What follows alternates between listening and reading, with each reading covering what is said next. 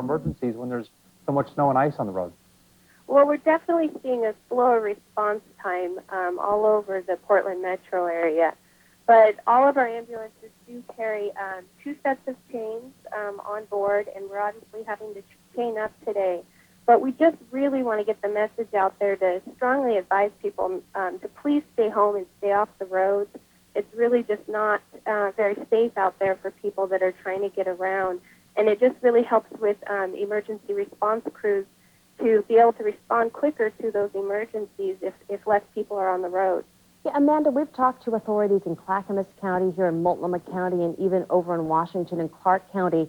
And because so many people are staying home in both states, they're telling us that their emergency responders are really not having to go out on many calls. It seems like the number of calls has dropped. Is AMR finding that's the case as well? No, we're actually not. We're seeing an increase in our normal call volume, and to compensate for that, we're actually increasing our normal staffing by increasing 3 more ambulances out on the roads. And part of that's due to the slower response times, but we are seeing people that are trying to get out there having some accidents out on the road, and that's why we really just want to get the message out there to please stay home if at all possible.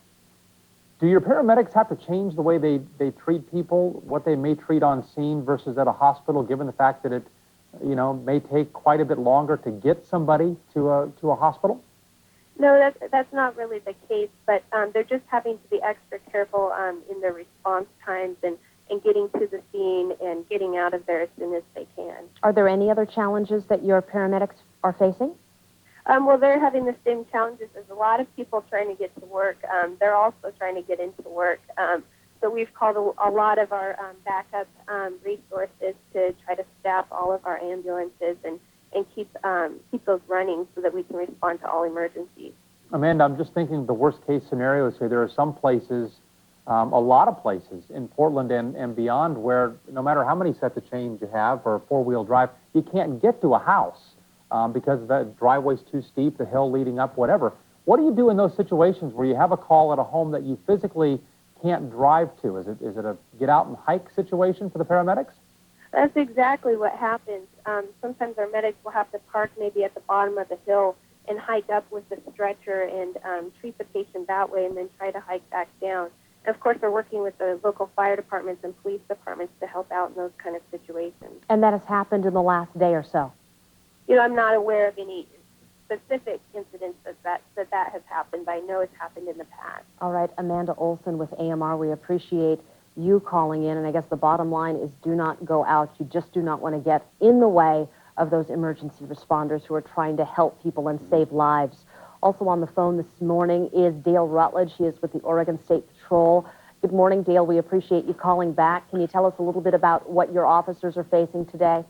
Well, it's pretty much the same as yesterday. We're still facing very icy conditions.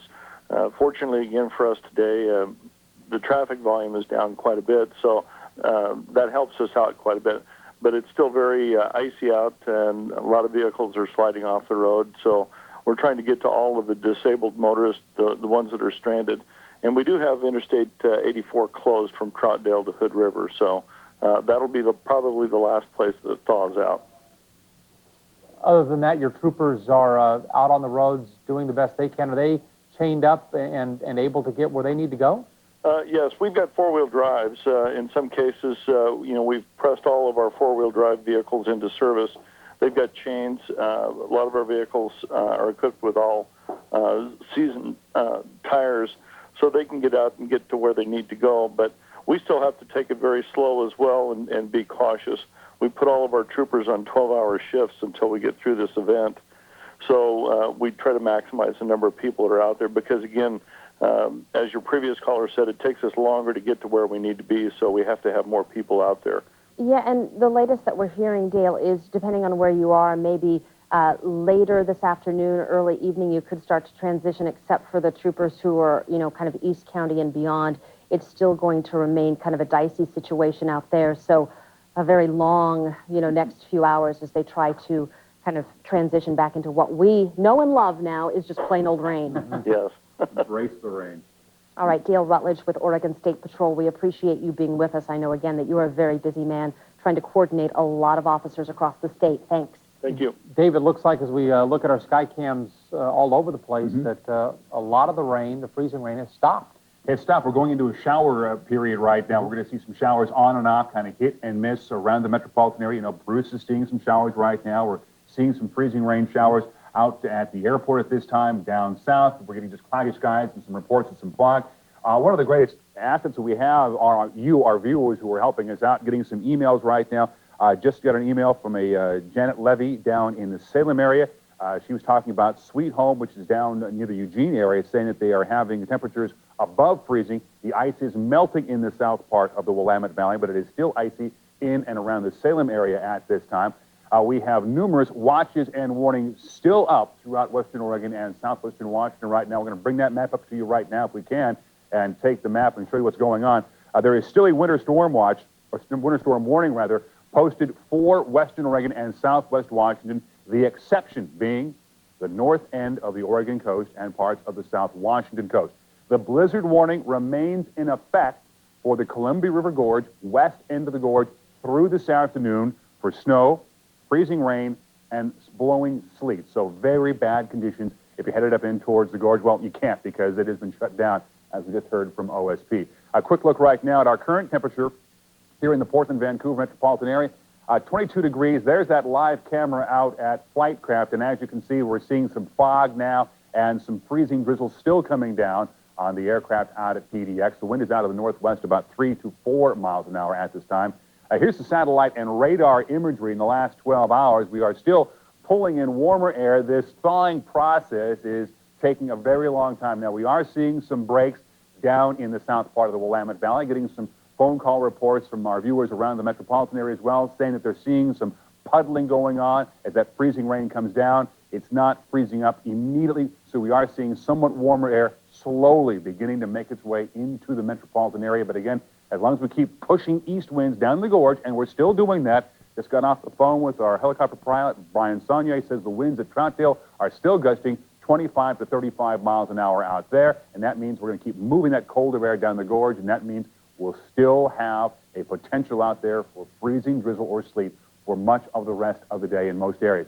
Here's live first alert Doppler 8000. I have it on a time lapse for you. As you can see, showers moving through the area. On the Oregon coast, folks, these are all rain showers. At Seaside and Tillamook up in the Coast Range, it is freezing rain at this time. In the Willamette Valley around Salem, little band of showers passing overhead. It's rain, but freezing on contact because the temperature's there right around 30, 31 degrees at this time. And as we all know here, locally in the metropolitan area, it is still freezing rain. Temperatures statewide as of 9 a.m. Take a look. 8 degrees now for Pendleton. It is currently 11 in Redmond and 33 this hour in Eugene. Look at this on the coast. Newport, 50, 48 right now in North Bend and 40 down in the Medford area. Okay, forecast statewide. We'll do these. We haven't done them for quite a while. For the Oregon coast, you're going to have rain at times today. Southeast winds 15 to 30 miles an hour. There is a gale warning up for the offshore waters. In the Willamette Valley, rain at times. Freezing rain early on for the next couple of hours, I think, mainly north of Salem. Southeast winds about 10 to 20 miles an hour. Now, daytime highs, take a look. On the coast, they're going to be in the 40s and the 50s. And in the Willamette Valley, the thaw is going on. Corvallis, your high today should reach about 40, but only 36 this afternoon for Salem. Moving now up into the Cascades, we're going to see the snow today. But look at the snow levels. That warmer air moves in up over the top of the cold air. Our snow levels rising all the way up to about 4,000 feet by the end of the day. In the gorge, the mess continues. Blizzard warning, winter storm warning, snow at times, basically from Cascade Locks points east, and freezing rain for the west end of the gorge with those east winds continuing. Central and eastern Oregon, cloudy skies or mostly cloudy skies, snow at times, and some areas of freezing rain this afternoon in the Columbia Basin, possible. Daytime highs today in the 20s and 30s, and the same thing for your overnight lows tonight on the east side. Today here in the Portland area, we're looking at freezing rain or freezing rain showers for the remainder of the day, turning to rain this afternoon. The exception, once again, is going to be towards the west end of the gorge. And for tonight, rain, freezing rain and sleet near the gorge will continue. East winds 15 to 25 miles an hour. High today, same as the low, 33. Notice the temperatures on the west side are warmer than they are on the east side. And I'm looking forward to Thursday. Oh, I am too, but you know, I can't help think about our photographer, Rod Stevens. He lives in Silverton, and You are getting so much ice. He talked about 6 trees down in his yard because of ice. And we're going to have that problem because, all those trees in the Salem area are coated with ice. They're weighted down, and it's going to keep on happening. So those trees can support just so much weight. And as things start to thaw out, I was just reading some of the wire reports around the Jewel and Vernonia area up in the Coast Range. Same thing's going on. They have an awful lot of power poles that are coated with ice. Same thing with the trees. And as those tree limbs break off and hit the lines, they go down. You get power outages, and that's going to be the next phase of this event as we get out the thaw. The ice comes off the power line. Yeah, PGE saying 46,000 customers at this point without power. Dave, thanks. You bet. Well, along those lines, the Red Cross says that everyone should have an emergency kit made up and ready to go. The agency says you have what it calls its 15 basics, including water, 1 gallon per person per day for 3 days, a flashlight with extra batteries, a first aid kit, including bandages, a radio with extra batteries, a map just in case you have to evacuate to a shelter, a 3-day supply of non-perishable food, a manual can opener, a crescent wrench for utility shutoff, money, clothing and pet supplies. Also, you'll need an emergency contact list, duct tape and plastic sheeting, a copy of the American Red Cross booklet Before Disaster Strikes, and any other important items, including medications, glasses, important documents, and comfort items like toys and books. If you'd like to see this list or get some more information, visit our website, kgw.com, and click on to news links. Mentioned PGE a moment ago. We have Mark Freiberg on the line right now. I said 46,000 customers without power. That was the last time we talked to you. What's the latest, Mark? Well, right now we're close to 47,000 right now. It's stabilized after people woke up and discovered their outages for the first time. So that means that by stabilized, I mean... well, some people are getting their power back on, about an equal number of reporting outages, but at least the number isn't growing. Could grow, though. It all depends on the amount of freezing rain weighting down branches that fall on lines. So we're just hoping the weather improves. Where are most of these people, Mark? Most of them are in either the southern area around Salem, including a few parts of Salem and Kaiser, all the way out to Silverton and up to Willamina. The other largest concentration, of course, is in the foothills of the Cascades, the Mount Hood corridor south, and then into Oregon City, up towards Estacada and down to Mulino and even Molalla. We're getting reports. Yeah, we just put up a map, Mark. I don't know if you can see it, but there's 47,000 customers with PGE without power. Up in Clark County, the PUD, they're telling us there are 2,000 customers without power. And as you said, this may not be the worst of it. We are just hearing, from some of the people who live down in Silverton, including one of our own photographers, about the situation and the ice and the down trees and that type of thing. Is there a phone number you can pass along that somebody might want to jot down just in case things do get worse this afternoon? Certainly, it's the standard PGE phone line for reporting outages in the Portland calling area, 503-464-7777. It's automated. A few touch-tone keys will get it in. Be patient, please, if the line is busy, because lots of people are phoning. And please only call once to report an outage. It won't help any if you report it a second time unless it's late in the game and you're the only one on your block without power. The outside of Portland number, 1-800-544-1795. Mark, are there situations where your crews can't physically get to the lines to repair them? That ice is always a big issue for anybody trying to do emergency work. So we are always establishing our priorities to try and get to public safety and health centers first, like hospitals and police stations, and then get to the lines that affect the most people.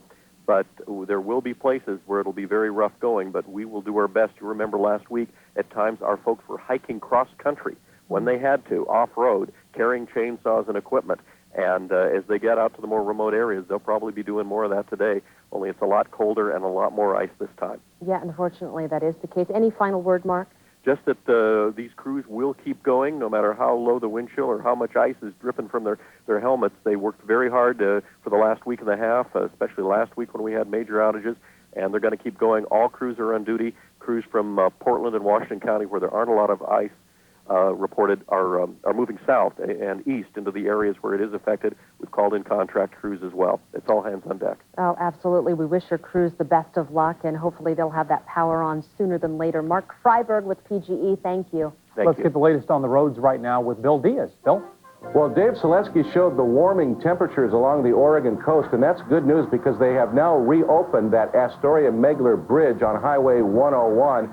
that had been closed because of heavy icing, so apparently the thaw is in place in that area. That's good news. Meanwhile, locally, we've got some winter driving conditions continuing here in the Portland-Vancouver area. This is I-5 right near Columbia Boulevard. You can see it is wide open in both directions, no big delays. And when we hop down to I-5 in Wilsonville, we want to show you an odd sight. I-5 southbound, you look at all the rigs off to the side. It looks like the chaining up that you normally see when you head up to the mountain. This is southbound traffic because chains or studded snow tires are required on all vehicles from Wilsonville down to Salem, down to the Jefferson area south of Salem. And you see the big rigs all lined up on the right side of the freeway, chaining up. So that's something to keep in mind. Russ and Brenda, back over to you. Bill, I'm kind of surprised they didn't start out with those chains the way things were. I'm with you. I would have put them on a long time ago, baby. Thank you for stopping, because I don't want to be driving by one of those without chains slipping around. Bill, thanks. Mary Volm is on the phone right now with the City of Portland Transportation Bureau. And Mary, how are things looking for you folks at 9:32 this morning? Well, we're still dealing with these wintry, icy, challenging conditions, and it doesn't look like it's going to change in the very near future. So we are making some progress on the arterials. They're looking, they're certainly not clear, and they're very slick.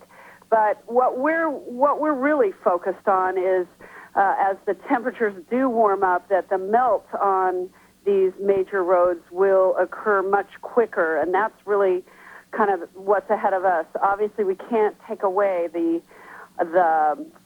ice that keeps continuing to fall. Somehow, someone didn't give us control of that. So we're really looking towards the precipitation over the next few hours really being reduced. And I know we're not getting any right now, but we're expected to have some scattered precipitation through the day. And we'll stay up with it and try to get those roads open as soon as we possibly can. Hey, Mary, we talked to Mayor Katz earlier this morning, and as we mentioned, the warm-up that will happen eventually, she was concerned about mudslides, like in places like the West Hills, as that snow and ice melts and then the ground just can't handle all that liquid. Well, that's absolutely correct. That's exactly what we've been preparing for the last several days.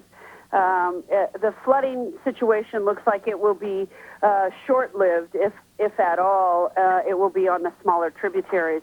But what happens in the West Hills when these hillsides freeze is the moisture sticks to the hillside.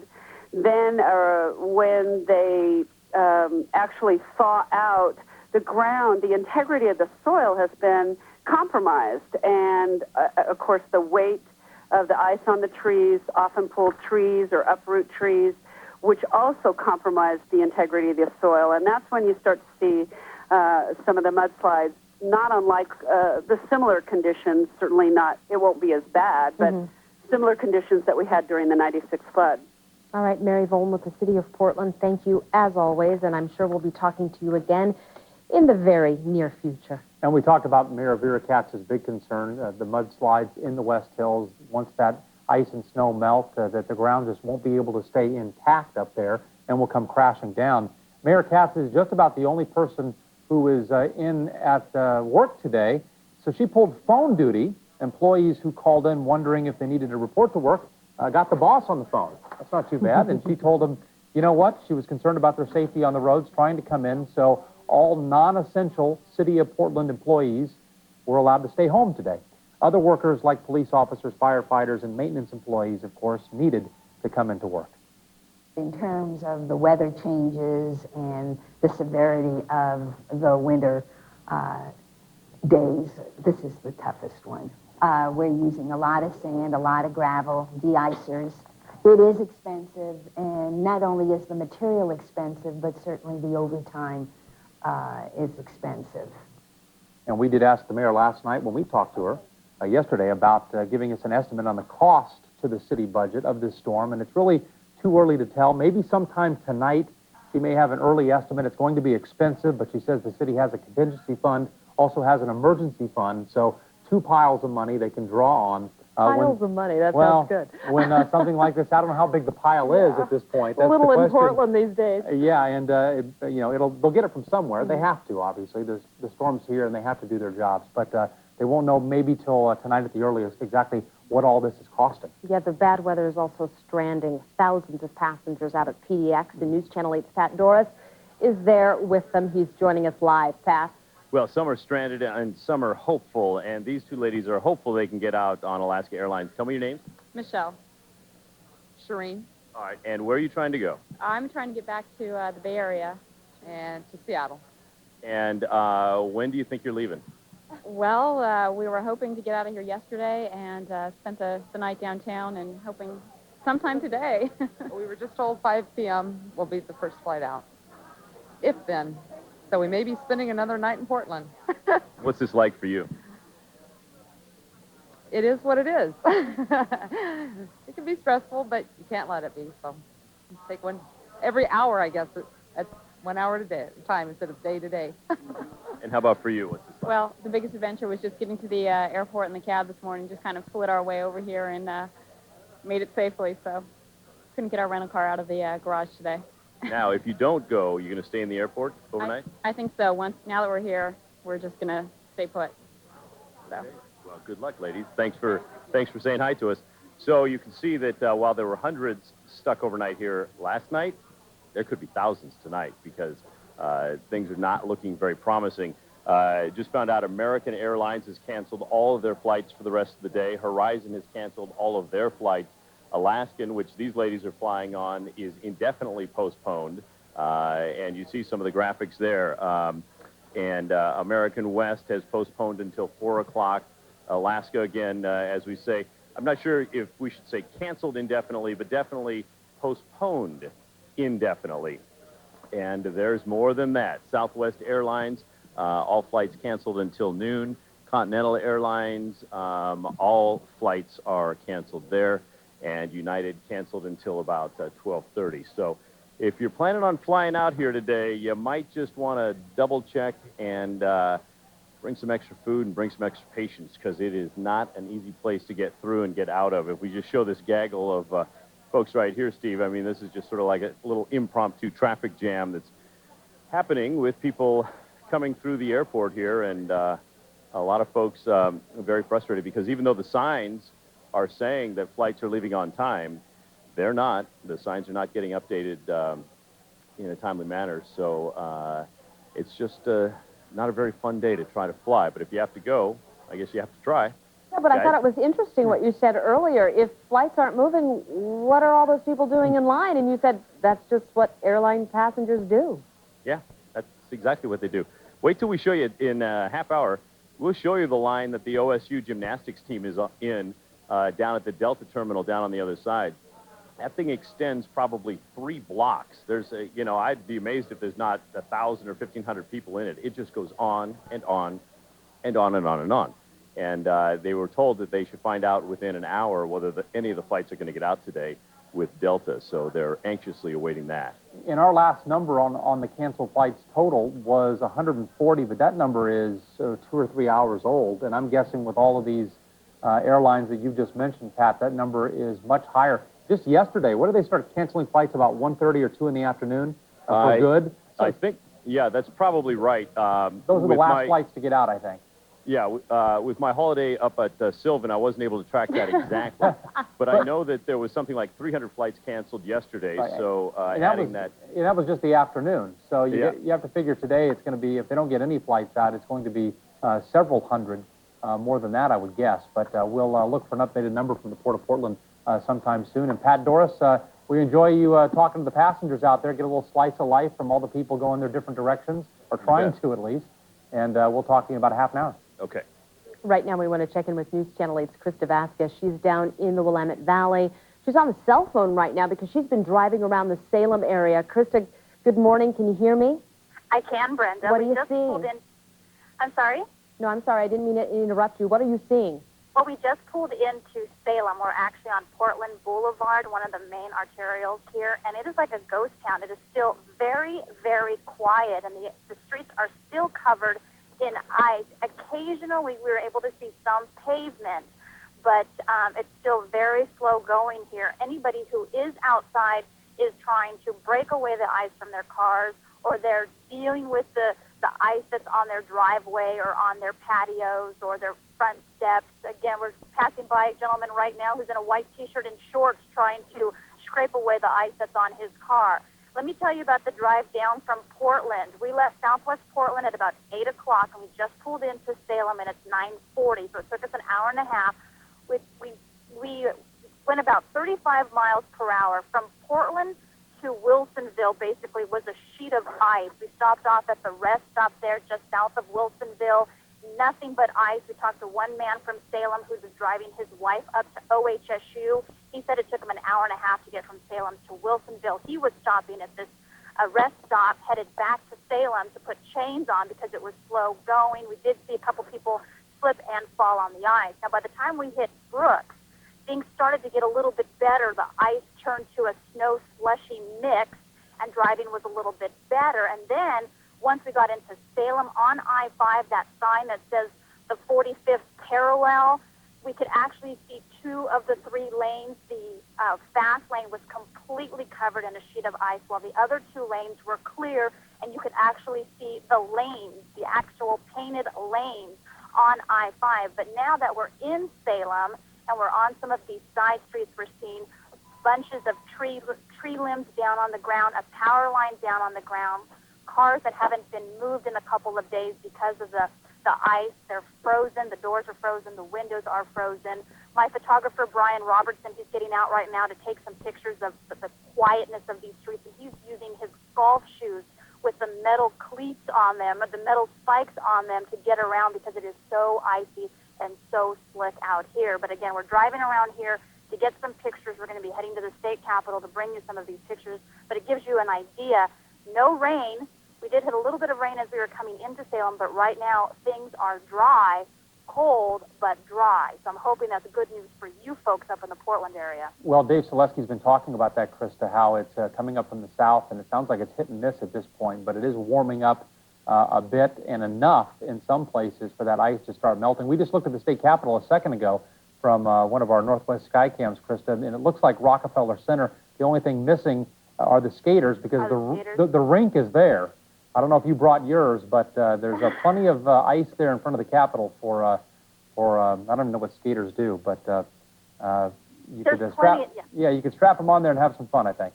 Yeah, there's plenty of ice. I have my Columbia snowshoes on, and it's hard for me to stand up just to even get out of the car. But there are icicles good 6, 8 inches long hanging from some of these homes here.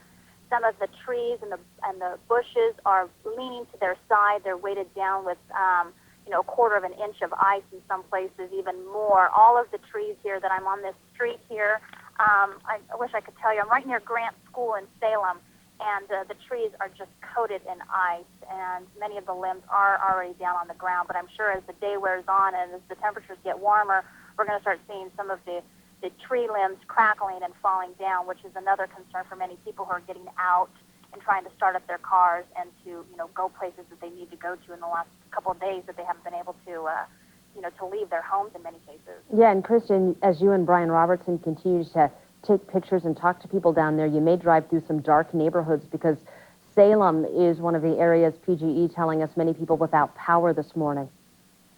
Yeah, I haven't seen any. We just pulled into this neighborhood, as I said, near Grant School, and I don't see any lights on. Maybe this is one of the neighborhoods. We can go knock on some doors and find out, but it is really quiet. It is like a ghost town. It really is. It's pretty much paralyzed this entire neighborhood.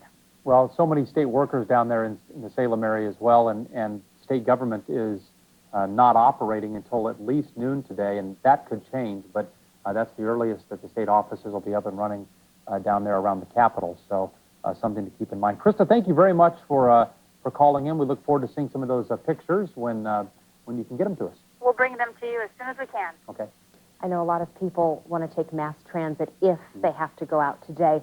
TriMet has been moving, but it's been moving a little slower than usual. Mary Fetch is joining us live on the phone right now. Mary, I understand that you have some changes to tell people about. That's right. We now have 5 bus lines that have been canceled, and we have 30 bus lines on snow routes. So people really need to check their routes before they head out. And, I was just out there watching folks run to buses and, with chains, and just do it carefully.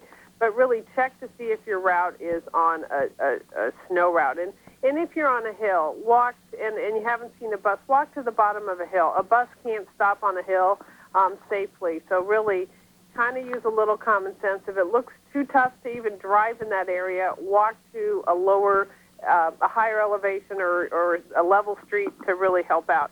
And you know, Max is not operating right now, and it's likely not going to run all day long. Just this cold weather, we're not warming up, we're not able to get the service out. So we have bus service running, and in the downtown area and in Lloyd District, there's a lot of ice and such. So what we're having people do is just really don't stand at a Max station in the downtown area, in the Lloyd area.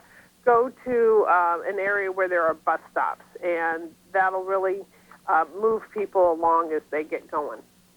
Mary, which bus lines? You mentioned 5. Which are canceled? Sure. The 18, the 51, that's the Vista bus. That always has a snow route. And then the Washington Park, and then 2 out in Clackamas County, the 157 and the 156. So those are the Clackamas County buses, the Mather Road and Happy Valley. So those are the ones that are canceled. The 18 is the Hillside bus. That's really just a morning and an evening commute type bus. It doesn't run during the day, and that's up in the Burnside Hills area. So real tough area to maneuver across. All right, Mary, we appreciate all the information. Mary Fetch with TriMet, and there's a phone number that you can call to check and see if one of your buses are affected, or one of your buses is affected, I should say, 231-3197, or go to kgw.com. All right. Here's a look at the latest on the winter storms. Scattered showers are still moving through the area this afternoon, but mostly it's rain coming in contact with the frozen ground. More than 140 flights were canceled this morning at PDX. That number is expected to go up in a big way. And power out, 46,000 folks. PGE reporting today. Clark County PUD, 2,000. Chains are required on I-5 at Wilsonville right now if you're heading that way. We heard from Krista Vasquez. She got down to Salem from Portland, but took about an hour and a half, 40 minutes. That's normally about a 40-minute drive. Exactly. Stay with us. We have much more to come.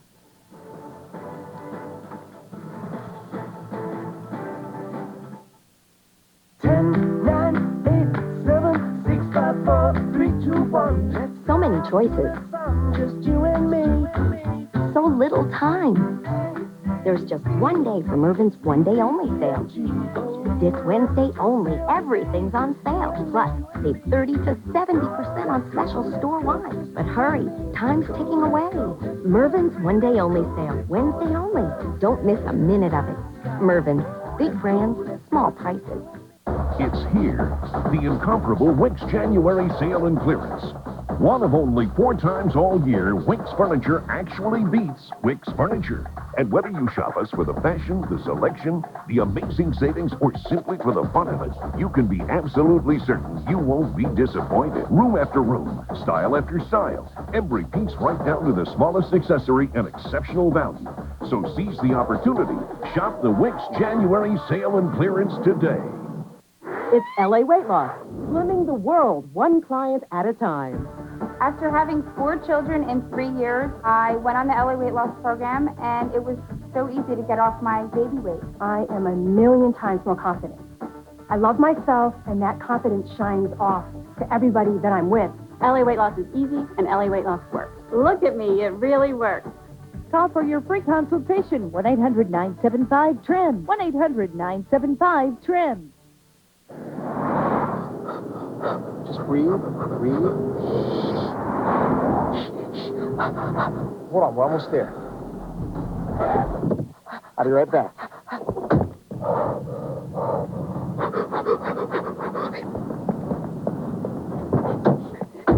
I got the check.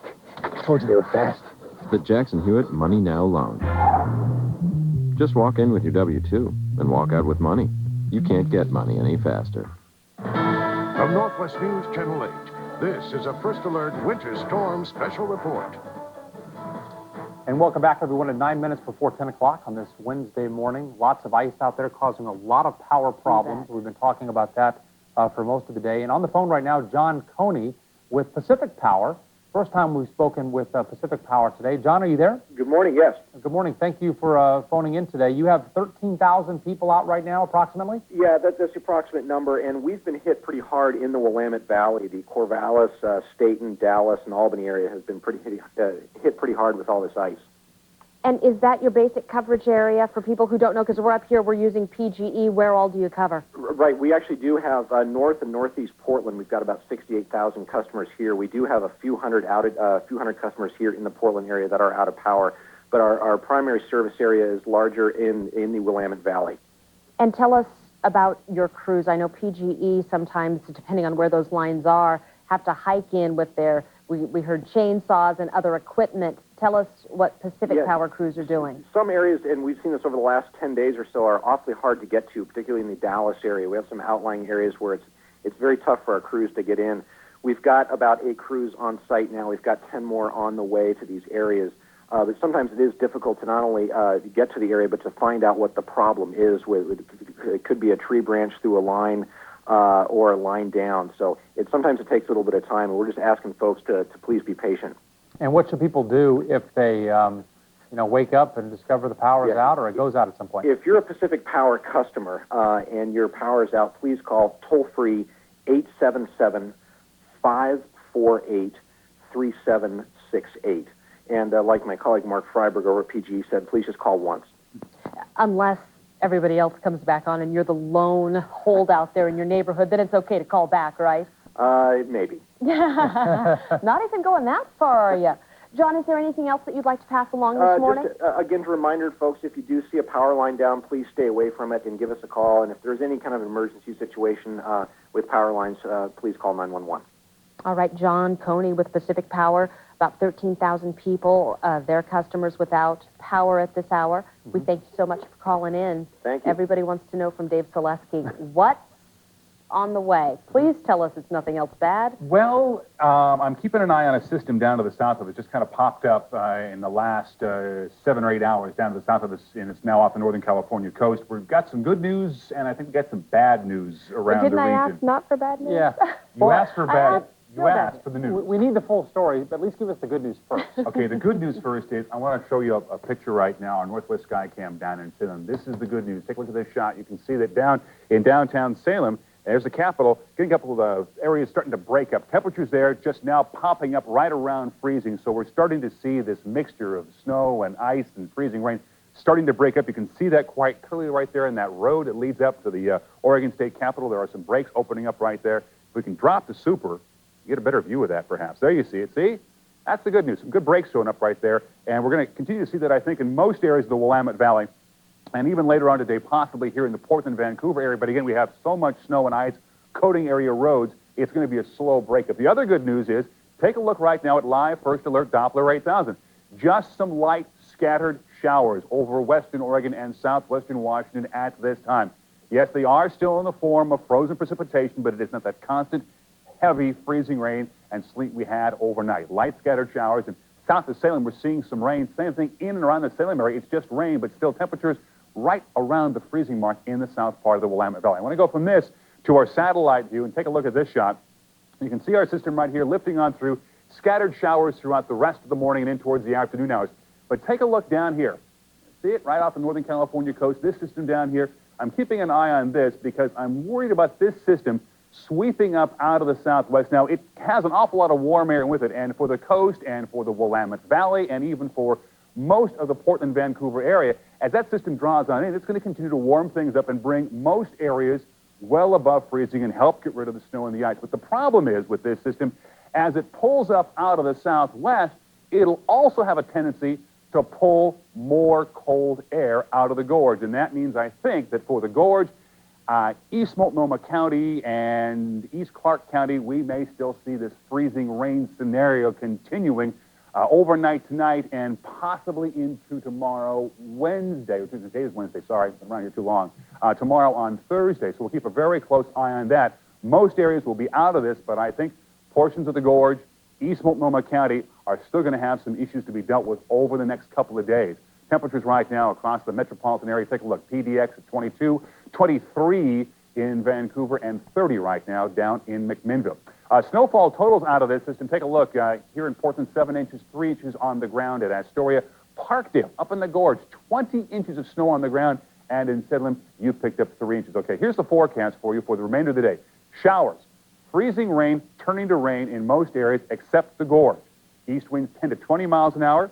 And our daytime high today reaching right up around 33 degrees. And it looks like back down to about 33. And again, there's that little guy off the California coast I'm keeping an eye on that over the next few hours I'm going to be watching very closely.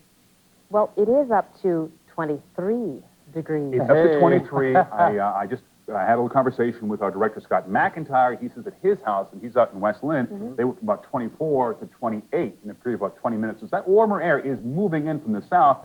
We're going to begin to see a meltdown, sort of, I hope, towards the sort of, it will happen, in parts of South Portland. But again, I think the problem, the sticky point is going to be that darn gorge. We keep pulling that cold air out of there, and that means the gorge and Troutdale and Gresham and Camas and Wauchugel.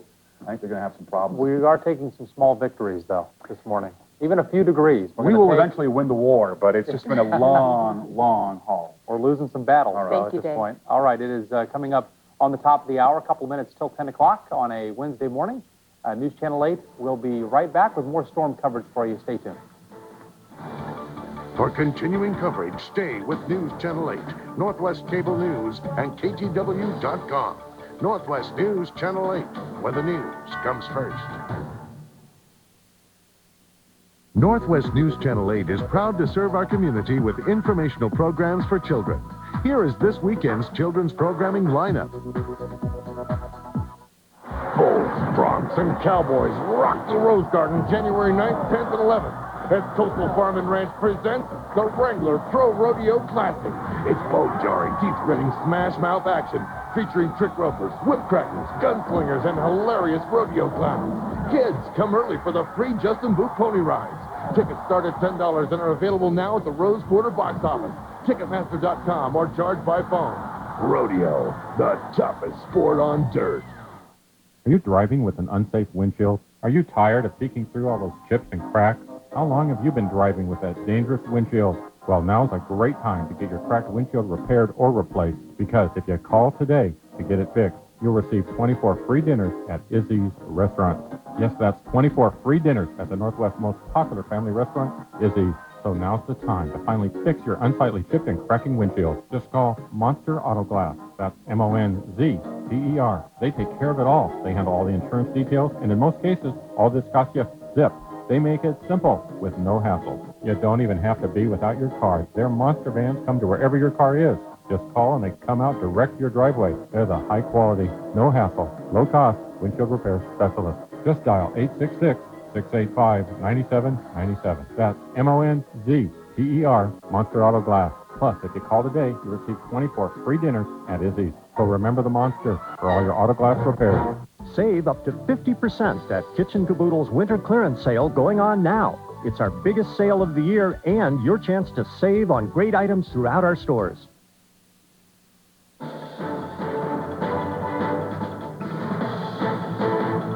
Welcome back, everybody. As we approach the 10 o'clock hour, you are watching live continuous coverage here at News Channel 8 of the snow and the ice. We'll get to the airport in a moment because many, many flights have been canceled. Downtown Portland, not many folks out, and it's a good thing because those roads are icy.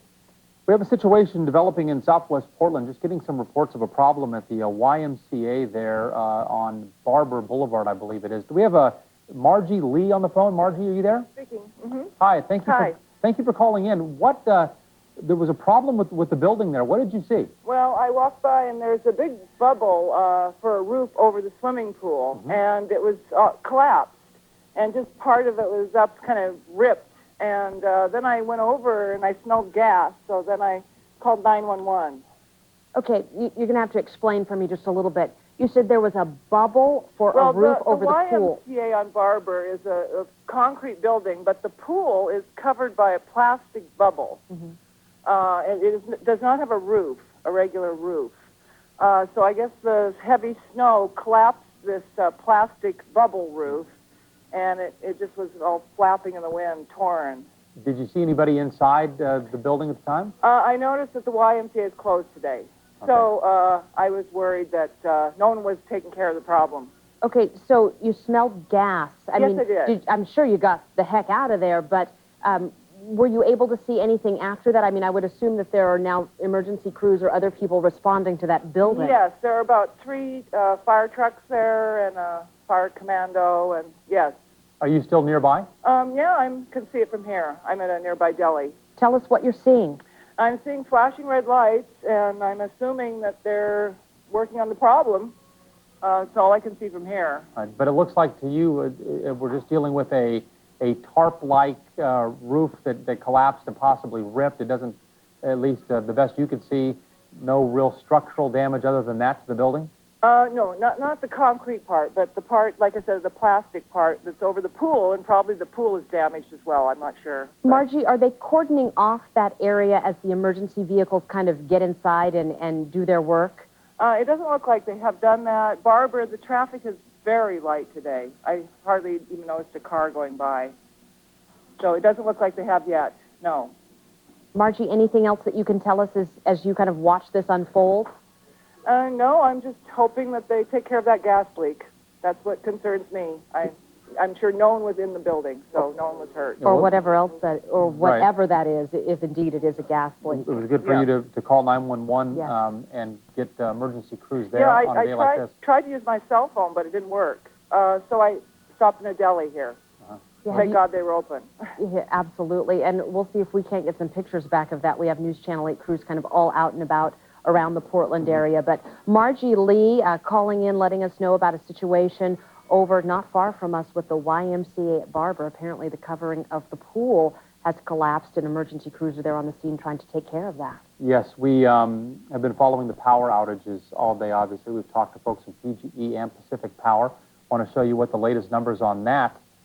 What we have right now at News Channel 8, PGE, the biggest outages, of course, they have the biggest service area as well, with 46,000 customers without power. A lot of those in East County, also down in Oregon City, Estacada, Malala, that area, the Salem area as well.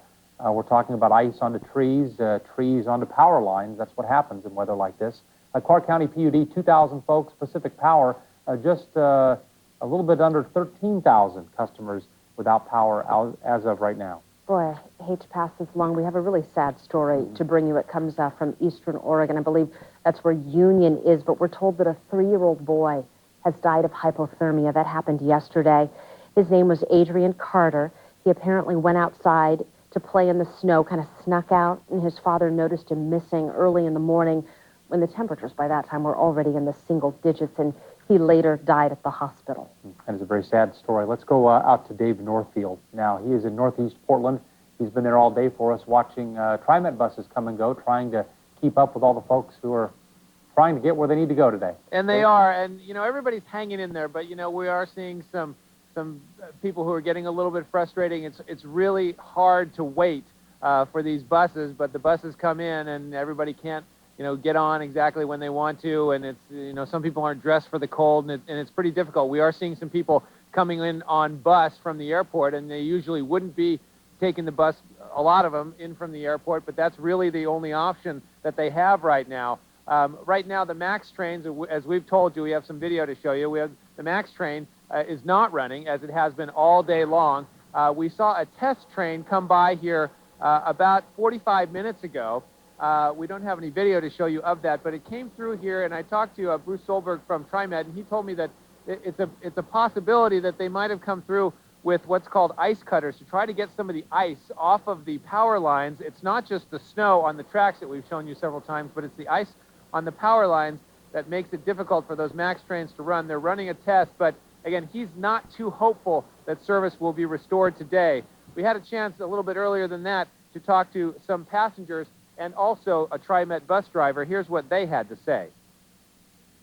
Very cold and windy.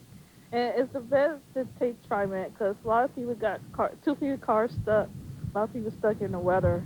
You get big snow drifts that pile up. And I mean, on my last trip coming in, there were cars stuck every 2 or 3 blocks out there. There were dozens of cars stuck out along Halsey. because they're on the main roads and they try to turn off on the side streets. They get stuck immediately.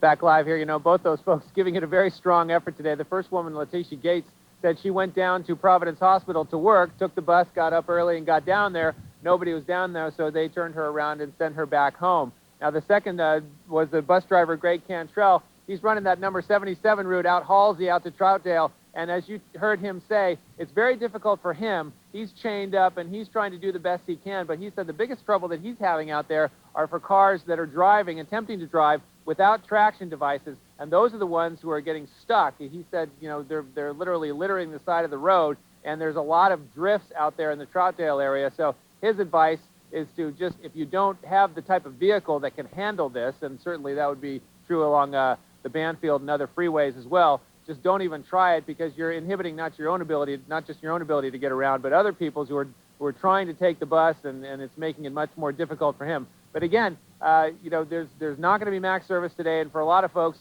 the TriMet option, which right now is just the buses, is really the only option that they have. Now they have about 30 snow routes, which are basically detours when they have to deviate from their regular routes, and so there are about 30 of those snow routes, many of them in the East County area, Oregon City. You know, it's very tough to get up that hill on the bus, and so they've got to use those there.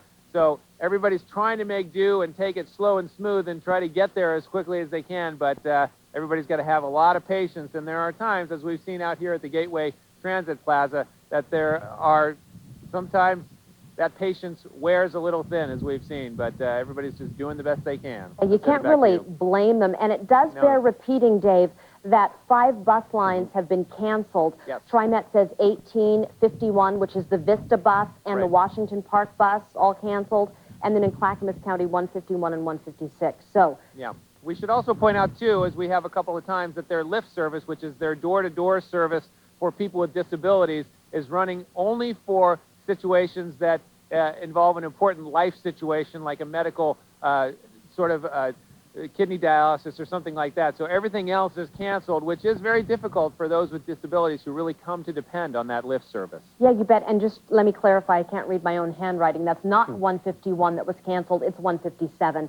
Dave Northfield reporting live from the Gateway Transit Center. Thank you very much. Well, the word of the day, if it wasn't ice, I guess canceled would be our word of the day. Let's go to Pat Doris out at the airport, where he's seeing that word a lot up on the monitors that a lot of frustrated travelers are looking at there at the airport.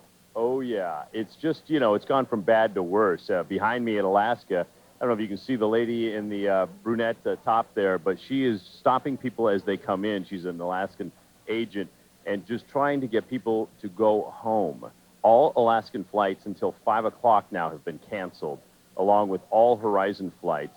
And I'll tell you what, if they're paying her $10 million, it's not enough for the grief that she's taking from people that stayed overnight and now are going up, seeing on the reader board that they might have a flight and might have a hope, and having her say, whoa, whoa, whoa, whoa, excuse me, I need to talk to you before you get in this line, because you're not getting in line. It has been tough. Let's talk to a couple of Alaskan passengers right here, Marilyn Wanker and Todd Hager, both from Central Oregon, been trying to get other places for at least a day. Marilyn, we talked with you earlier this morning. What's this like? Well, I'm getting a little weary. My hopes get up, and I'm hoping to get to Palm Springs, but I may not. I have a room reservation tonight instead of sleeping on the floor in the airport. It won't be quite as exciting, but it'll probably be more restful. And last night you did sleep here, right? Slept on the floor in a chair and met some interesting people. Had a kind of a fun night. And Todd, you think, well, did you stay here last night? No, I was fortunate to have friends in town that I was able to stay with. Got a hot meal and a warm shower, but spent an hour in the taxi line in the freezing rain. It was an hour-long wait, and that was well worth it just to get home. A little bit more fortunate than my partner here.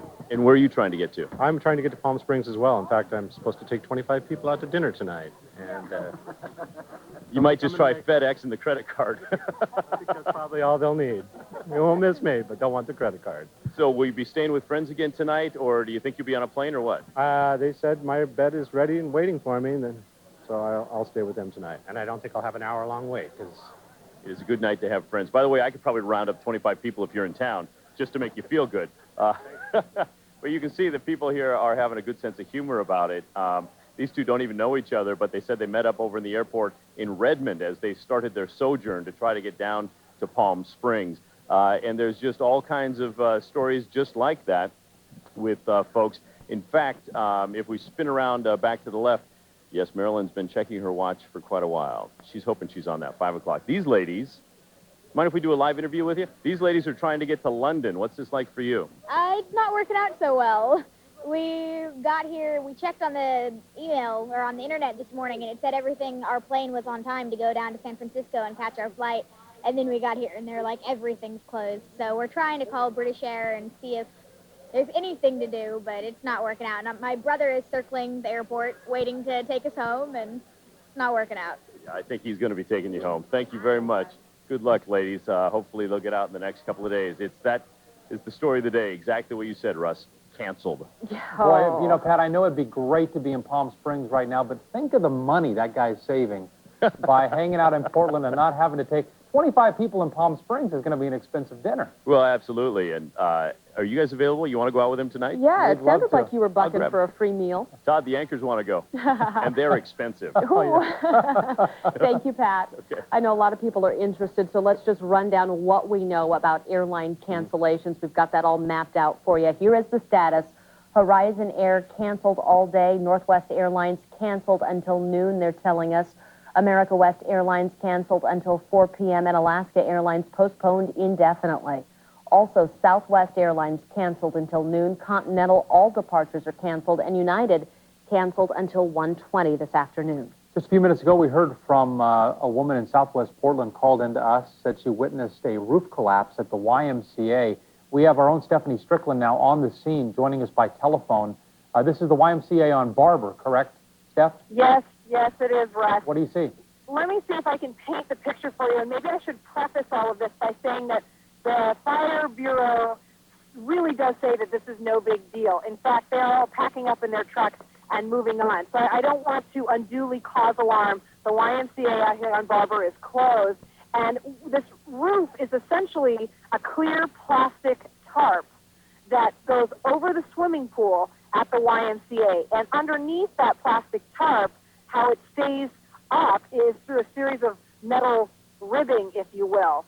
Near as the Fire Bureau can tell, it looks like some snow and ice piled up on this clear plastic tarp, and it started to sort of bow in the middle from the weight.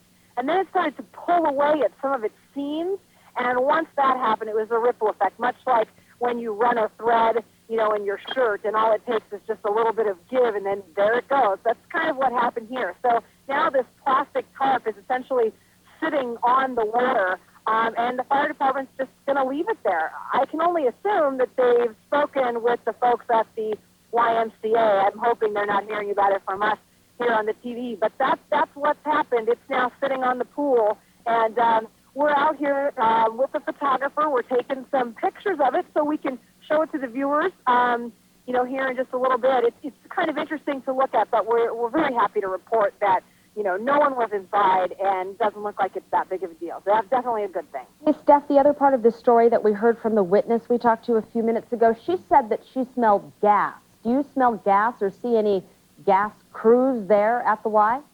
No. I mean, the fire department, the last truck's leaving, and I don't even, perhaps, I'm trying to, you know, imagine what you might smell, and the only thing I can think of is that chlorine smell, perhaps, that is, you know, that swimming pool smell as that tarp ripped and all of that swimming pool air, for lack of a better way of putting it, sort of escapes into the sky, if you will.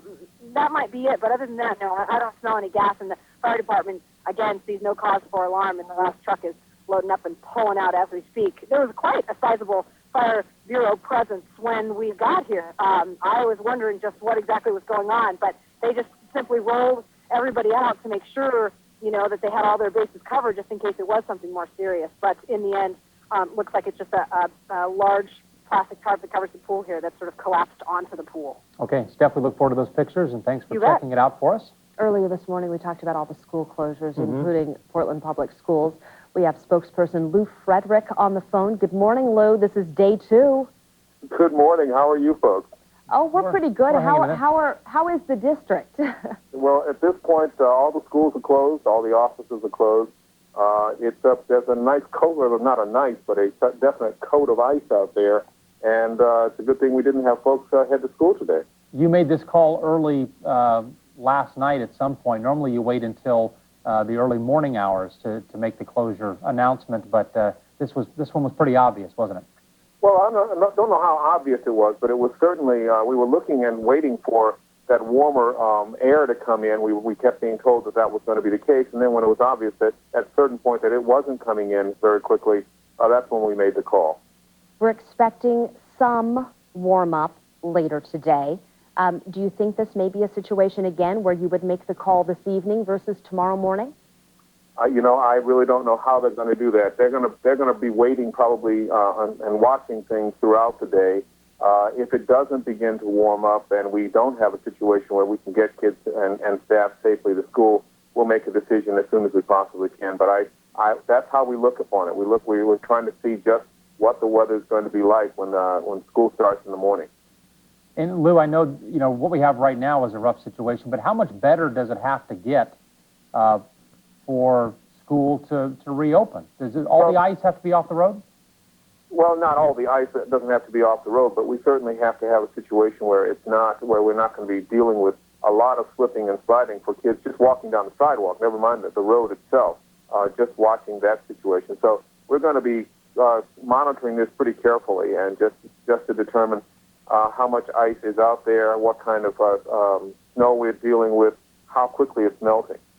Lou, we know there are a minimum number of hours or days the kids have to be in school each year. Is this adding to or taking away from the summer break, I should say, with these snow days? It isn't at this particular point, no. You always factor in some weather days, and I think we have something on the order of 5 or 6 weather days that are factored in each year. So that's the kind of thing that we pay pretty close attention to as well. All right, the current temperature downtown, Lou's only 22 degrees, so we have a ways to go. Ooh, I'm just looking at video of somebody falling there. Yeah, I was just noticing that, too. That's quite a thing. And I also noticed, by the way, that you managed to bring Pat Doris inside for a change. Well done. We had to give him a break, I mean, think that's appropriate. Yesterday on the Sylvan Hill, a lot of kids, let's face it, they're enjoying a day or two off with all this snow. They're trying out It's not fun to play in, though. My youngest came in talking about the snow was stinging, and she was talking about the freezing rain. So right. They get the day off, but the snow just ain't the same as it usually is. Lou Frederick with Portland Public Schools, thank you for calling in this morning. It is at 10:19 right now, 22 degrees, as Brenda mentioned, in downtown Portland. And, come on, some kids are having some fun. If you have the snowboard... As long as the freezing rain is gone, it's okay, if you're a kid. Until you do that. All right, a little cross-country skiing today, too, is in order, I think. If you can stay off the ice. We'll be right back. Stay with us.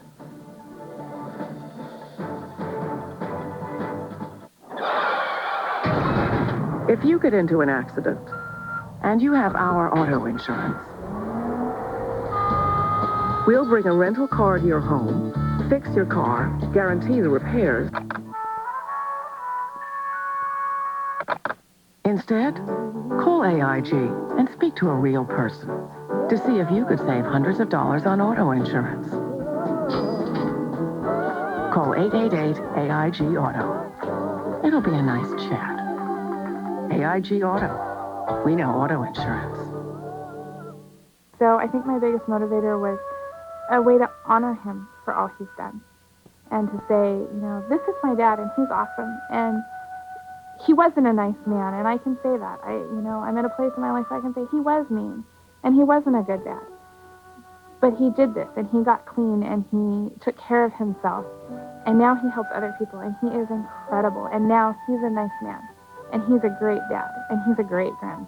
And he wouldn't have been able to do it without Trinity Lane.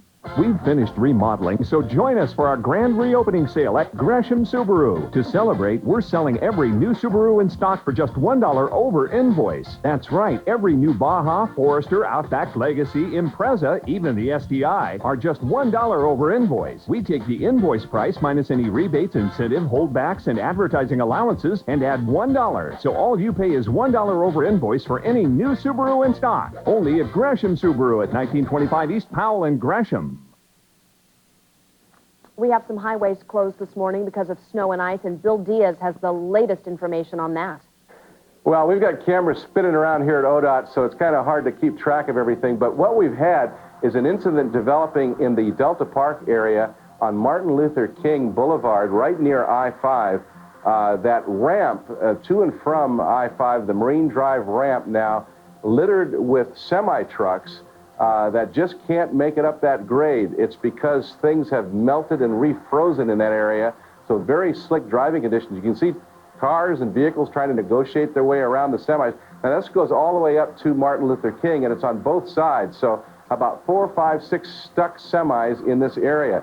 Now, if we go down to the opposite end of I-5, down in the Wilsonville area, you're going to see some vehicles chaining up today because they've been off on the right-hand side because you have to use chains or traction tires on I-5 between Wilsonville and Salem. Apparently, we don't have that shot. Let me tell you about a couple of other developments that have occurred just in the last hour or so on the coast. Highway 101 has been reopened, and that's just north of Tillamook, where we had a big rock slide. Now, there's that Wilsonville situation that I was talking about on I-5. You can see all those trucks off to the right side chaining up. Meanwhile, Highway 101 is open again north of Tillamook at milepost 47 after they cleared a big slide there. The Astoria-Megler Bridge, which was closed all day yesterday, that has been reopened now. The ice has melted on that, and we've got great shots here of some of those troubled areas. That SR-14 at Bingen, they cleared a slide there, so that's open. However, SR-14 is still closed between Washougal and the Bridge of the Gods, and I-84 remains closed between the Troutdale Hood River stretch. We still have those trees down on Highway 26 near milepost 10. That's over near the coast. And up in the Sandy area on Highway 26, the Mount Hood Highway, we've got some trees down there as well. So the going is tough, and the tough are out there going, but the recommendation is if you don't have to be out there, stay at home. Russ and Brenda, back to you. Yeah, that's the best advice. Bill, thanks.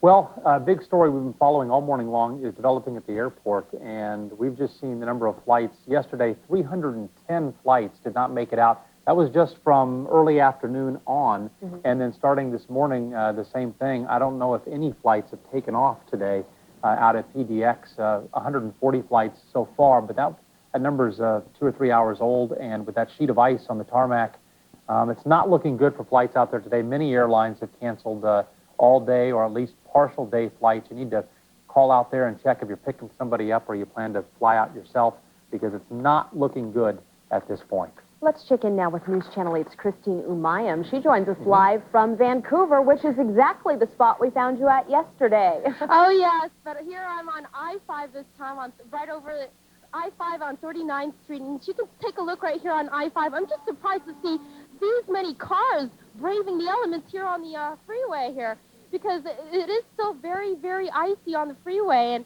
take a look. I mean, people are just, I don't know, just braving the elements. I want you to take a look over here, too, as well. Take a look at this. This is about, you're just cracking home. Look at that. I mean, this is about an inch around these branches over here. Pretty amazing stuff. And right here, broke off a piece, about an inch right there. I mean, it's pretty icy conditions, and I am trying to just you know, stay where I am, because look, it's an ice skating rink. we almost fell a few times over here, and we also got our van stuck right here in the ice, so it's pretty treacherous conditions out here. Back to you. Yeah, it definitely is. Not only is the ice covering the vegetation, but it's covering the power lines. Clark County PUC earlier this morning telling us that about 2,000 customers were in the dark. Oh, yes, and we also hear a tree into houses. I mean, things are starting, the branches are just starting to get really heavy and falling on the streets. I mean, we've seen that everywhere here in Vancouver. And you're doing a good job there, Christine, hanging on to the rail, because your footing is not reliable at this point. Not reliable. I need some ice skating lessons out here right now. Yeah, on the way in on I-5, I'm just curious about what was the travel speed, I guess is what I'm asking. How slowly did you have to go? I'd say probably about 25, 30 miles per hour. I mean, people are really, I think, moving too fast here on the highway. Some people just zipping past us. I mean, it's it's kind of icy still, so I'm pretty surprised that there's this many travelers out there. Some people more competent than others in this kind of stuff, and some of those competent people end up in snowbanks. Oh, yeah, and we've seen many accidents. Yeah, there's no way to predict when you're going to hit a point where you have zero traction and you end up sliding off the road. So have you seen the accidents where people are actually still in the car trying to get out of one of those snowbanks or wherever they are, or are they abandoned vehicles?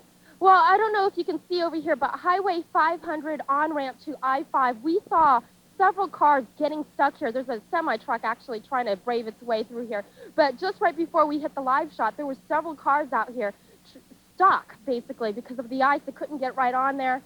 So they reversed themselves off this on-ramp. So I don't know what their situation is right now, but that's basically the situation. Look, the semi-truck's actually moving there pretty good. You have to have chains out here. Yes, Christine Umayam, thanks very much for your update from Vancouver today.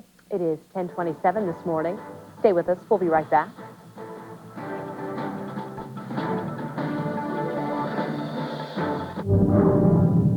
It's closing in on you.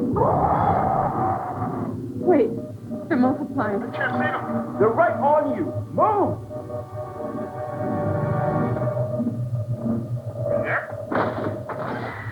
Anybody? Get your hands on some serious technology, like a compact Presario with the Intel Pentium 4 processor, all for just $4.99 after rebates, plus free memory upgrade and free shipping. Get what they've got. Get a compact Presario. What did I do when I bought my first house? I pulled up the nasty carpet, big load of laundry. I bought a welcome mat for the door. I jumped for you. My own room. Oh, I locked myself out. Curious about what it takes to get your first house? Can you qualify for a home loan? What about down payment assistance? The answer to all these questions are available for free. The Home Ownership Center, educating home buyers in Southwest Washington to become successful homeowners since 1995. I didn't think it was possible for me to buy a home. I'm so glad I called the Home Ownership Center. What? Bad news. You're no longer the wingmaster.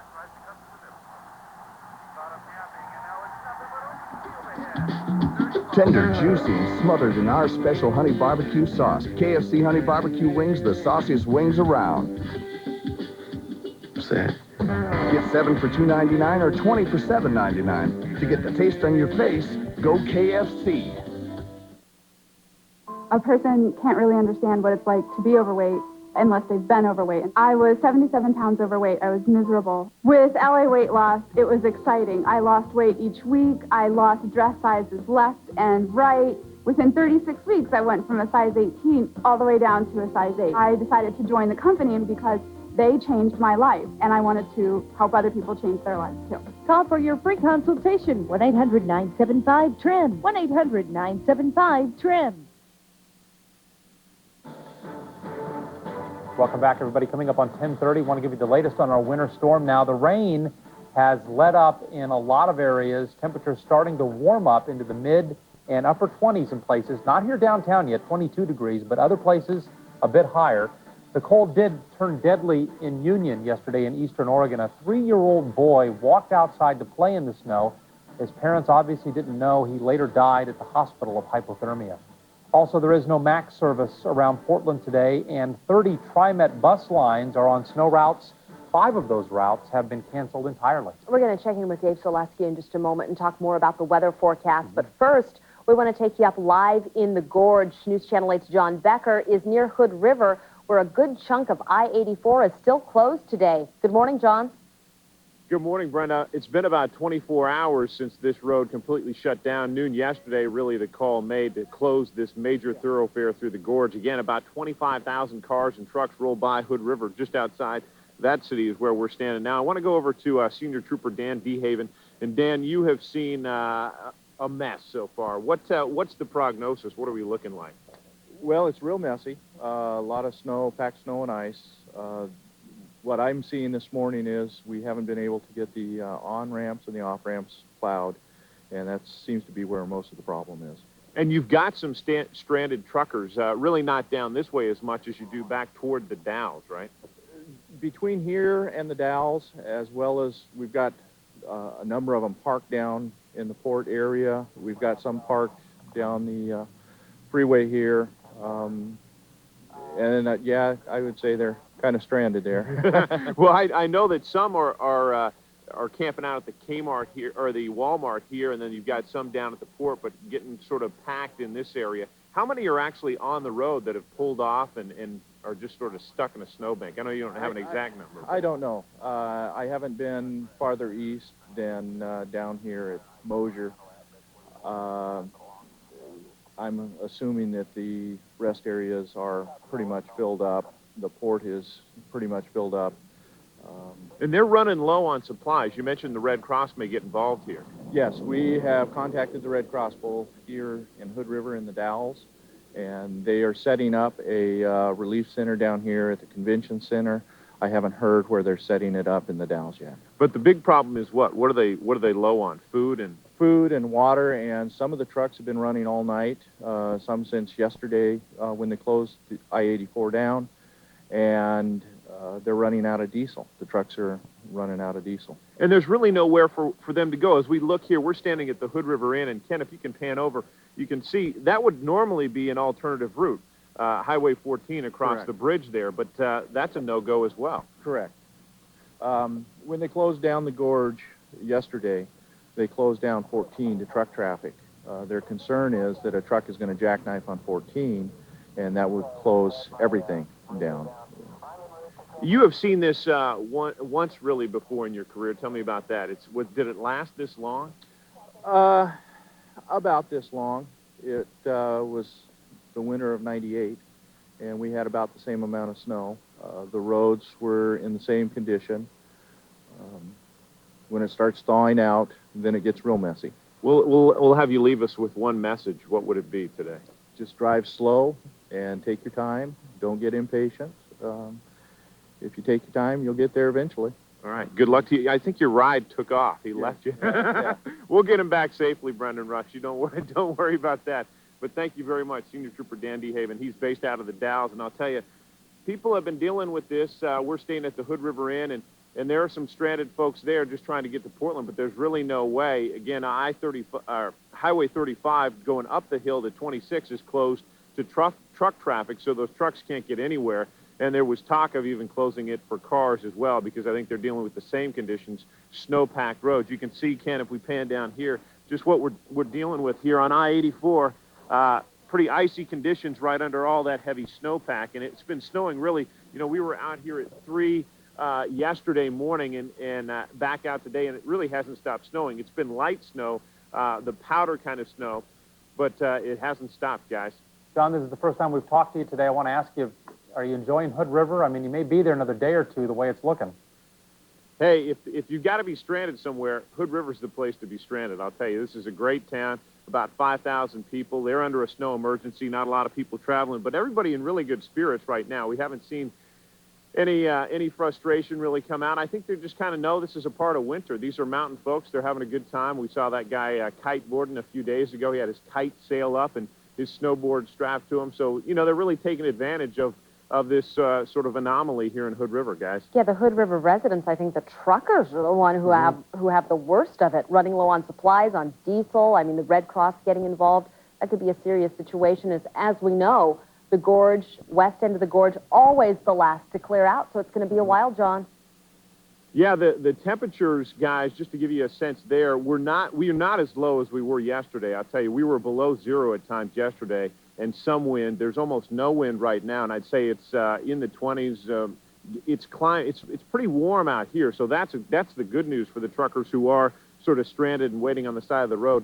The bad news is ODOT is I was talking to the dispatchers with the state police, and they were telling us ODOT is a little bit skeptical about whether or not this highway is going to be even able to reopen tomorrow. Obviously, they're reevaluating, you know, just almost every hour, and you can see this person here just sort of crawling along.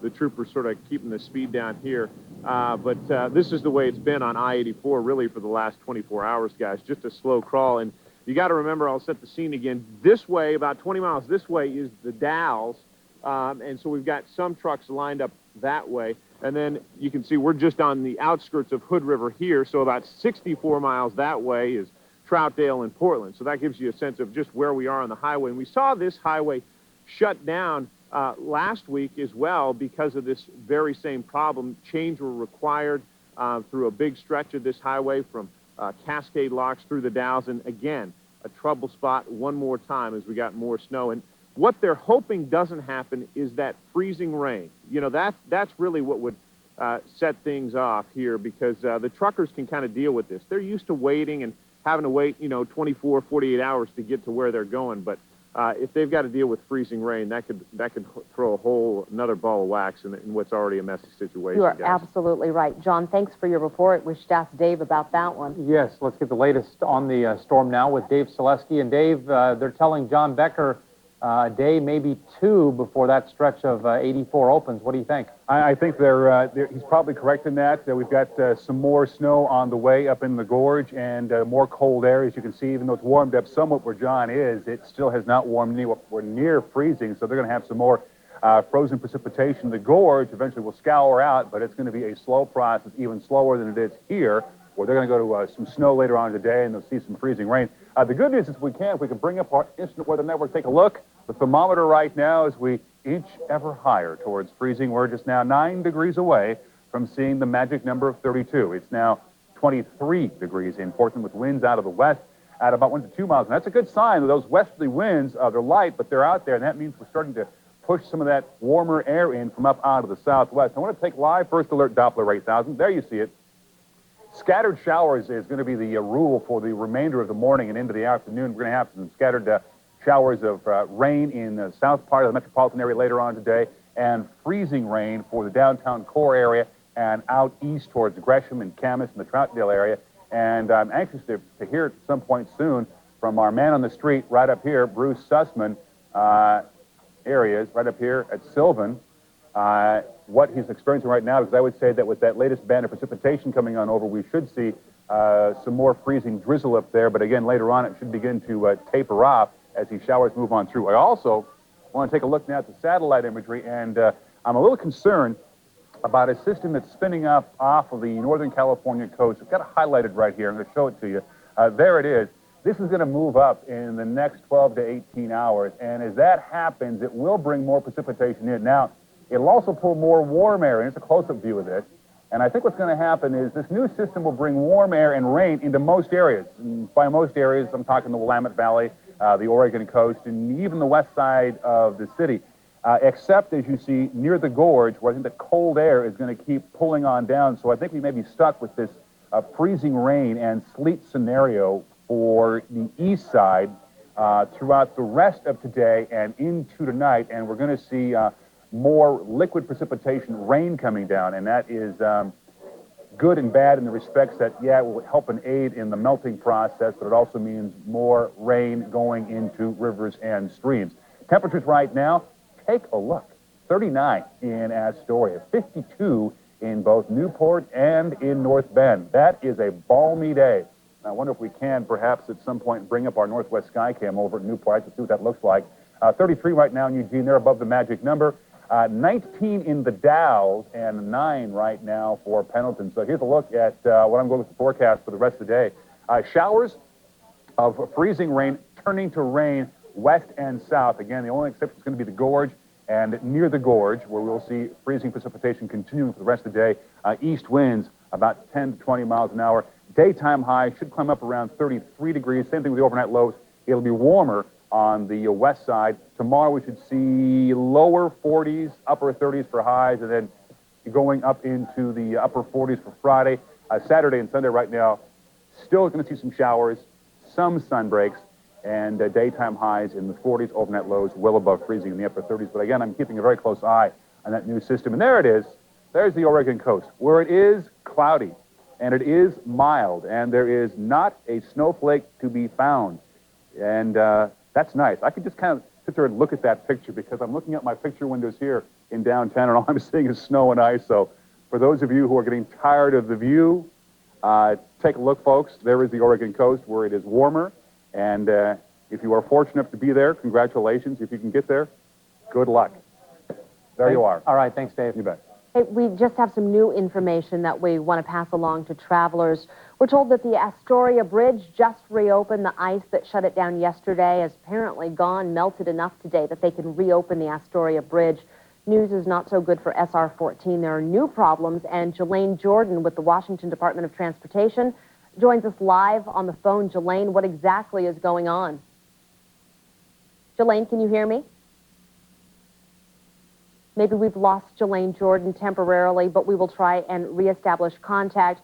What we know, and she was going to fill us in on all the details, but there are a couple of reports of new snow slides that are causing trouble for SR 14. So again, we'll bring you up to date as soon as we can contact her. And it's near Bingen, Correct. which is way out. SR 14 is not open for anybody coming from Portland or Vancouver from Washougal east, but the area of Bingen was open to local traffic. They had a snow slide there earlier. They cleared that up. Right. Now reports of 2 more. Yeah. So some big problems out there in the gorge today. Let's go over to Pat Doris, who is following the big part of this story locally at least, and that's out of PDX, where flights are having a lot of trouble taking off today. In fact, I don't think one has left the ground, has it yet, Pat? Nope, not a single flight. The only thing that's gotten in the air has been the occasional shivering bird around here, but all the jets are still on the tarmac. It's been that kind of a day. Let me just tell you about it a little bit. There have been hundreds of flights canceled since yesterday, probably upwards of 400 to 500 now. You can see the live picture from our Flightcraft camera.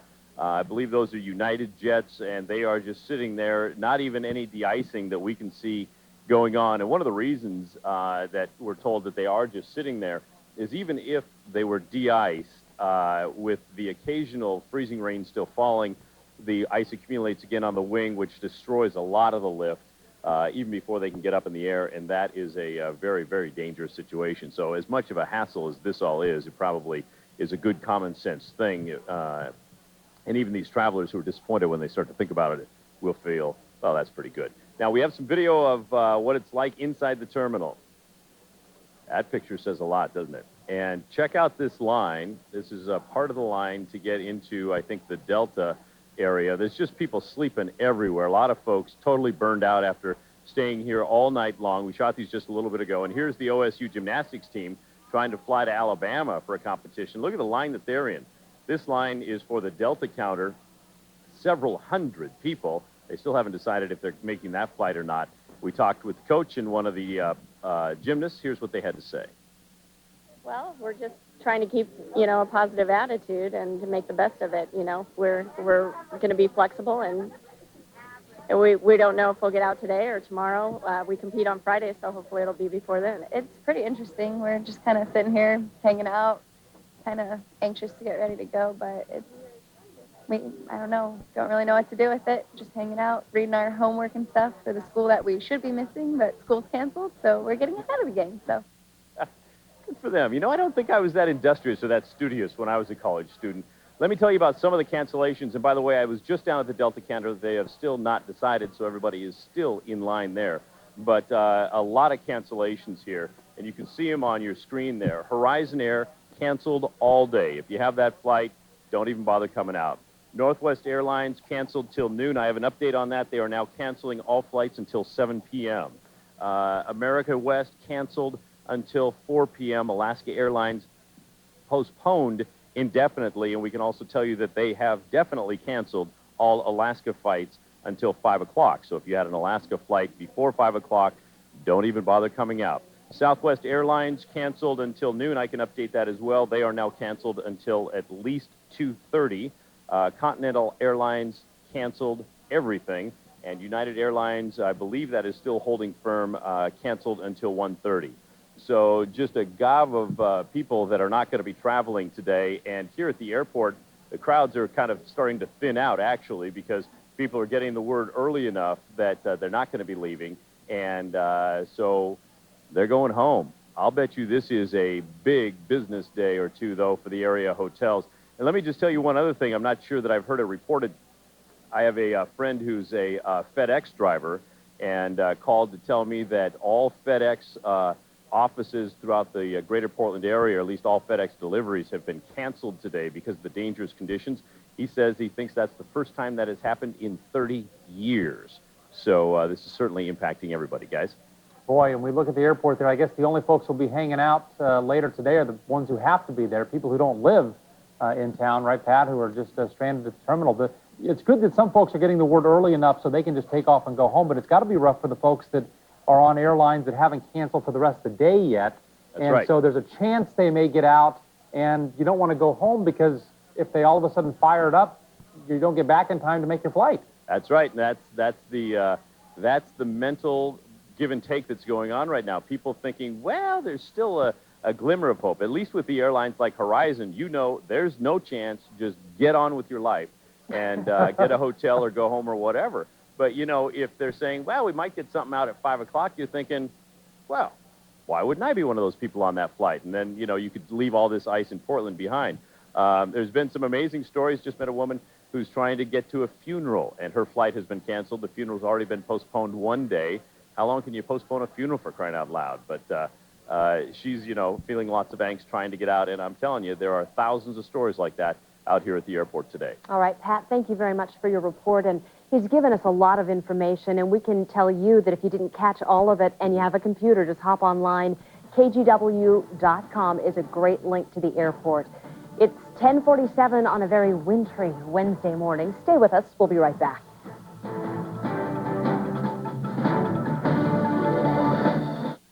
On January 16th, only in theaters. I wish I was a boy. You can see Spot. Spot!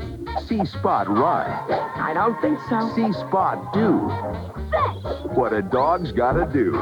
Excuse me? Walt Disney Pictures presents. I shall make you a boy. It's my dream come true. I gotta get me some new clothes. An all-new animated motion picture musical comedy. Wow! Disney's Teacher's Pet, rated PG. He's good. And the trick, of course, is in the marinade. Ooh, gum wrap. Foiled again.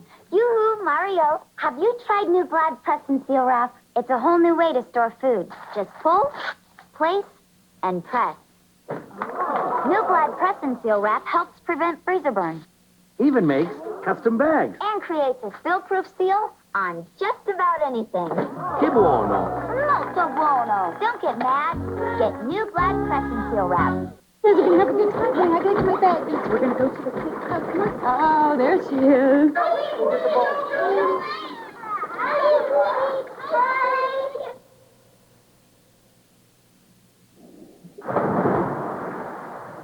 Bring your kids to the 24-Hour Fitness Kids Club to get peace and peace of mind. You to the power of 24. Join now and get 2 for 1 or 50% off. Call 1-800-204-2400 today. Little Yellow Tub, great big morning. Pancakes with great tasting golden soft margarine melting with maple syrup is a good way to start today. Cholesterol-free Golden Soft adds a great taste to a hearty breakfast. Be good to yourself. Golden Soft. Little Yellow Tub, great big value. Little Yellow Tub, great big afternoons. It's time for that midday lift, and a grilled cheese sandwich toasted golden with golden soft margarine is a great start for your afternoon. Or add delicious flavor to a cheesy quesadilla. Treat yourself to original Golden Soft. Little Yellow Tub, great big value. Just about 24 hours ago, that was the scene. Snow coming down all over the city of Portland. That was right outside our studios there at Jefferson Street. Then, we all know the snow turned to freezing rain and sleet. And that has pretty much stopped in a lot of areas today. Thank goodness. So now we're dealing with just the rough conditions on the roads and temperatures coming up a little bit in some places. We haven't seen much of a move here downtown, but in other spots, especially south, that has happened. Dave says that's the start of the warm-up, slowly but surely. Let's go to downtown Portland right now. News Channel 8's Joe Smith is there. Joe, good morning. Good morning to you. It's good to see you both because I've been watching you since early this morning, but I'll tell you my little tale of woe trying to get in here. Thought I had everything planned out, was getting ready, you know, warming up the car to get all that ice off and everything. The worst part of the trip was actually getting out of the driveway. And at the bottom of the driveway, well, that's where it ended. And luckily, Eric Dousman here from the station came and picked me up. But I want to show you, this is really what the side streets in Beaverton and most other places are looking like. It's just, you know, it's clogged with a lot of ice and a lot of snow. And so it means that if you get stuck, you know, doing that old rocking back and forth probably isn't going to help you much at all. On the drive-in, 217 was not too bad, and then when you get to 26, not too bad because they've done a great job in plowing most of that, but also putting down some gravel so it makes the drive a little bit easier. So that wasn't so bad, but it really is the side streets in a lot of these outlying areas like Beaverton and Tigard and elsewhere around that are just a mess. Now I want to show you some pictures that we shot not too long ago of downtown Portland so you can get some idea of just how bad it is downtown. Downtown is socked in with snow. It's a softer snow, really less icy than it was that we saw in Salem last night and Vancouver earlier this morning. But that doesn't mean all of downtown is open for business. It looks like a ghost town, especially. Parking really is the nightmare here. Parking can be very tough because I pulled about 5 people out already that have been stuck in parking and so forth. So parking, just find a clear spot if you can find one. It's been bad all morning. My crew, I got one person that showed up, so I mean nobody's coming in. It's not fun.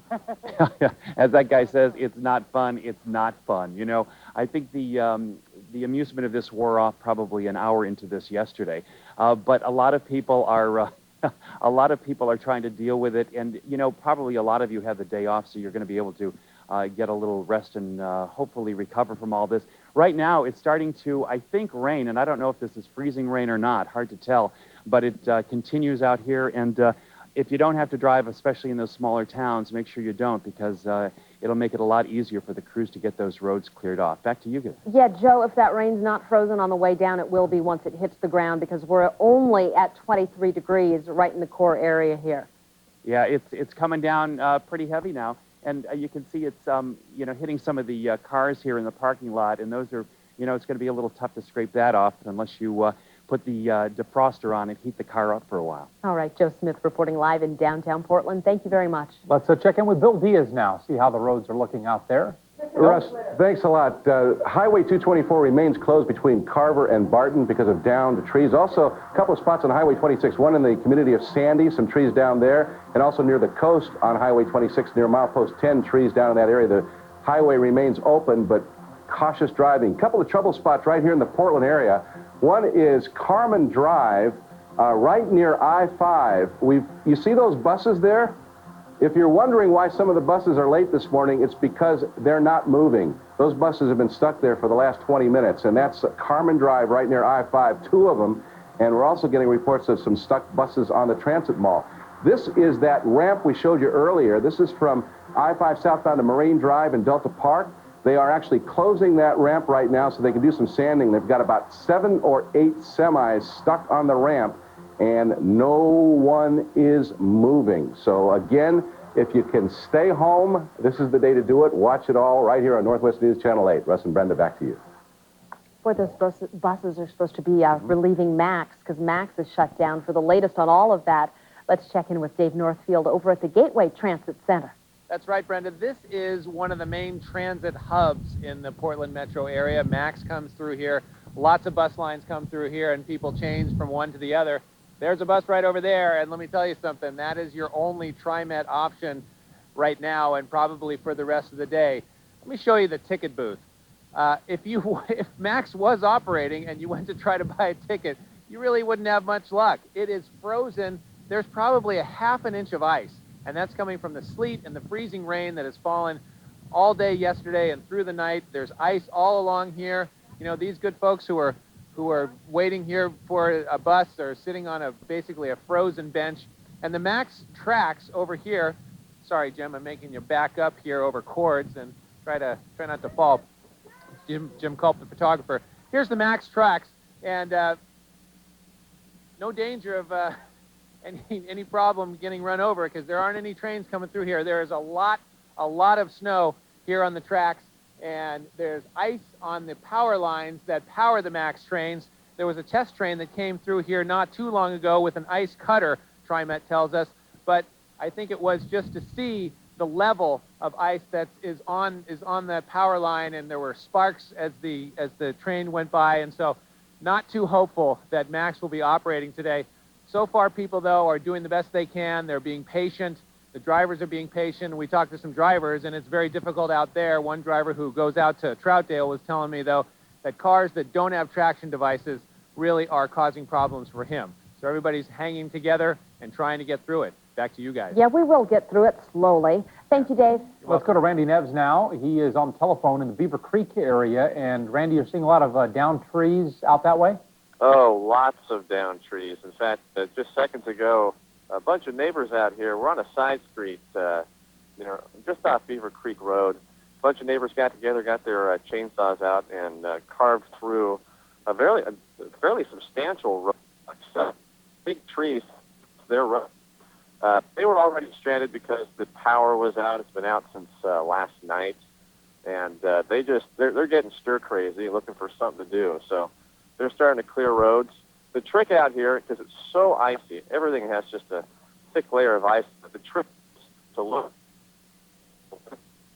We are losing. They're dropping. So they come down hard and heavy when those limbs drop. It's very icy out here.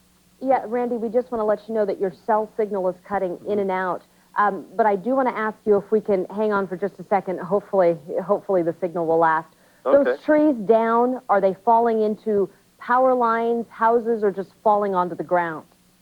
Well, the ones that we're close to, actually we had a couple of close calls ourselves.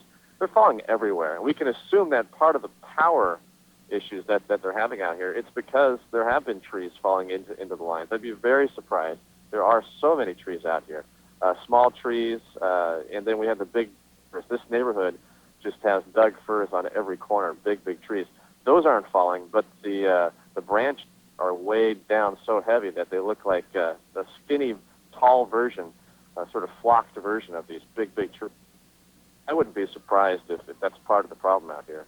All right, Randy Neves reporting live for us over in Beaver Creek. Big problems out there as well. It is coming up on the top of the hour, 2 minutes before 11 o'clock. We'll be right back.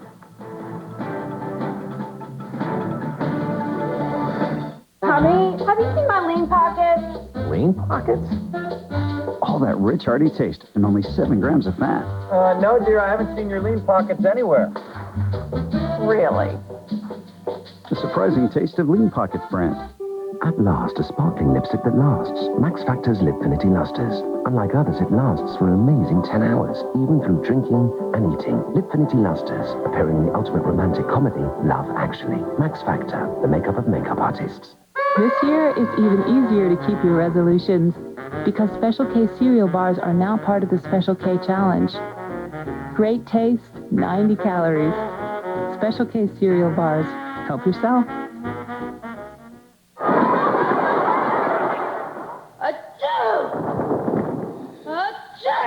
Kleenex Ultra Soft Tissues have 3 germ-blocking layers, so you can share a moment, not your germs. Thank goodness for Kleenex tissue. My last one died on me. So, I have to meet another nice all-wheel drive wagon. Looking for a car? Car shopping just got fun on KGW.com. Hey, Dad, what are you doing home? I stayed home from the office so I could actually get some work done.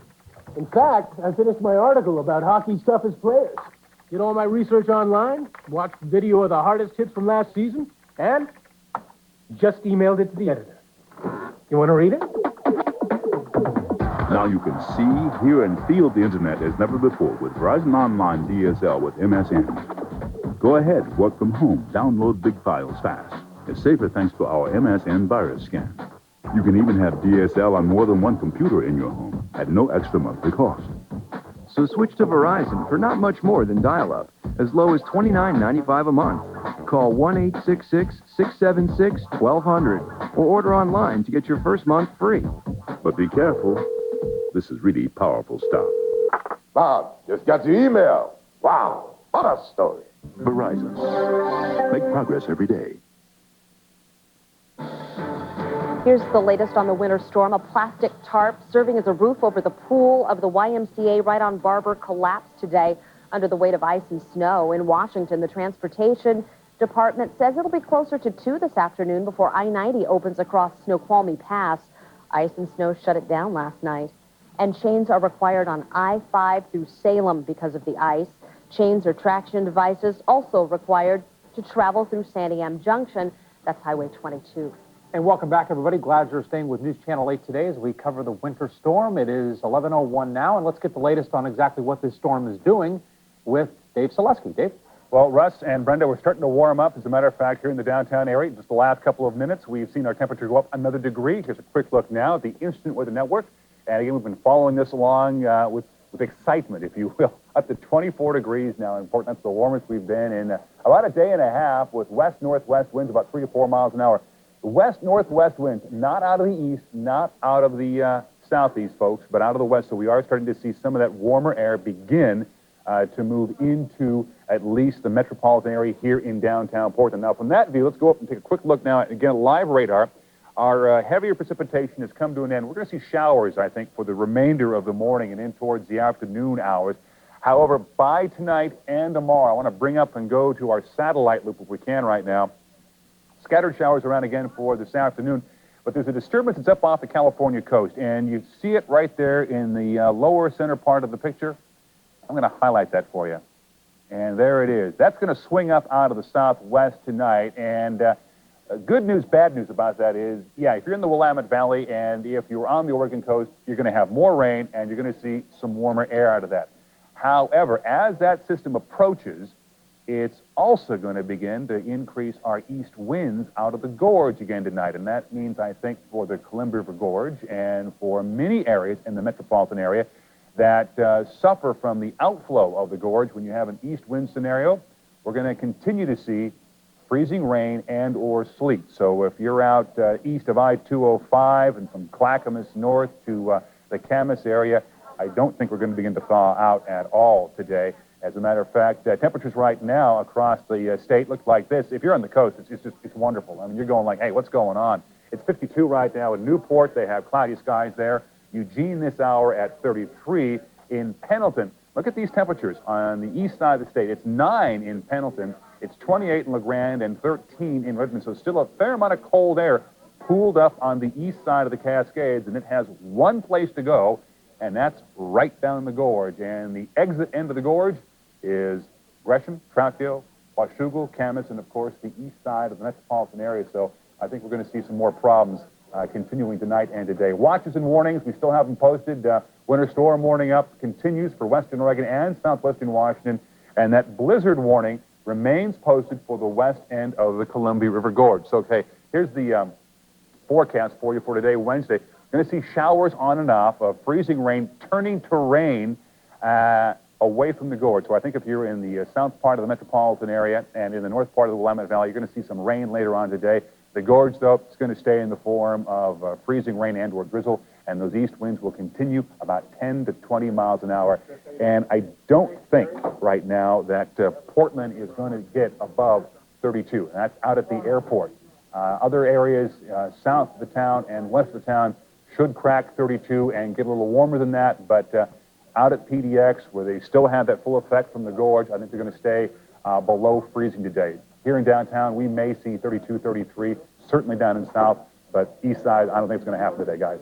So even as we look ahead to tomorrow and we do start to warm up above freezing, now, is this correct? I've heard you say about, on average, of course, about a foot of snow equals about an inch of water? That is correct. As a matter of fact, you have a foot of snow, you take that, it's a rough formula, but if you take a foot of snow, your average Cascade Mountain snow, and you throw it into a pot and you melt it down, you will get 1 inch of water. So if you've got a foot of snow on the ground, you got an inch of water to run off, and it's got to go somewhere. And right now the ground is still frozen, and that means it's going to go on to the roads and the streets and everywhere else, not directly into the pavement, not until or into the ground until it warms up, guys. All right, Dave, thanks.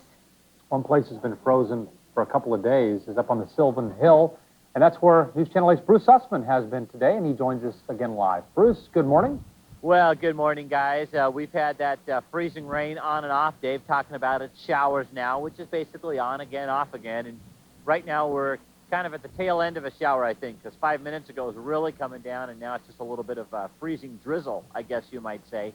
Let's check the roads for you, and then we'll show you a neighborhood we just visited a couple minutes ago. But you can see folks making their way along the Sunset Highway. They are going slow. Most of these cars have chains. I've noticed a lot of SUVs and all-wheel drive cars also having chains. And you know what? it's really not a bad idea because they're driving on basically glazed ice right there. It looks like they've just got the asphalt, and you think, hey, no problem, but it actually is quite slick.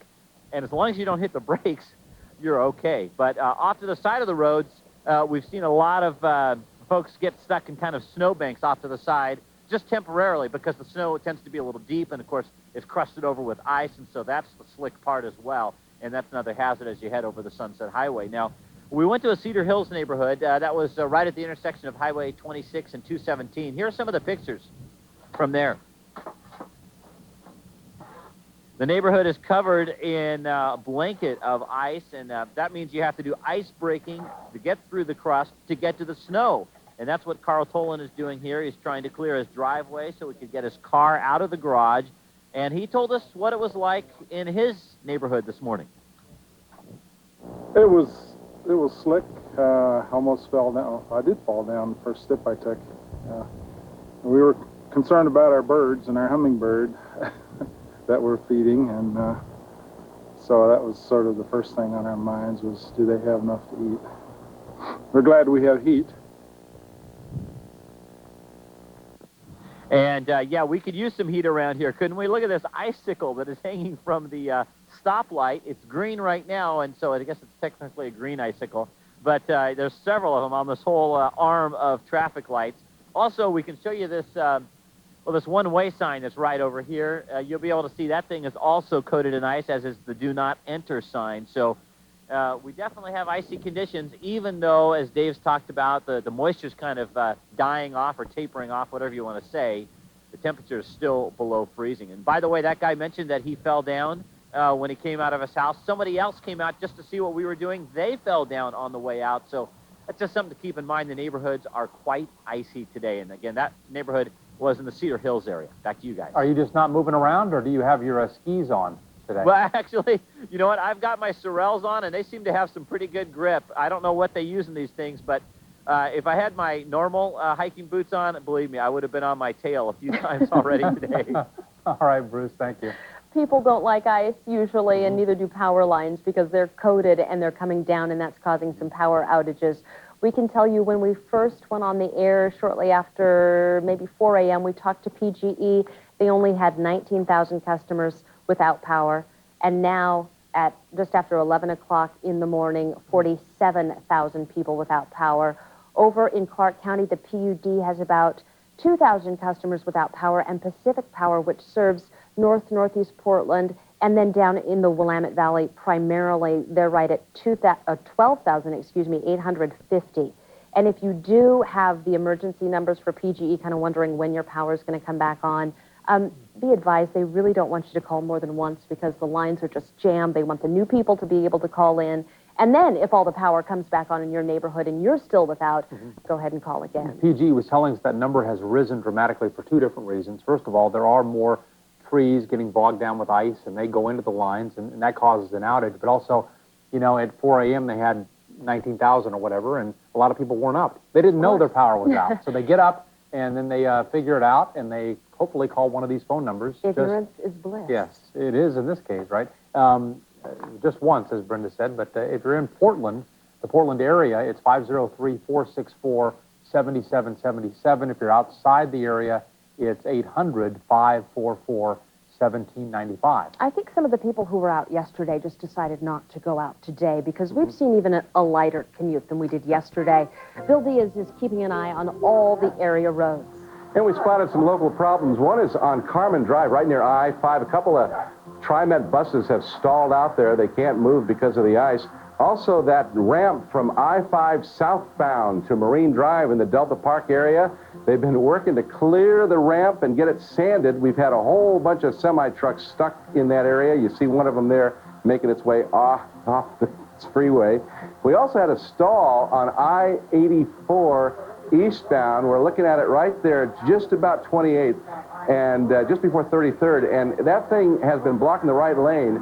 So there is a little bit of sluggishness there. Now, we want to catch you up on some of the area closures and openings. We still have that closure on Highway 224 between Carver and Barton. That's in Clackamas County. We do have SR 14 open now at Bingen after they cleared a slide, but it remains closed east of Washougal. all the way to the Bridge of the Gods. I-84 remains closed, of course, between Troutdale and Hood River. We've got that stretch of I-5 open now. That's north of Tillamook. It was closed because of a slide. It's open now at milepost 47. We do have some trees down on Highway 26 east of the Seaside area, about milepost 10, and some trees down in the Sandy area on the Mount Hood Highway. Russ and Brenda, back to you. Bill, we appreciate the update. Thank you. Let's get out to Hood River. We talked a lot about the gorge over the last few days. News Channel 8's John Becker is there where I-84 is closed this morning. Excuse me, John? Exactly. Good morning, Russ. How are you? This is, we're standing right on Highway 84. You can see just behind me one truck headed from the Dalles into Hood River. The interesting thing that, I don't know if you have noticed this, but behind me is as clear as we've seen it really in 24 hours. So we're even getting some sun breaks there in the Dalles. So that's a positive sign here in the gorge that this road has been shut down now for some 24 hours, closed noon yesterday, and you can see some of the problems that motorists are having on the side of the road. These guys digging out just across the freeway there from us on I-84.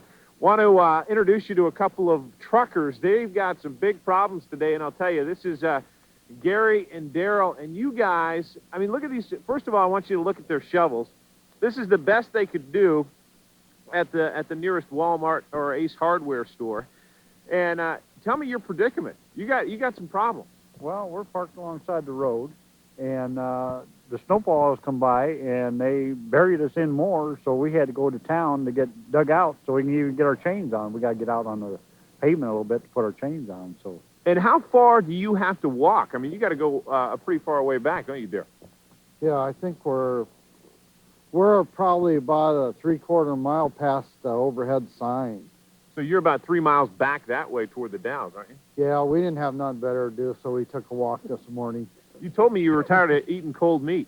Yeah, we took advantage of the rest of the local restaurant that was open. Got some hot food. Now, how about your fellow truckers? What are they saying on the CB? What are some of the options? Are guys just turning around? What are they doing, Gary? Well, some of them are coming on up here, but there's no place to go. The parking spaces are filled up and everything, and we talked to a state trooper, and he said if we're not in the roadway, we're best to stay right where we're at because there's no accommodations up here. The only thing is, if we do come up here, if we find a place, we've got a place to eat and use the restrooms and things like that. Absolutely. You know. Well, we wish you guys the best of luck. At first, I'll tell you guys, we thought when they were walking up toward us that they were the guys in charge of clearing the road from Troutdale to Hood River, but they set us straight. And now I think they're gonna help out over here with these guys who are digging out now. And I really appreciate you guys talking with us. And best of luck to both of you today. You betcha. Thank you, sir. You do the same. It's like 17 degrees, and these guys are on their way to fix their truck. So you thought two guys with shovels, they were the road crew, I know budget cuts are bad in the state of Oregon, but we're down to this. Exactly. And there they go. Hey, couldn't you give them a ride? Couldn't you give them a ride or something if we let you go? We definitely could, but we're stuck here doing live shots, so we're all in this mess together. So off they go, three miles down the road. I love truckers. I mean, they see it all, and it cracks me up that they're laughing about a 3-mile walk and cold food because they've probably done that a number of times. Yeah, that's what I was going to say. It's been there, done that. But seriously, those truckers are running low on supplies. Not all of them are hiking back to the nearest town. John, didn't you say the Red Cross was getting involved?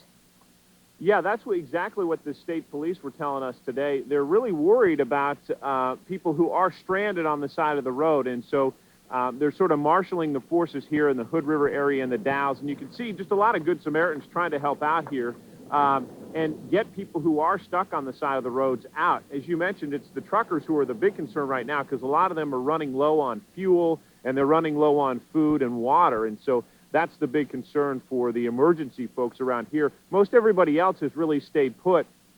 Aren't a lot of people on the road, as you can imagine. Hood River's still under a state of snow emergency, which means only emergency travel within the city, and people seem to be obeying that. And just as I say it was sunny out here, you can see we're seeing huge flakes again around the Hood River area. And I did talk to state police dispatchers, and they say they're not getting a lot of good signs from ODOT. In fact, we may see this road not reopen until sometime tomorrow just because of the weather we're seeing here in the gorge, guys. John, can we have your photographer pan left and go back over to the truckers? They had stopped, I think, to help out that guy. They have a 3-mile walk ahead of them, and they're going to help this guy get out of his jam before they go for the hike. That is the spirit of cool. Gary and Darryl, I'll tell you. Yeah. Maybe he can give him a ride now. Guys. Maybe he can give him a ride. If he doesn't ask them Yes. if they want one, he's a heel. All right, John, thanks. That's a great story. Oh, it is 11:16. Stay tuned for more continuing coverage of the ice and the snow from the gorge all the way down to the Willamette Valley. We'll be right back.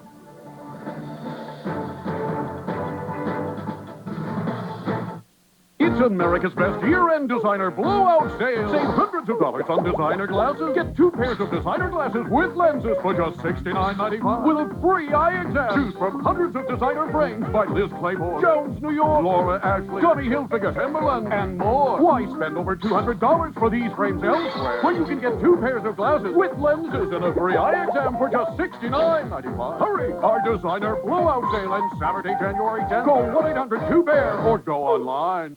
We have the secret between us. He sets his side of our sleep number bed to 25. Kind of soft. If you ask him what his sleep number is, he'll say it's 90. Do you know, it doesn't bother me so much that he has this image to maintain. I mean, he's just not the tough guy that he thought he was. And here he's got a wife whose sleep number is 80. A sleep number is the key to a perfect night's sleep. And the secret's safe, Frank. Find your sleep number at a select comfort store. 10, 9, 8, 7, 6, 5, 4, 3, 2, 1. So many choices. Just you and me. So little time. There's just one day for Mervyn's one-day only sale.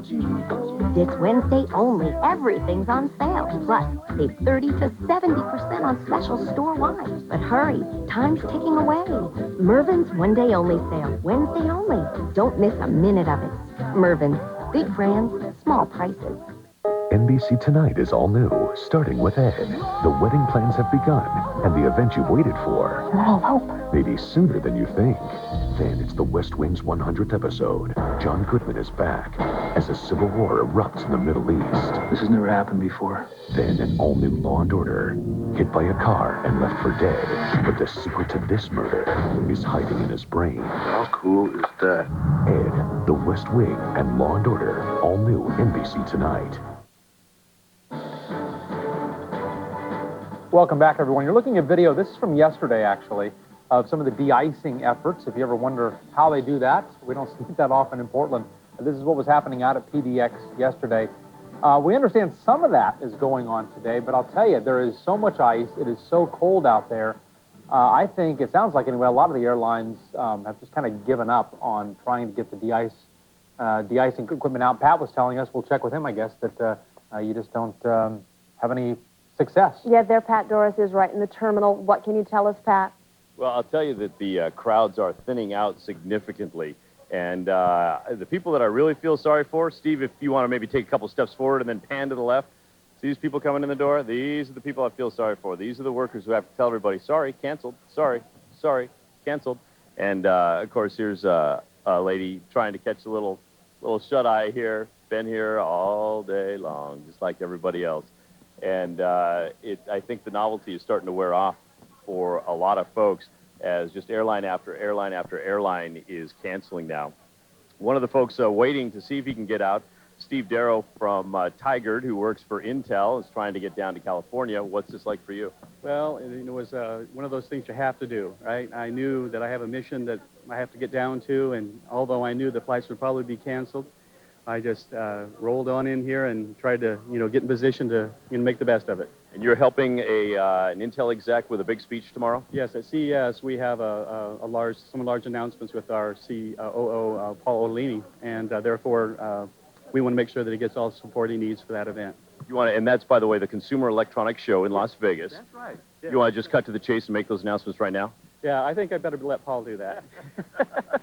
And what was it like when you came out of your house in Tigard today? Well, for me, it was somewhat comical. I took one step out on what I thought was snow, and it was slick ice, and I managed to slide all the way down my driveway and down the hill on my rear end. With your suitcase, With right? suitcase flying on one hand and notebook flying on the other. But you still have your sense of humor. Well, I will, and I'm going to hang on to it throughout the day and appreciate all the hard work everybody's doing to get us where we need to go. You think you'll get out today? No. But I'm hoping. An optimist and a realist. Okay, thanks, Steve. Good luck to you. You betcha. So that's kind of what we're seeing today.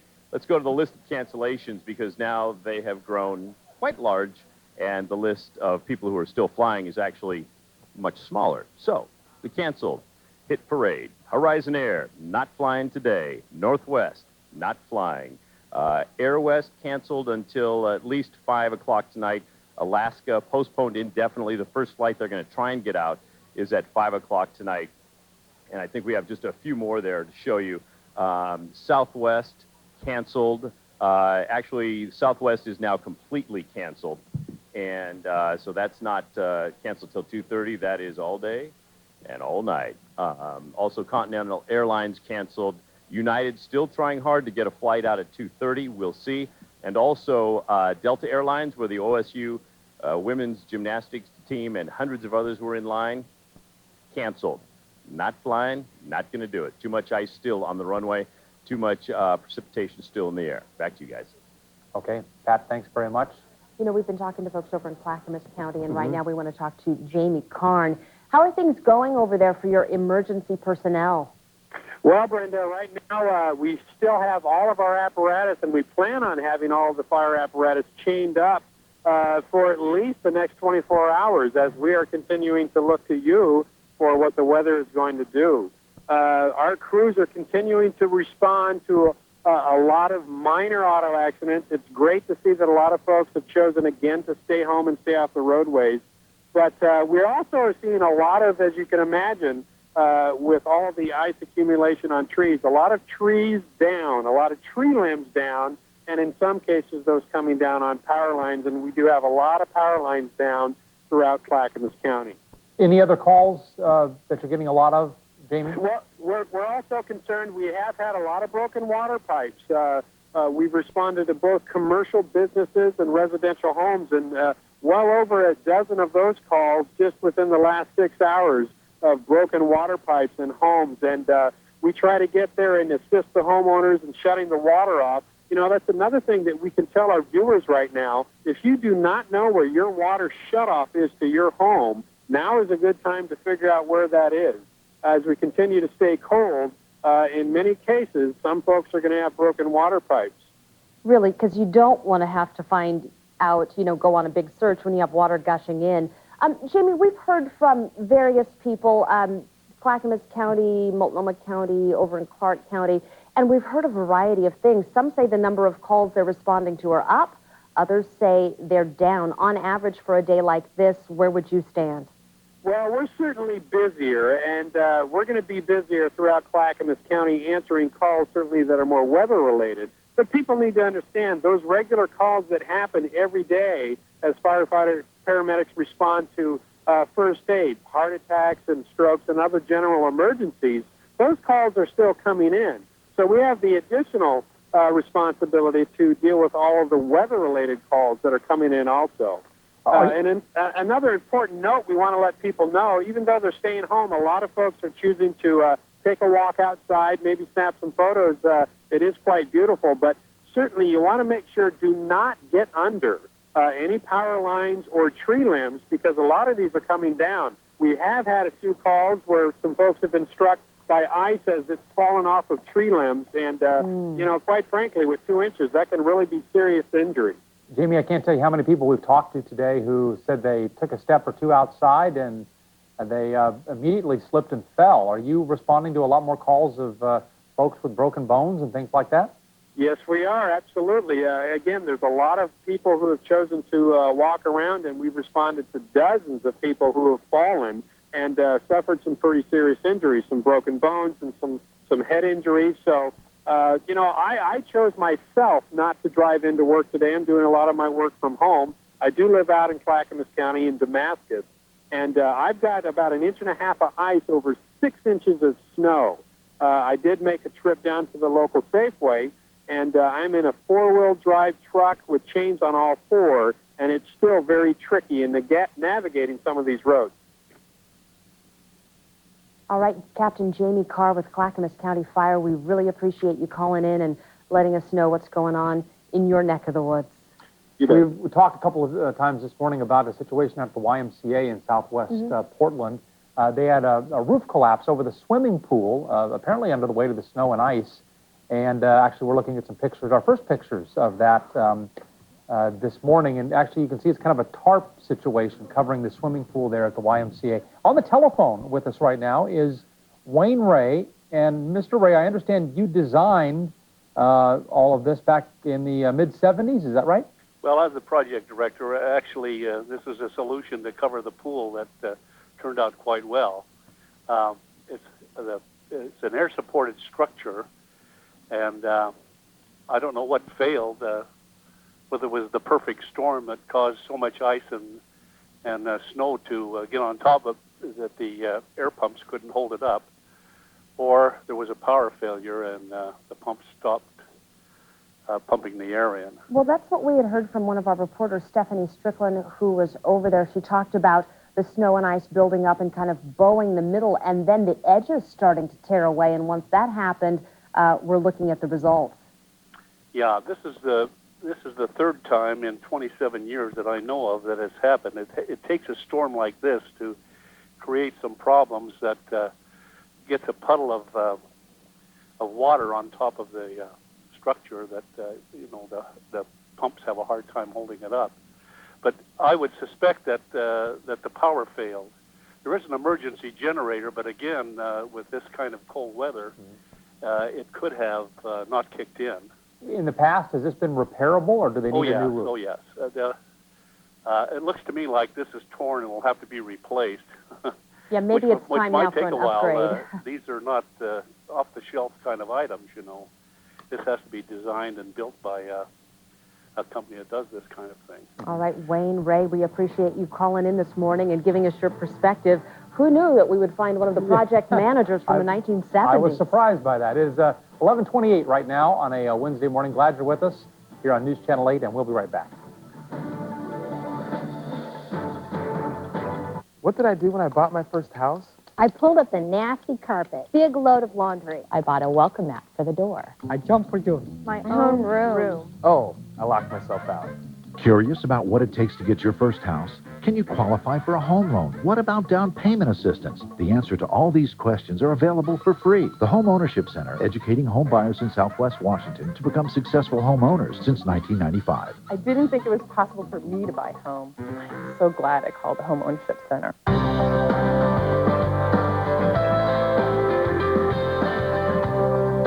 Confidence. Everybody needs it.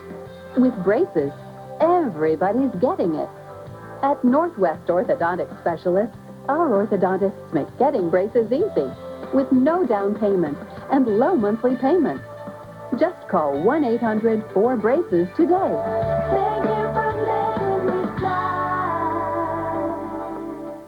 Right now, you can take advantage of a limited-time opportunity to save 50% off the installation labor on Leaf Guard gutters. America's only seamless one-piece gutter system, guaranteed never to clog. They deflect leaves and debris 24/7, so when it rains, they work. Which means they save you from cleaning out gutters, save your home and landscape from damage. And if you purchase now, they'll also save you 50% on installation labor. Call 1-888-GUTTERS for a free estimate and take advantage of a limited-time 50% savings on installation labor. Leaf Guard. You made a resolution to lose weight, but you haven't really started. But you do want to lose right now, but you don't want to give up carbs like pasta and fruit. What do you want? Weight Watchers' new Fast Track Kit. You get a complete meal planner and exercise DVD designed to jumpstart your weight loss in just 2 weeks. It's free when you join. Get yourself headed on the right track. But hurry, offer ends January 31st. Join now while registration's free. Call 1-800-651-6000 today. Folks are talking about the selection at Standard TV and Appliance. Here at Standard, we found what we needed within the budget because of the fact that they had such a wide selection. You're right. The truth is, you couldn't go anywhere else in town and find more selection. I think when we walked in the door and saw the selection that was here at Standard TV and Appliance, we're kind of like, this is where we can make the buy that we need. We really didn't need to go anywhere else. With thousands of appliances in stock, Standard TV and Appliance. Here's a look at the latest on the winter storm. We just got word the Astoria Bridge has reopened. Ice that shut it down yesterday has now melted. I-84 is still closed to traffic from Troutdale to Hood River in the gorge because of icy conditions. And hundreds of flights in and out of PDX are canceled today because of the weather. And we are going to check with Dave Selesky in just a moment for a look at that weather forecast, because he is talking about a very slow increase, a gradual warm-up in the temperatures. That's happening first in the Willamette Valley, and we'll go to News Channel 8's Krista Vasquez. She is live in Salem. Krista? Well, hi, Brenda and Russ. We are here in front of the state capitol, and this is Court Street right here. You might be able to see, Rod, if we can pan over so that you can see some of the snow plows here that are working to try to clear away some of the ice and snow. Now, the thaw is beginning here in Salem. We had a call from West Salem, a viewer there, saying that the west side of his house is starting to thaw.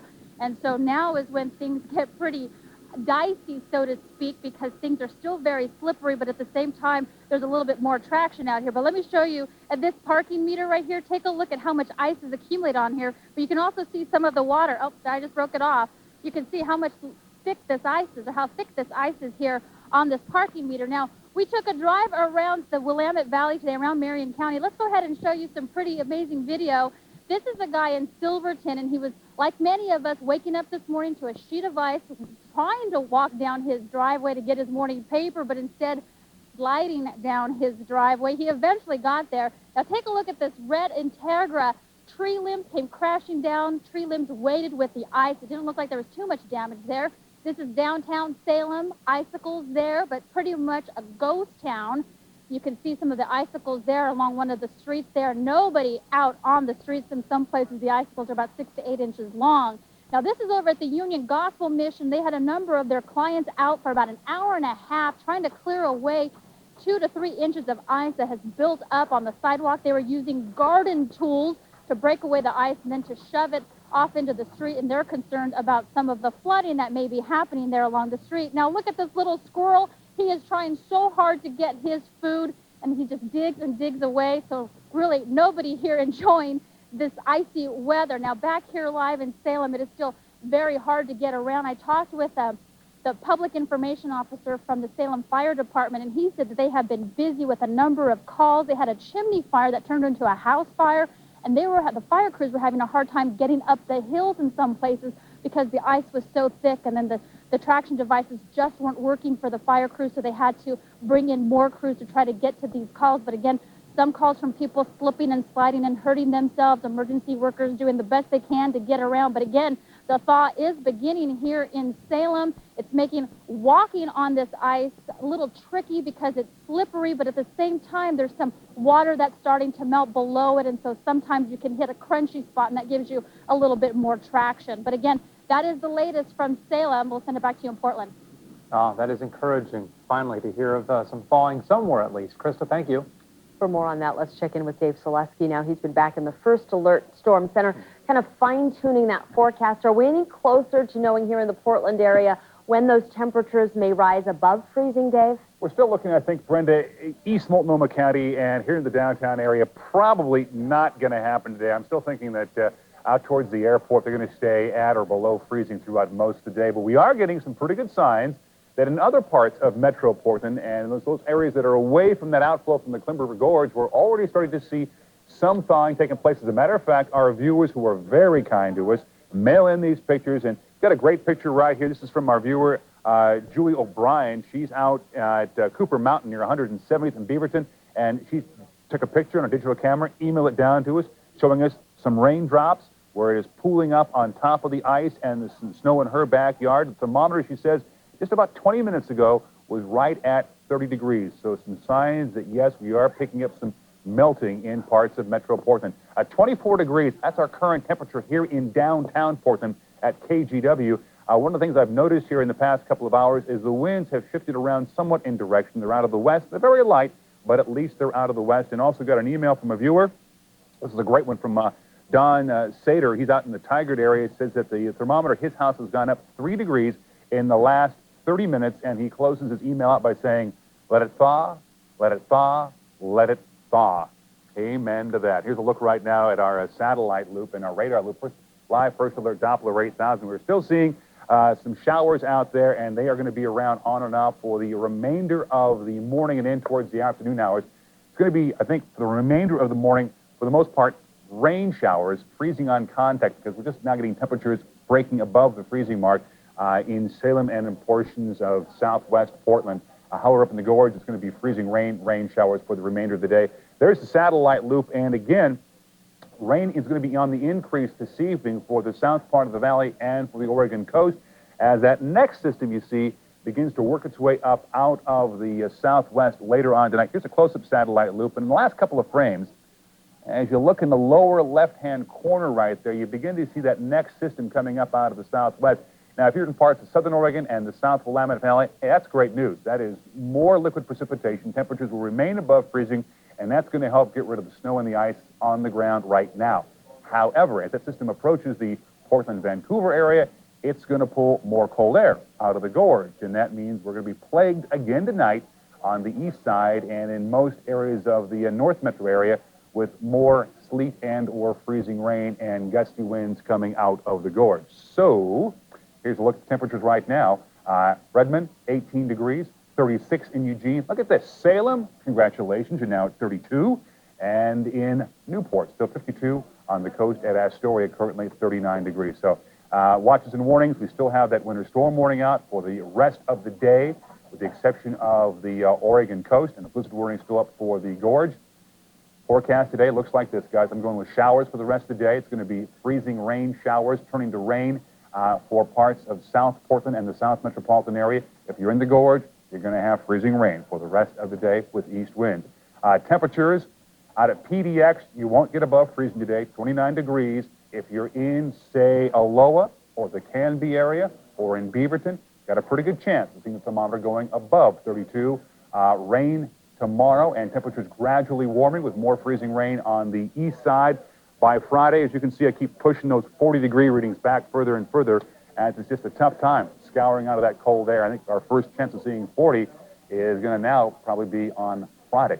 There you guys go. So we noticed. Yeah, it looks like another really dicey day. If we're just getting to 32 tomorrow, right, it's going to look like this, basically. What you see in most parts of the metropolitan area right now is what you're going to wake up to on Thursday morning. Now, again, that is going to be in areas that are affected by that gorge outflow. And here in downtown Portland, we're going to see, I think, some modest improvement. I think we're going to see great improvement in parts of the South metropolitan area. If you're in the gorge, if you're in Gresham, if you're out in the Park Rose area, if you're out in Camas or East Vancouver, you're not going to see much improvement. I think 24 hours from now, that picture, that live shot we see from our Skycam up on top of the Pioneer Park building will be similar. You see some breaks in that frozen mess on Broadway. There'll still be patches of snow and ice, but you'll see at least some breaks there in downtown Portland. But again, you know, even if it melted like right now, it's going to take time for that stuff to go away. It's not like putting an ice cream bar out on the countertop. I think the only thing harder than getting around in all this weather is going to be to get Dave to drive me to work for a third day in a row. I don't even want to tempt You want to fate. tell him? No, but tell him. But here's the good deal. I mean, I'm getting a great deal out of this because for 2 days in a row, I've gotten great CDs. Yeah, my husband keeps burning Geezer Rock for Dave. Take Brenda to work. Take Brenda to work. It's Van Halen. It's like, you know, it's Van Morrison. It's like, it's great. So I'm looking forward to my third CD tomorrow. Yeah, you might have to with your forecast, Okay. Dave. Love you. Thanks. And if he doesn't bring you to work, then he has to sit here next to me for 8 or 9 hours a day, which, you know, Which is you're more not happy incentive. about that. That would be more incentive for him to bring you to work. All right, let's go to Dave Northfield now, who is at the Gateway Transit Center watching TriMet today. Dave? Well, we were just hoping to show you the chain gang who was here at the Gateway Transit Center that comes in and fixes the chains. But since Dave Zaleski never seemed to want to stop talking, we missed them. But it's great to watch them because they're like a NASCAR pit crew. They come in and they whip those new chains on and keep those buses rolling, and they do a great job. And they really were fast, and I was really impressed by them. And they've been doing that all morning to keep these TriMet buses running because, as we mentioned several times today, this is the only option for people, many people, to get around. Public transportation, obviously, the MAX trains are not running. And so the bus system has been the only option for many people. There are snow routes that they have instituted.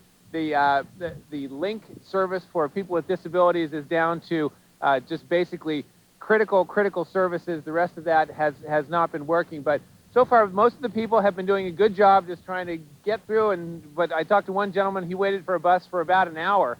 And it's tough because not everybody's dressed for these cold temperatures. The good news is that right now, out here in Northeast Portland, there's no sleet. And so I'm noticing that the skies are lightening up, and I'm very optimistic that this bodes well for the rest of the day. I have to give you a little aside. About an hour ago, I did a live report for our sister station in Phoenix, and I had to listen to their weather forecast right before we did the report, and they were talking about temperatures about 75, 80 degrees, and that was very painful. In fact, there was some freezing rain coming down my face in the form of tears.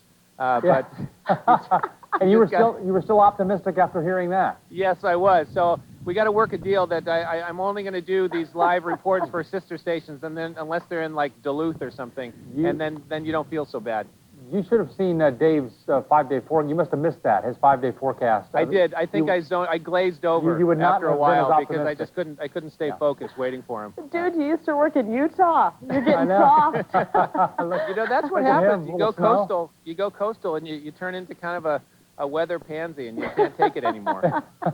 Dave Northfield, you are always entertaining as well as informative. Thank you. Let's check in now with Bill Diaz. He's over at the ODOT Traffic Command Center. And we just got some news from Washington State. They're hoping to reopen SR 14 between Washougal and the Bridge of the Gods around 3 p.m. today to passenger cars with chains. So they're making progress there. That stretch remains closed. Of course, I-84 remains closed between Troutdale and Hood River. Look at all of the semi-trucks. That's I-5 in Wilsonville. We're looking south. And they're having to chain up to go from this point all the way down into Salem. Now, northbound, you don't have to use those chains. They also want traction tires or other devices on those rigs to get down the valley, but still pretty bad. We're looking over here, I-5 at Marine Drive. We've had problems at this ramp from southbound to Marine Drive all day. They've been sanding the ramp. We still have some semi-trucks stalled in the area. So that is a good area to avoid. Some trees down on Highway 30 near Sauvie Island. And, of course, trees down on, and trees down at, okay. And I'll tell you what, we're going to go to break here. And I want to thank you for watching Northwest News Channel 8 at sunrise.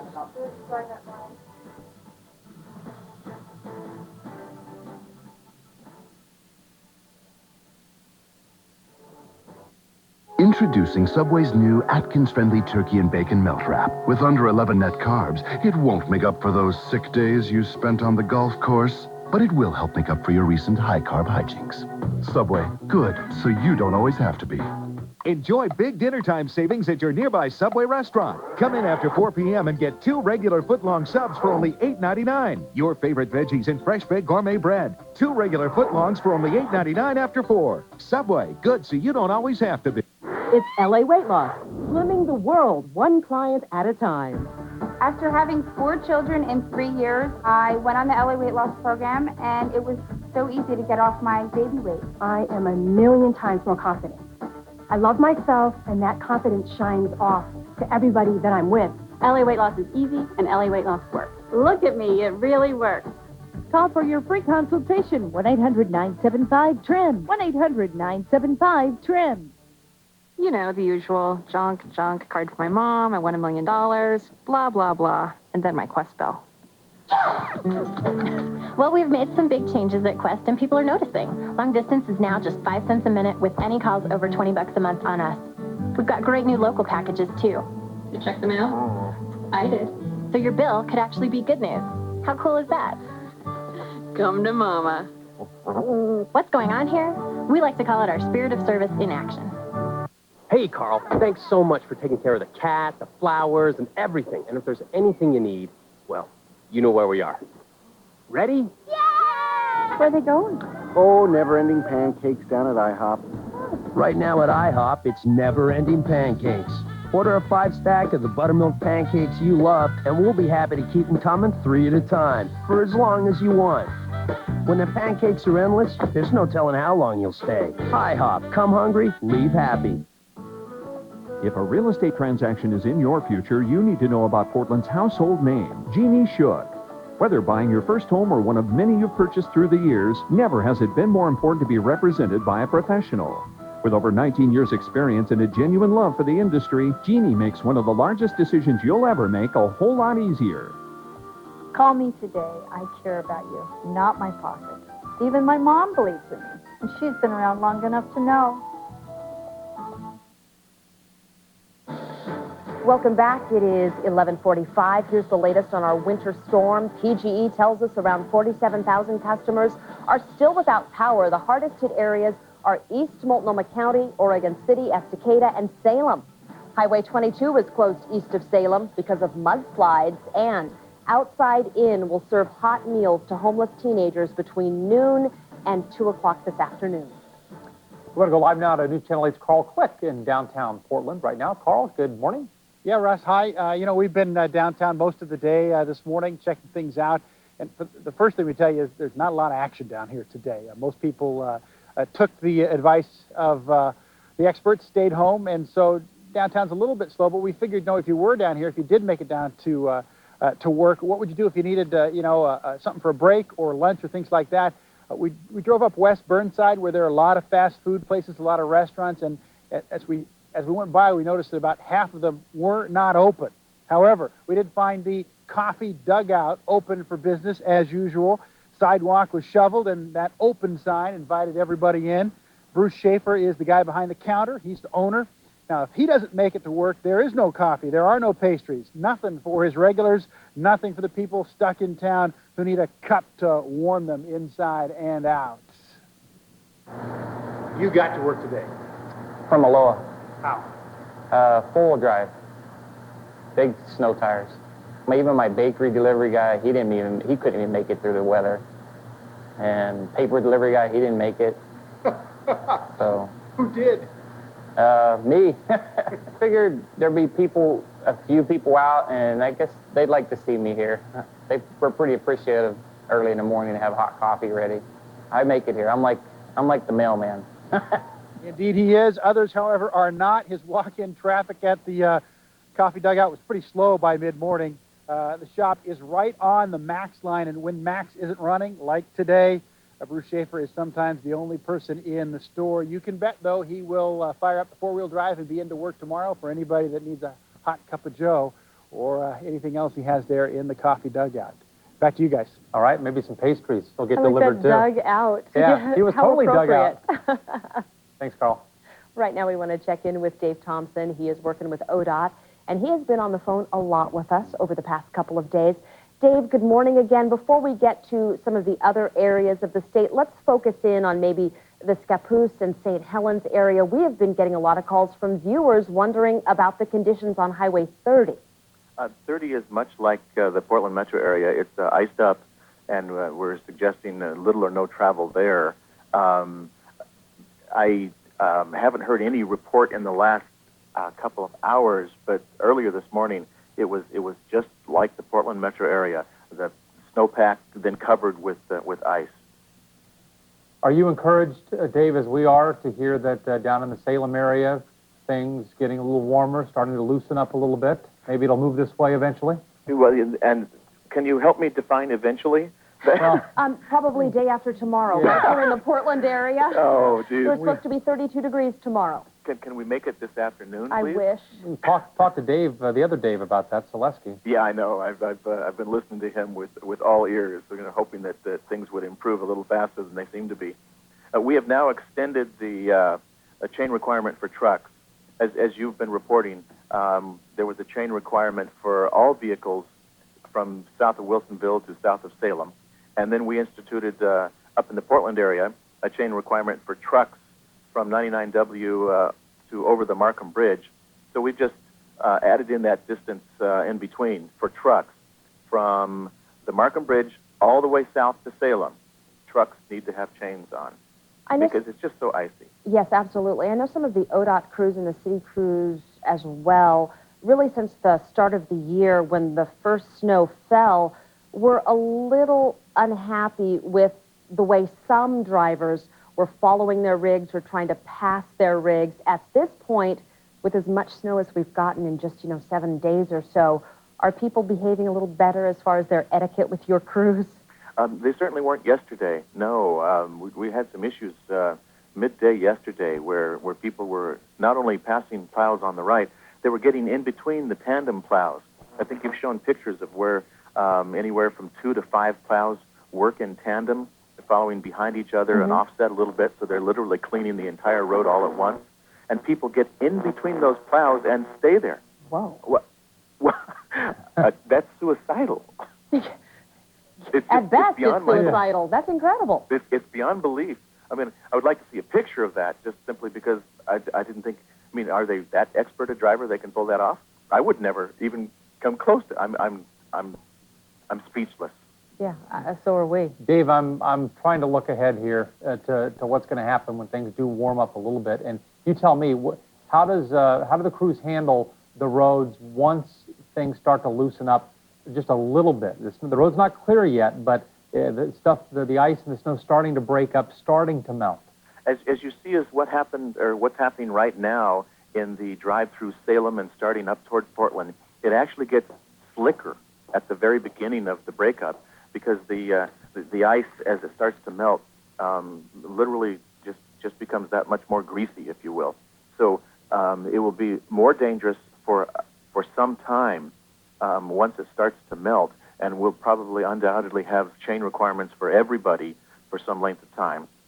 The crews will start to be able to use their plows to pick up the broken ice and push that out of the way, and then lay down chemical de-icer to melt it even faster. So, and believe me, they can't wait. I don't know if you've ridden along with any of these guys over the years, Russ or Brenda, but the people driving those trucks, these aren't your roads and my roads. These are their roads. You think about it, how they take this personally. I mean, this is their battle. They do this. They drive these roads every day in other trucks and in storms, in the big trucks with the plows out front. And they take a lot of pride in fighting this sort of thing and eventually winning, even though right now it doesn't look like we are. They will keep at it until they do. We have heard, I think, some of the worst stories from the Silverton area, and we had some video earlier of some poor man trying to get down his driveway, and it was just a sheet of ice. And the city of Portland has told us the same thing. They're heavy, heavy trucks, loaded down, are having a hard time staying on the road. And ODOT crews in that neck of the woods, I just don't know how they do it. I'm amazed, quite honestly, at how they do it. How many times have you heard me say it's really icy out, nobody can really drive in ice, everybody should stay off the road? And of course, the ODOT trucks, the big plows, are out there all night long in that ice. These guys are, and women. Don't let me be a chauvinist here. They are incredible, and they're going to win because they take it personally. This small section of road is theirs. They're going to make sure that it's cleaned up.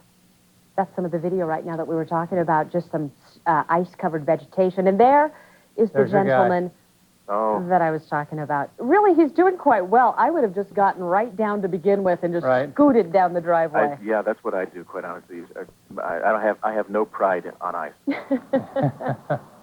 All right, Dave Thompson with ODOT, thank you very much for calling in and sharing your information with our viewers. Bruce Sussman is on the Sylvan Hill. He's been there all day, and he joins us now with an update.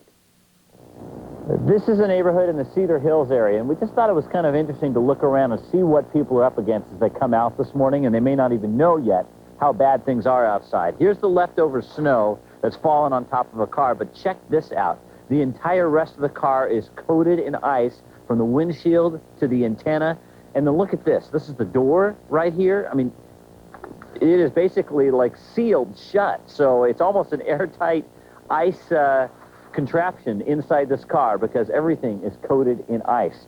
And wait till you see what the ground is like. It looks like snow, but it's actually more like a skating rink where you can slide because everything is coated in ice, and to get through the snow, this is what you've got to do. You might think things are better, maybe easier to get around here in the main part of the street where some cars have been driving. But check this out. What you're really going over are huge chunks of ice. I mean, this is the snow, then coated in that freezing rain overnight. Look at this thing, and you can hear it crack.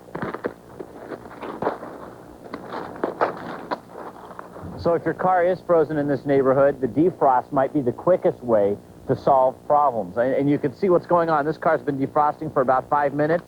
In this space right here, you can actually see some of the drops of water that are forming underneath the ice as this layer begins to melt. We'll let it go for about 5-10 minutes, and the defroster will soften it all up and then be able to scrape it off. Well, Bruce kept his footing, but not everybody does. There have been some accidents because of the ice. Stephanie Strickland joins us live with more on what some emergency rooms are seeing. Well, Brenda, if you have stepped outside, you have probably stepped on a lot of slippery snow and ice.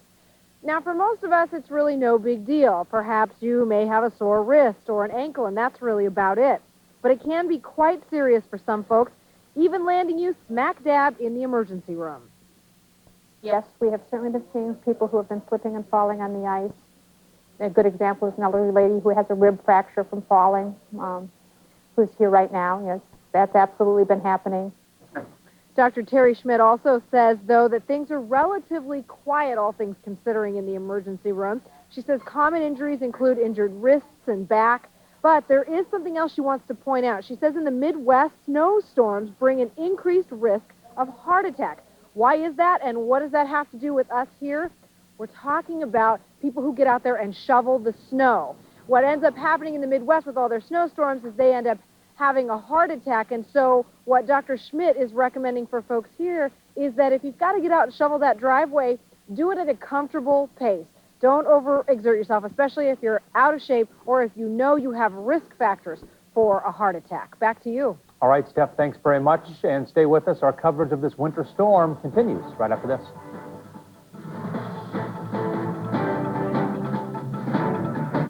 Proper nutrition and exercise can help African Americans live longer. We're killing ourselves with the way we're eating, and we're killing ourselves by not moving. Those are things that we can change. Contact the African American Health Coalition. A healthy community starts with you. It's here, the incomparable Wick's January sale and clearance. One of only 4 times all year, Wick's Furniture actually beats Wick's Furniture. And whether you shop us for the fashion, the selection, the amazing savings, or simply for the fun of it, you can be absolutely certain you won't be disappointed. Room after room, style after style, every piece right down to the smallest accessory and exceptional value. So seize the opportunity. Shop the Wick's January sale and clearance today. Folks are talking about Standard's low price guarantee. You were very fair on the price. You offered a guarantee. Well, if they see it someplace else, we'll meet it or beat it. They met his price. It ensures that you're getting the best price in town. I got great deals here at Standard TV and Appliance. Standard had the best prices to begin with, so it was a pretty easy decision from the beginning, I think. We won't even go anywhere else. Since 1947, Standard TV at Appliance. Some days I'm an electrician. On weekends, I'm a carpenter. Me? I'm a toilet handle jiggler because I'm a homeowner. I'm a homeowner. I own my own home. Put a lot of hard work into it. Now I want my home to work for me. I'm calling 1-800-CHAMPION today to get a home equity loan. With interest rates at incredible lows, there's never been a better time to call. The equity you've earned is a powerful tool. Champion Mortgage can show you how it can help pay for big expenses, home improvements, credit cards, maybe even get a tax break. Why wait? Call 1-800-CHAMPION today. Your home equity loan specialist will work with you one-on-one to answer all your questions. It takes just 10 minutes to get started, and the entire process is quick and easy. Champion has over 20 years experience. Their experts will help customize a plan for your unique needs. I need to put my kids through college.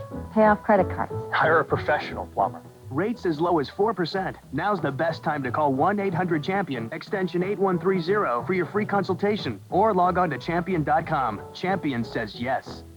From KGW, where the news comes first. This is Northwest News Channel 8 at noon. The flakes stopped falling, but now the area is coated in a thick and dangerous layer of ice. Snow and ice collapsed the roof at Portland's YMCA, and thousands of airline passengers are stuck on the ground. Max is frozen in its tracks, and city buses are far from reliable. It's day 2 of the deep freeze. Welcome back this noon, everyone. I'm Brenda Braxton. And I'm Russ Lewis. Glad you're with us today. From slippery roads to the thousands stranded with airline cancellations, we have News Channel 8 crews throughout the area tracking the impact of this winter storm today.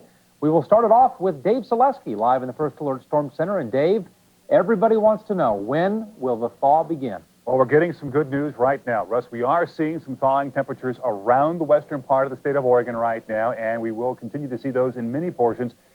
Some areas are going to be very slow to come out of this winter deep freeze. Here's a look right now what's going on. I'm going to take our temperature map if we can. There's our graphic. You can see flight craft. At this time, we do have cloudy skies. The precipitation has come to an end. Quick look now at some temperatures. 25 degrees right now here in downtown Portland at KGW. Our temperature map for you across the rest of the state. Take a look. Eugene above freezing. Salem has just crossed over to 32 at this time, and warm up and down the Oregon coast.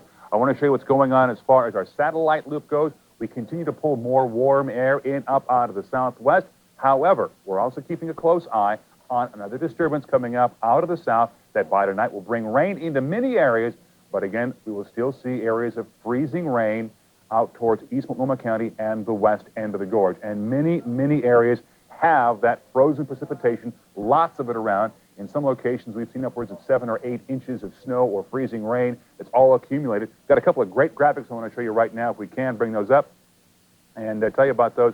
That basically, when this stuff starts to melt, there you see it, 1 foot of snow equals 1 inch of water. So as that big thaw begins over the next 24 hours, if you've got a foot of snow or ice on your yard, you've got to get rid of about 1 inch of water, and it does not have very many places to go because the ground is still frozen. And over the next 36 to 48 hours, forecasters are worried about where that water is going to go. And the concern we're talking about right now is the potential that as we go into the big thaw, we're going to have some issues with some flooding. Primarily, they're worried about the rivers and streams along the Oregon coast, specifically the north coast, but so far there is little concern at this time about tributaries of the Willamette or the Columbia rivers. We'll talk more about that. We'll have all the forecasts for you coming up later on, so stay tuned to that. Back to you guys. We'll see you in a few minutes, Dave. Thank you. You know, the ice is coating trees. Those trees are falling into power lines, and that means many people have no electricity this noon. Let's take a look at the outages, the latest information. Over in Clark County, the PUD tells us 2,000 customers are without power. PGE is up to 47,000 customers without electricity. And Pacific Power, which serves part of Portland and then down into the Willamette Valley, 12,850 customers are without power. Well, a big part of this story has been what's happening at the airport. PDX Yes. virtually shut down today. Thousands of people stranded, hundreds of flights canceled. Let's go out to Pat Doris. He has been out there talking with folks all day. And Pat, what's the latest? Well, the latest is that Alaska has announced they are canceling all remaining flights for the rest of the day. So that was pretty much the other shoe to fall. Delta's canceled, Alaska's canceled, Horizon's canceled, although I did get a message they may try and get a flight out by 4, but the latest official word I heard was that they were canceled. And there's a lot of frustrated travelers around here. Let's talk with one. This is Jennifer Madden, who lives in Portland now. What's this like for you? Frustrating. I'm from Alaska, and I'm used to flying in and out of snow, so it's a little frustrating. And where are you trying to go? San Francisco. And what are you going to do? I'm going to hold out and try and get on either with Horizon or one of the other airlines. That'll take me out. Any idea? What's your opinion? Everybody's got opinions on why the planes aren't flying. What do you think? I think it's cost to de-ice them. I think that I know it costs several $1,000s to de-ice one plane, so I think it's basically cost. And so you're going to stay here at the airport, even though your flight's canceled? Yes. Yep. You're going to sleep here tonight? No. I'm going to hold out until about 6 or 8. Between 8 o'clock, I'm going to be out of here. You got a while to wait, though. Yeah, I do. All right. Well, thanks, Jennifer, and Thank good luck you. to you. All right, thanks. Well, guys, we have all kinds of canceled flights today. You saw that the shot of the cancellation sign there. And let's show you some video we shot just a little while ago because, while nothing has gone out, there has been one plane that came in. And it's this United Airlines jet that arrived from Orange County, the home of Mickey and Minnie in Disneyland. And they said that it was a nice, soft runway landing, but that the pilots did need to use the entire landing. Here you see some workers from Southwest out shoveling and snow, and there's all the canceled flights. One of the big frustrations has been the board and reality have not always matched. Earlier today, a lot of flights said that they were still going to leave on time, but they were going to still try to get out on time. And the reality was that they were not. And even as the airlines were telling people, listen, your flight's canceled, they could turn around and look up and see it posted on the board. So that led to quite a bit of frustration. I think if you look around generally, you'll see that there are a lot fewer people here than there were last time we came live. And it's just because people are just giving up and going home. And that's what Alaska is asking people to do. Just go home and call in and try it tomorrow or the next day. Back to you guys. Hey, Pat, that woman over your left shoulder actually brought a teddy bear for comfort. I mean, it's getting rough out there, isn't it? Yes, people are going for whatever comfort they can. Let's show you the list of airlines that have canceled. Horizon has canceled. Southwest, American West, and Alaska all canceled. American West, I should say, is going to try and get a flight out at 5 o'clock. Not clear whether that's going to happen or not. And if we go to the next page, Southwest canceled all their flights. Continental canceled. United canceled until about 1:30, and they were still aggressively trying to get a plane out and talking that they might be able to do that. American Airlines has also thrown in the towel with all the other major airlines except United here and canceled all of their flights. So it's going to be one of those days that's just a second unbelievable day of frustration for travelers. People stayed overnight last night. They thought it looked good this morning and that they would get out, and then they find out, nope, you're not going home today either. So either back to the hotel, or can you imagine a second night on the floor at the airport?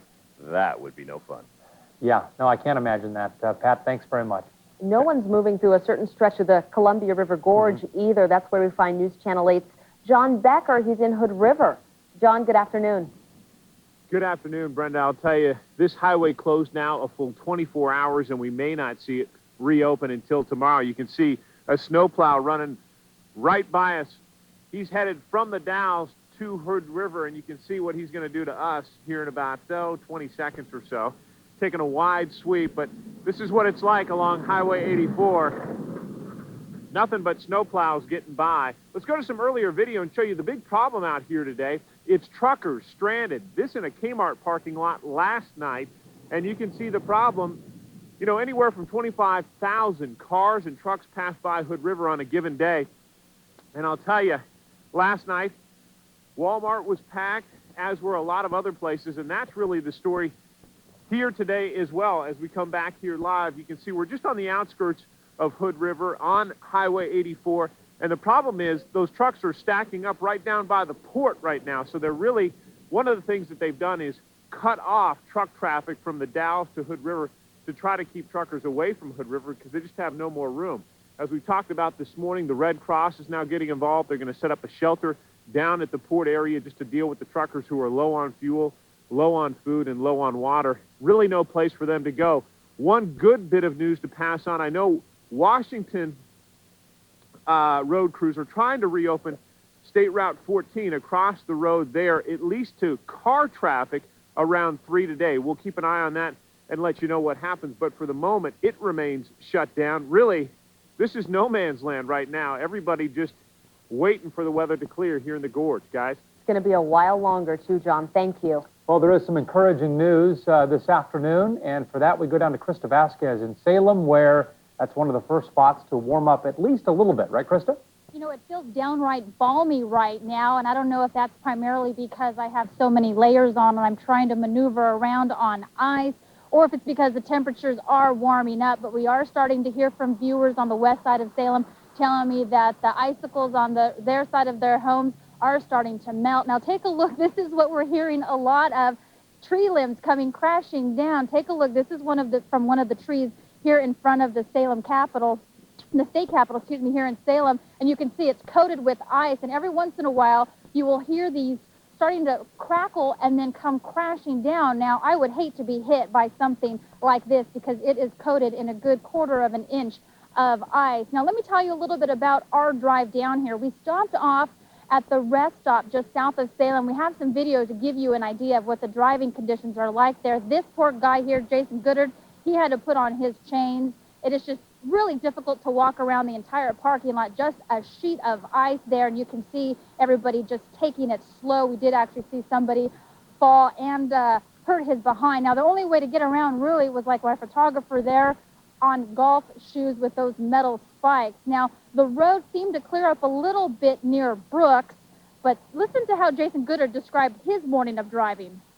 I stopped on my way up north to put on chains, and when I did so, I slid right off into the median because it was so slick, which was I made it back up. I had to hold on to the car, though, because I was sliding all over the place. But, And where are you headed now? Where are you coming from? Where are you headed? I'm coming back from Portland, but this morning I dropped my wife off at OHSU, and because it was too bad for her to drive, so I'm on my way back to Salem right now. And so what, you had to put the chains on? Did you think you'd have to do that, or? Well, I had studs. I thought I'd be okay this morning, but we had to pull over on our way north and put on the chains, yeah. Jason said it took him about an hour and a half to get from Salem to Wilsonville. He was a very nice husband. He took his wife up to OHSU, and then he was driving home when we met up with him. Now, the drive from Portland to about Brooks was basically a sheet of ice. We went about 35 miles per hour, and it was bumpy and slow going up until Brooks. That's when we started to see some of that melt and the ice turning to slush, and it was a little bit easier. But when we got to Salem, that sign that greets people as they're driving into Salem from Portland that says this is the 45th parallel, that's when we actually saw 2 of the 3 lanes on I-5 completely clear. You can actually see the lines. So you were actually able to drive inside the lines there on I-5 in Salem. Some of the side streets around Salem are coated with ice. Some of those tree limbs are starting to come crashing down as the thaw begins.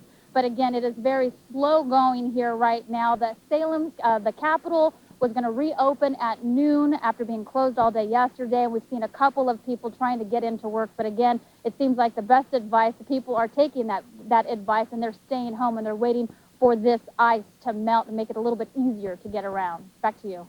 Okay, Krista, glad to hear that it's starting to thaw out someplace at least. Well, for a look at the other metro area roads, let's check in with Bill Diaz. He's over at the ODOT Traffic Command Center. Brenda, thank you very much. They've just reopened Highway 20 east of Newport. That had been closed since yesterday because of downed trees, but things are back to normal there. However, Highway 224 between Carver and Barton in Clackamas County remains closed. We've been working on downed trees. Let's go to some of the area freeways. This is I-5 in the Delta Park stretch. Traffic's moving pretty well in both directions, but you can see how icy and frosty the conditions are. Another good look here, I-84 at 28, the big curve here. The traffic is moving well in both directions. And on I-205, pretty good driving conditions relatively, and traffic poking along on that stretch as well. Russ and Brenda, back to you. Thank you, Bill. We have News Channel 8's Bruce Sussman out in the elements today as well, up on Sylvan Hill over Highway 26, checking out what's happening up there. Bruce? Well, yeah, guys, you know, I was just talking with one of our engineers, Steve Kaluza, who's been up at our transmitter tower today, and he just brought this back to show us. This is a chunk of ice that was actually on the tower that we used to broadcast our KGW signal, and he was just saying, hey, you guys haven't seen ice down here. You ought to see where I was. And he said in some cases, chunks of this were falling. So that's a sign that it's melting up above at the top of our tower, but at the base, it's still frozen. But look at that thing. I mean, that chunk right there, I don't know, what'd you say? That's got to be a good 3-4 inches thick of solid ice. So that is quite a chunk. So that's a kind of interesting demonstration of the icing that's been going on in the hills around here. Let's show you the Highway 26 right now, the Sunset Highway. And, well, look at that. This is like the quietest I've seen it all day. Even at 4 a.m., we had cars on here. We've seen quite a bit of traffic going along. And you see the areas that look like just pavement, right? Almost like you could see asphalt carved in the snow. Well, that is actually glazed over ice that now has kind of been chopped up, taking a closer look at it. And it's been chopped up by chains because a lot of the cars and trucks, even SUVs, have been coming by with chains. And that's a good idea because we do have that ice. Matter of fact, I want to show you the one-way sign here, which, Russ, you were joking earlier, that's a no-way sign, and that's probably the case in some places. It is coated with ice as well, and we were just down in a neighborhood in the Cedar Hills area at the intersection of Highway 217 and 26, and, you know, one of the concerns there was that one guy said the first thing he did when he stepped outside today was he fell, and somebody else came out to see what we were doing, and they fell on the ice, and so that's just something to keep in mind as you step out. Be very careful with that first step. In the meantime, that's the latest from here on Sylvan. Traffic moving along fine, but it is a little slick. Back to you guys. Paramedics telling us, Bruce, they're responding to a lot of calls today, a lot of broken bones. People are really hurting themselves when they get out into this. So. Yeah, ice underfoot and ice overhead, as you mentioned, right. Bruce. Yeah, that's right. And, you know, it's especially tricky for folks who are older because, you know, when you do get older, sometimes you tend to lose your balance. You're not quite as balanced or centered And that's where it's really tricky. And as you know, I mean, I've had many relatives in Kansas who they have snow and ice all the time in the winter, and they've fallen and broken hips and things like that, and it's just not a good situation. Bruce, thanks for the update. Stay with us. We will have more live team coverage of the snow and ice all over the Pacific Northwest when we come back.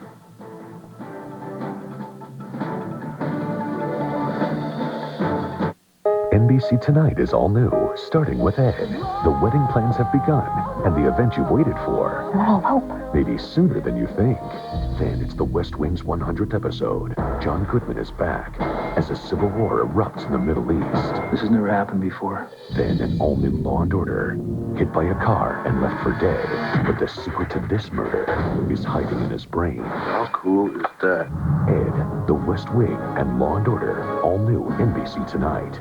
Are you ready for your Portland Trailblazers? Blazers, Bulls, Friday night at 5:30 on News Channel 8. Attention Medicare recipients. Are your breathing troubles holding you back? Enjoy the freedom of a small compact nebulizer or Med4Home's competitively priced inhalers. To talk about your breathing solutions, call Med4Home at 1-800-297-8621. We'll deliver breathing medications, inhalers, and portable nebulizers right to your door. Med4Home will even file the Medicare paperwork for you. So call now to speak to a pharmacy consultant. We're standing by to talk to you. What's up, Buzz? Same old, same old. You, Brad? Nothing. Briley? Well, frankly, I'm a little torn with a tax impasse over at City Hall, and that finance package before Congress could really impact biotech development in the South Waterfront District. Meanwhile, Blazers are finally getting serious about shopping the league for a big man. In case you haven't noticed, the Portland Tribune is now in the suburbs. And what's with the finger pointing in City Council? It's like primetime TV down there. Oh, and get this, a certain big-time Austrian... From Northwest News Channel 8, this is a First Alert Winter Storm Special Report. In the winter storm, a lot of people want to leave the driving to somebody else, but TriMet has a number of cancellations and lots of buses on snow routes. Yes, they do today, and Dave Northfield's been watching that for us from Northeast Portland at the Gateway Transit Center. Dave, good afternoon. Hi, Russ. You know, Krista was talking about a thaw starting to warm in temperatures in the Salem area, but let me tell you, around here in Northeast Portland, any sort of thaw is a long way away. Take a look at this tree.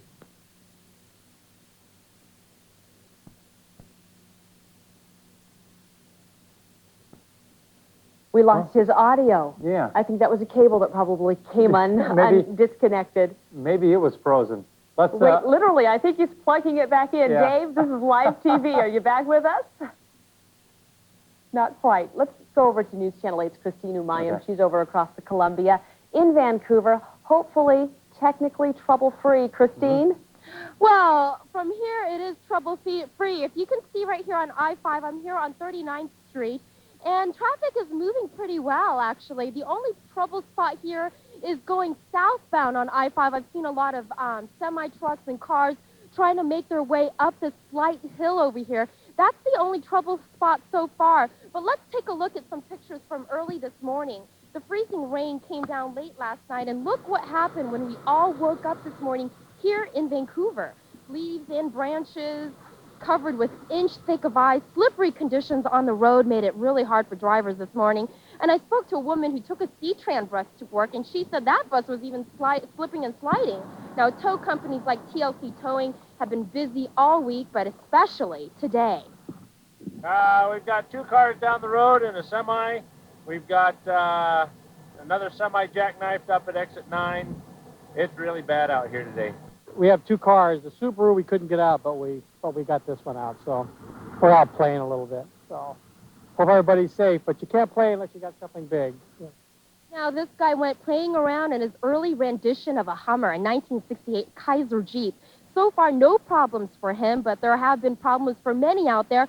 Just a skating rink on the roads. Now, back live out here on I-5, as you can see, they're taking it pretty slowly out here, but there is a light of hope. As you can see, there's a break in the clouds up here, and it looks like things are going to thaw away. Now, I'm going to risk it here and just walk over to this road. As you can see, there's a state patrol guy making his way up here on this road. Look at the conditions out here. I mean, it's still pretty thick. look at that. This is pretty thick. I mean, you can still see a little bit of the road out here, but pretty thick out here, and pretty treacherous driving for those that want to risk it. Back to you. Christine, thank you. Well, I think we have Dave Northfield back. Are you sure? Well, I'm not sure, but we can see and hopefully hear him, too. Dave, I think when you went over to show us that tree, you just unplugged yourself, didn't you? I did, and it's hard to walk. It's hard to work in these cold conditions, and things pull out, and I don't want to get into it. Okay. And I was so excited about that tree. So here Let's it is. give it a shot. All right. It's just crusted with ice, and as the wind blows through it, you can see the ice and tree branches have broken off, and as the wind blows through it, you can hear it rustle, the ice rustling on the branches. I'm going to give you a listen here. So there's just ice everywhere. There's ice down here, and it's very difficult to walk around. We did get word from TriMet that Max will absolutely be closed down for the rest of the day. For all of you making plans, it has been closed all day long, and it will not be operating all day long. And the reason for that, all this snow right along here and the ice on the power source up there. So TriMet buses right now are people's only option, and they are making do with it, but it's taking folks longer to get around, but at least they have some option to get around today. Let's send it back to you guys. All right, Dave, thank you. What you had to say was definitely worth waiting for. Thanks so much for being kind All right, to me. we'll talk to you again soon. Yeah. It is at 12:21 right now. We're back in 2 minutes. Stay with us.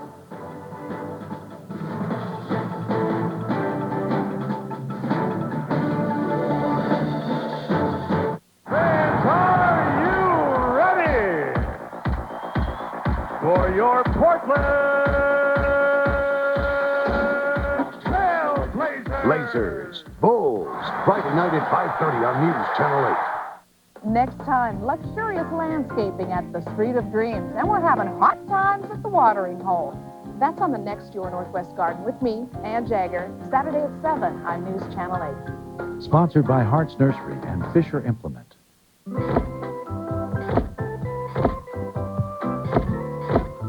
People who love their pets this much don't shop in a supermarket. Supermarkets are for people. Petco is for pets. Petco, where the pets go. Thinking about painting your car but worried about the cost of body work? Maaco's got a paint and body package just for you. Maaco's offering our popular presidential paint service and 4 hours of body work for $399. How do we do it? Maaco does more body work. We charge less and we give more value than anyone. What's value? Quality and price. The presidential paint service and 4 hours of body work for only $399. Take advantage of this limited offer. Call 1-888-MAACO-USA. What should we do with our hair today? Wear it up, down, spike it. People who love their pets this much save with the Petco Pals card. Pals members save $2 on small bags of select brands of premium nutrition puppy food. Petco, where the pets go. Right now, you can take advantage of a limited-time opportunity to save 50% off the installation labor on Leaf Guard gutters. America's only seamless one-piece gutter system, guaranteed never to clog. They deflect leaves and debris 24/7, so when it rains, they work, which means they save you from cleaning out gutters, save your home and landscape from damage. And if you purchase now, they'll also save you 50% on installation labor. Call 1-888-GUTTERS for a free estimate and take advantage of a limited-time 50% savings on installation labor. Leaf Guard.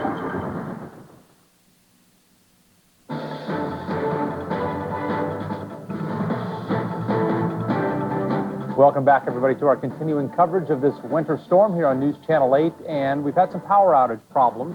This is what happens, of course, when the ice clings onto the trees go into the power lines, and 47,000 PGE customers are without power today in several different places, from Salem over to Oregon City, Estacada, Molalla, Clark County PUD, 2,000 customers, Pacific Power, nearly 13,000 customers without electricity right now. And News Channel 8's Veronica Griffin went out looking for some of those people who are in the dark this afternoon. Veronica, what did you find? Brenda, we went out looking for those folks mainly in Oregon City and Gresham. And along the way, what we did find is a lot of roads looking a lot like this. Highway still covered with snow, not even able to see the lines on the road. Once we made it to Gresham, we didn't have a lot of luck finding folks without power, some 47,000 PG customers mainly in Gresham. But we did find folks troubles with their phone lines. We caught up with a crew out repairing the phone lines. Now, yesterday's snow and sleet mix caused problems for some of those folks with landline service. Now, apparently, in this case, the ice proved to be too heavy for an already aging phone line. My husband called Verizon yesterday, and they said they'd be out by 2 o'clock today to get this repaired, and we could have phone service back again. And here they are. And here they are we have a dial tone now. Now, we caught up with those folks repairing phone lines. We did see some of the power crews headed out into the Gresham area once making our way to this area. But one thing you want to keep in mind, if you are without power, if you see down power lines, you want to stay away and call the power company or 911. Back to you. Thanks, Veronica. Stay with us. We'll have more of News Channel 8 at noon right after this.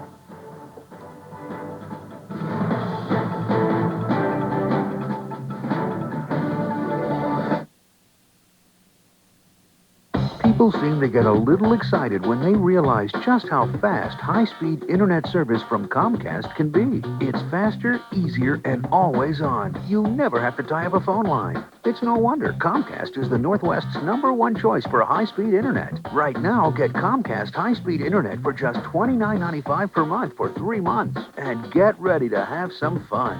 It will change the way you use the internet.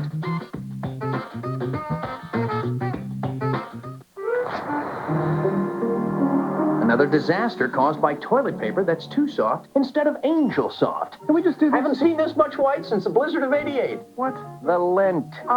Angel Soft's made just right. Soft, but not too soft. And Angel Soft has an extra layer to get the job done. The job's done. So let's lose the lint and leave. Huh? Angel Soft. Comfort where you want it. Don't forget, MD has changed its name to Angel Soft. News Channel 8, named Best Newscast by the Associated Press. Folks are talking about Standard's live showrooms. We got a chance to play with the doors and all the drawers and everything, so. Kind of kicked the tires, so to speak. It made it real easy. In our displays, our appliances are hooked up so a customer can see how it works in their kitchen. We heard you could do your laundry here. If I'd have known that, I'd have grabbed a load of towels before we left the house. It's true. And you get cookies. Setting the standard for over 50 years. Standard TV and appliance.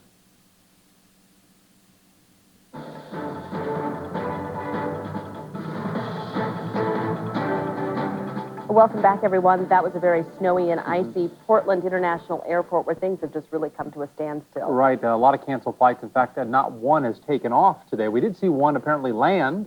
Pat Dorset from Orange County came in a little while ago, but that's been pretty much it out of PDX today. Up in Seattle, they're having some similar problems with all the snowy weather. But some fun. It's true. This is Queen Anne Hill. Maybe you know where that is. Very steep hill in Seattle. The snowboarders were out, and guys on whatever. Makeshift sled. Yeah, pile on. That's just scary because now look at this. Queen Anne Hill. Next stop, folks, if you don't stop, is Elliott Bay. Oh. I mean, look at these guys. They could join the Polar Bear Club. And you know what? There was at least one injury, too, for that very reason. Someone sledding down there hit a parked car and had to go to the hospital. So it's not always fun and games, especially when you hit that ice. Right? Yeah, and a lot of people, like kids here, have been sledding, and, you know, there are cars on the road. That always worries me a little bit down some of the neighborhood streets. Be very careful. We got some kids out sledding in my neighborhood, and it's the same thing. I mean, you've got to be careful. It's fun to play in, but and it's going to be around for a couple more days, it looks like, but be really careful if you go out sledding. The kids in my neighborhood at least had the decency to pick the road that was closed. They knew, hey, no car is going to come down here. So they were having a good time out there. We'd like all that snow to melt. Well, you know, we're seeing some good news. I mean, a little compare and contrast right here. We had a live shot with Krista Vasquez down in the valley. They're getting some reports of some definite thawing down there, and we're getting, of course, reports from Dave Northfield out in the Gateway Transit Center, where it's anything but thawing at this time. And that's what we're going to be going through, I think, for the remainder of the afternoon, and also, I think, for the next 24 to 36 hours. Yes, we're going to see some thawing in many areas, and yes, we're going to see areas that are not going to thaw very fast. As a matter of fact, may even get a little bit more freezing precipitation. Starting out right now with a live picture from our Northwest Skycam in downtown Portland, where currently there is no precipitation coming down. It's 25 degrees. Folks, that's the warmest we've been here in downtown in about 2.5 days. The wind is out of the northwest now at about 2 to 3 miles an hour, and that is a nice switch. We're not seeing the east winds out of the gorge anymore. They've switched directions. They're out of the west right now, a sure indication that there is at least some thawing going on, certainly in upper elevations in the metropolitan area and also down towards the south of us. Now, we'll go from that. Quick look now at live first alert, Doppler 8000.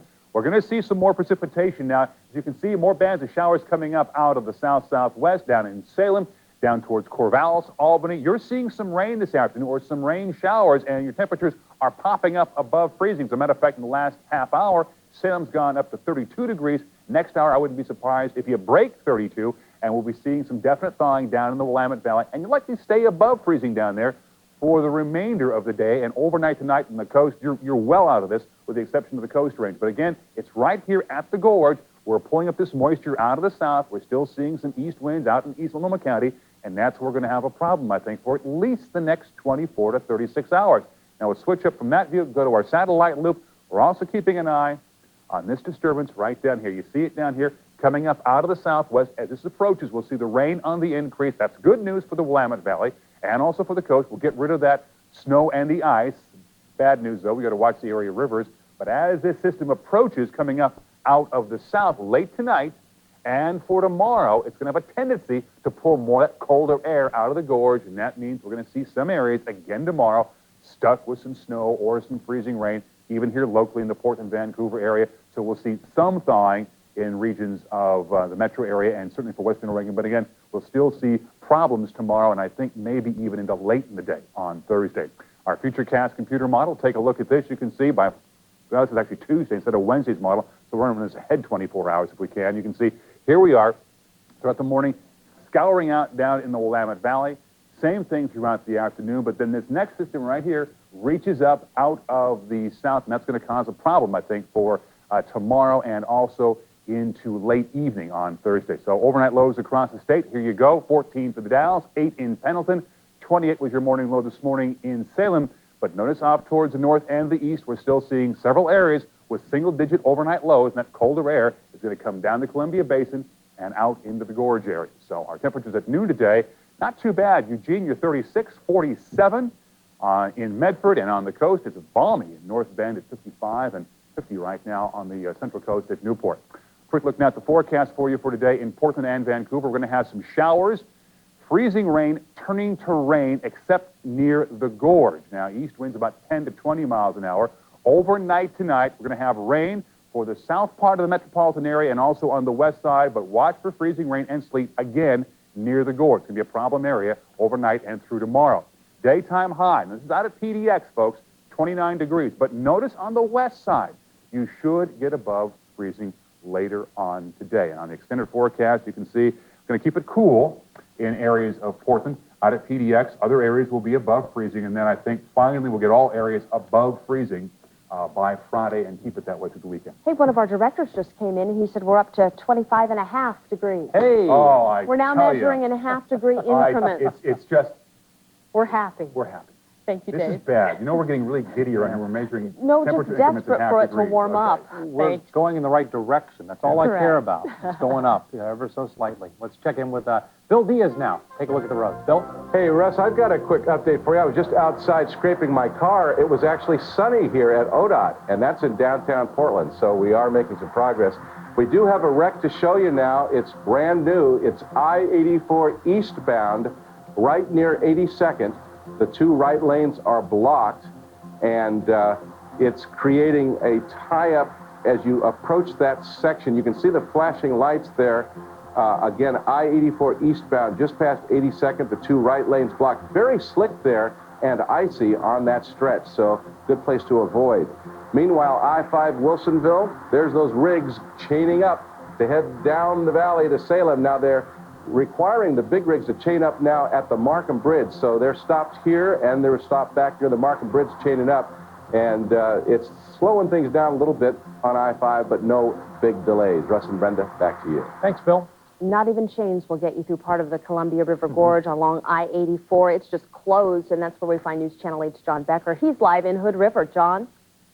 Well, good afternoon, guys. The latest here, it's unbelievable. It has stopped snowing here. This is the first time in basically 2 days where I haven't seen flakes falling when we've come to you live. You can see just over my shoulder, we're looking back up the gorge toward the Dalles, and you can see clearing out there. Some sunshine.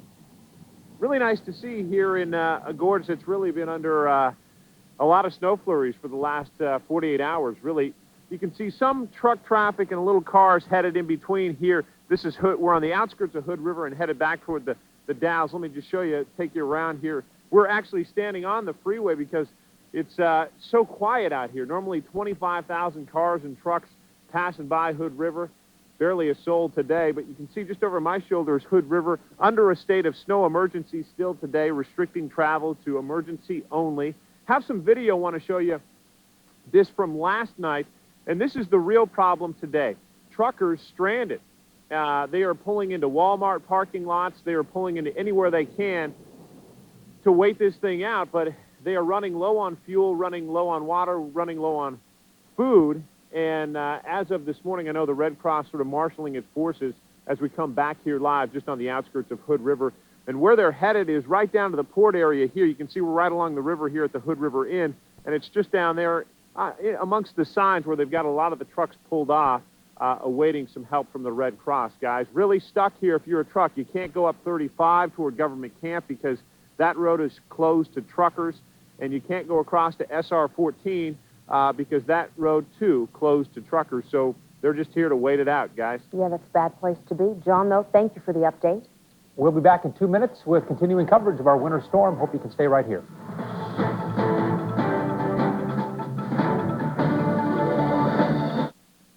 Northwest News Channel 8 is proud to serve our community with informational programs for children. Here is this weekend's children's programming lineup.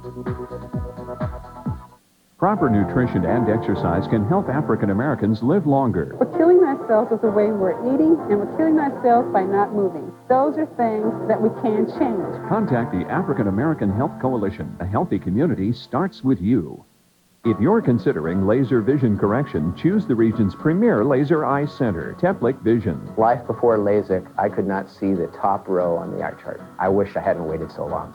There was nothing to be nervous about, and the surgery was over so quickly, and the results were so positive. There's nothing I cannot do and go out and see today. It is like being a normal person, like everybody else that doesn't have glasses. Call today for a free consultation with Dr. Teplic. Teplic Vision, your vision for the future. Hey, Dad, when I'm 10, how old will you be? 52. How old will you be when I'm 18? She goes to college the same year you plan to retire. Are you ready for this? Now you can be. To start planning your financial future, talk to your State Farm agent. We live where you live. Does Mom know how old you are? Christine Mabry has an important meeting with 5-year-old Kendall. Liberty Northwest sponsors Oregon Mentors. 150 programs throughout Oregon. Be a mentor. You won't just change a child's life, you'll change your own. Throughout the Northwest and around the clock, no one covers the news that affects your life like NWCN and Northwest News Channel 8, where the news comes first. This News Channel 8 segment is brought to you by Papa Murphy's Take and Bake Pizza. So let me get this straight. You make the pizza fresh, and all I do is pop it in my oven at home. Yep. It's going to revolutionize pizza as we know it. Really? Now get the Cowboy, loaded with nearly a pound of real cheese, premium pepperoni, sausage, mushrooms, olives, and a dusting of herb and cheese blend. All piled high on Papa Murphy's fresh crust. This Cowboy's just $7.99. That's right, just $7.99. From our kitchen to your oven, Papa Murphy's Take and Bake Pizza. The fresh way of making pizza.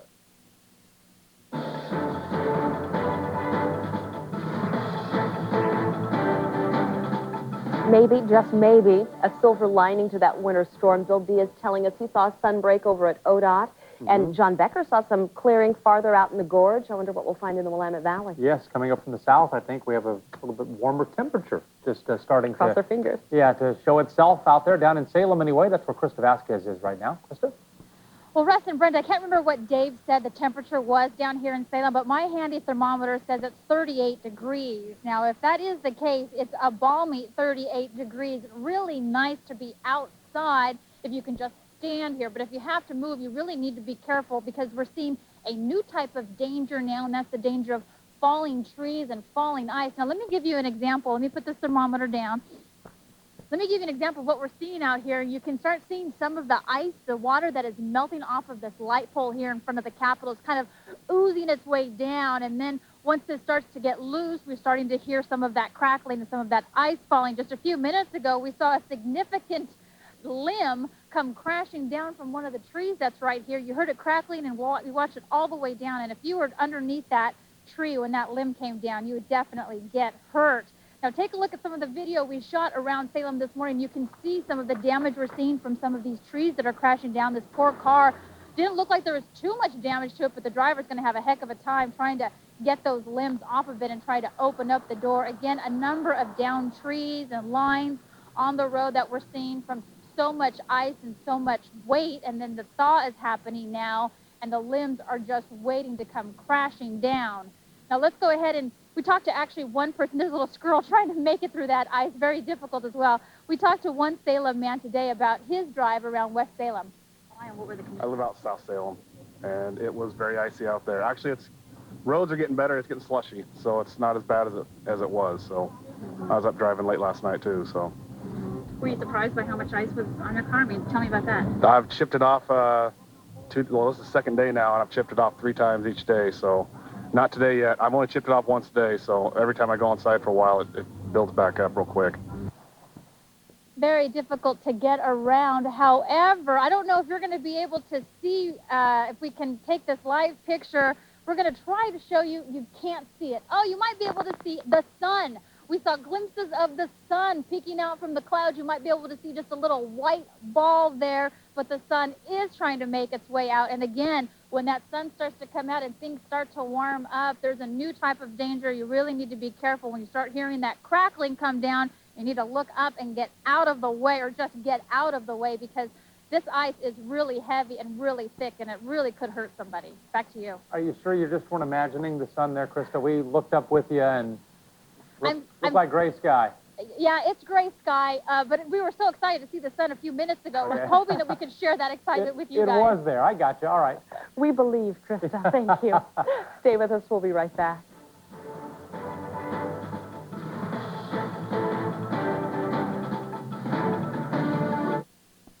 Bulls, Broncs, and Cowboys rock the Rose Garden January 9th, 10th, and 11th. As Coastal Farm and Ranch presents the Wrangler Pro Rodeo Classic.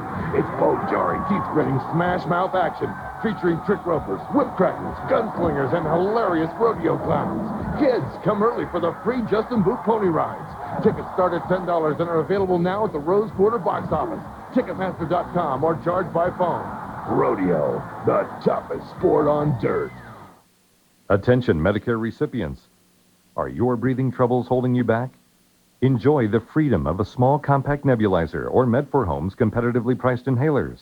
To talk about your breathing solutions, call Med4Home at 1-800-297-8621. We'll deliver breathing medications, inhalers, and portable nebulizers right to your door. Med4Home will even file the Medicare paperwork for you, so call now to speak to a pharmacy consultant. We're standing by to talk to you. Folks are talking about the selection at Standard TV and Appliance. Here at Standard, we found what we needed within the budget because of the fact that they had such a wide selection. You're right. The truth is, you couldn't go anywhere else in town and find more selection. I think when we walked in the door and saw the selection that was here at Standard TV and Appliance, we're kind of like, this is where we can make the buy that we need. We really didn't need to go anywhere else. With thousands of appliances in stock, Standard TV and Appliance. 10, 9, 8, 7, 6, 5, 4, 3, 2, 1. So many choices. Just you and me. So little time. There's just one day for Mervyn's one-day only sale. This Wednesday only, everything's on sale. Plus, save 30 to 70% on special store-wide. But hurry, time's ticking away. Mervyn's one-day only sale, Wednesday only. Don't miss a minute of it. Mervyn's, big brands, small prices. It's time to get Comcast Digital Cable, the best local connection to all that interests you. Get up to 220 channels with all the fantastic shows people are talking about, entertainment, sports, and information around the clock. Plus 11 channels of HBO. HBO delivers gigantic Hollywood hits, an award-winning original series, including The Sopranos and Sex and the City. And now get ecstatic about HBO, ESPN, local channels, and more in high-definition TV. Call 1-888-YOUR-TV1 now to get the Comcast Digital Silver Package. with HBO for less than $2 a day for 6 months, and 6 channels of Cinemax for $1.99 more per month through 2004. Add HD TV for only $5 more per month. Plus, get free professional installation. We'll take care of everything for you. Time's running out. Call now. Here's a look at the latest on the winter storm. The freezing rain has stopped in most areas, and the temperatures are starting to warm up into the mid-20s. SR 14 in Vancouver is tentatively scheduled to reopen to cars with chains by 3 o'clock today, but trucks over 10,000 pounds are still not allowed to drive on SR 14 from Washougal over to Bingen. Meanwhile, those mudslides blocking Highway 22 have been cleared, and that highway is reopened. Well, Alaska Airlines was the latest to completely cancel its flights out of PDX today, and so I guess we're just wondering this afternoon, which airline's going to hold out the longest? Before they cancel, too? Exactly, before everyone's just done for the day. Let's go to Pat Doris, who's been out there all day. Pat, it's kind of like airline roulette today. I mean, who's your money on? It's really not on any of them, to be honest with you. It's kind of like TV stations. Who's going to go off the air first sometimes? You ever think about that? Constantly. You know, yeah, I've met a lot of people here today that have asked me that very question. But you know what? We just heard the United and United Express has canceled all their flights this afternoon and the rest of the day. Alaska has done the same. Horizon has done the same. Name a major airline, and they've canceled. I think the only ones left that, you know, in all honesty, is major is Hawaiian Air, which is not going to decide until 4 o'clock tonight whether they're canceling. I have a buddy who's here with his wife and 2 kids. They're going to Hawaii for a wedding, and they won't even talk to us about it. They're so frustrated. But I just wanted to show you how open the terminal is here. It is really emptying out now as people find out that no way, no how are they going to be flying anywhere. You guys want to give us a comment about this? Where are you trying to go? Leaving for Frankfurt at 4:40. Oh, so some people are leaving. Well, hopefully. We're thinking positive. Yeah. All right, and what's your name, sir? Forrest Friedrich. And where are you from? Bandit. And so tell me that again. Where are you going? What are you hoping for? We're hoping for Frankfurt.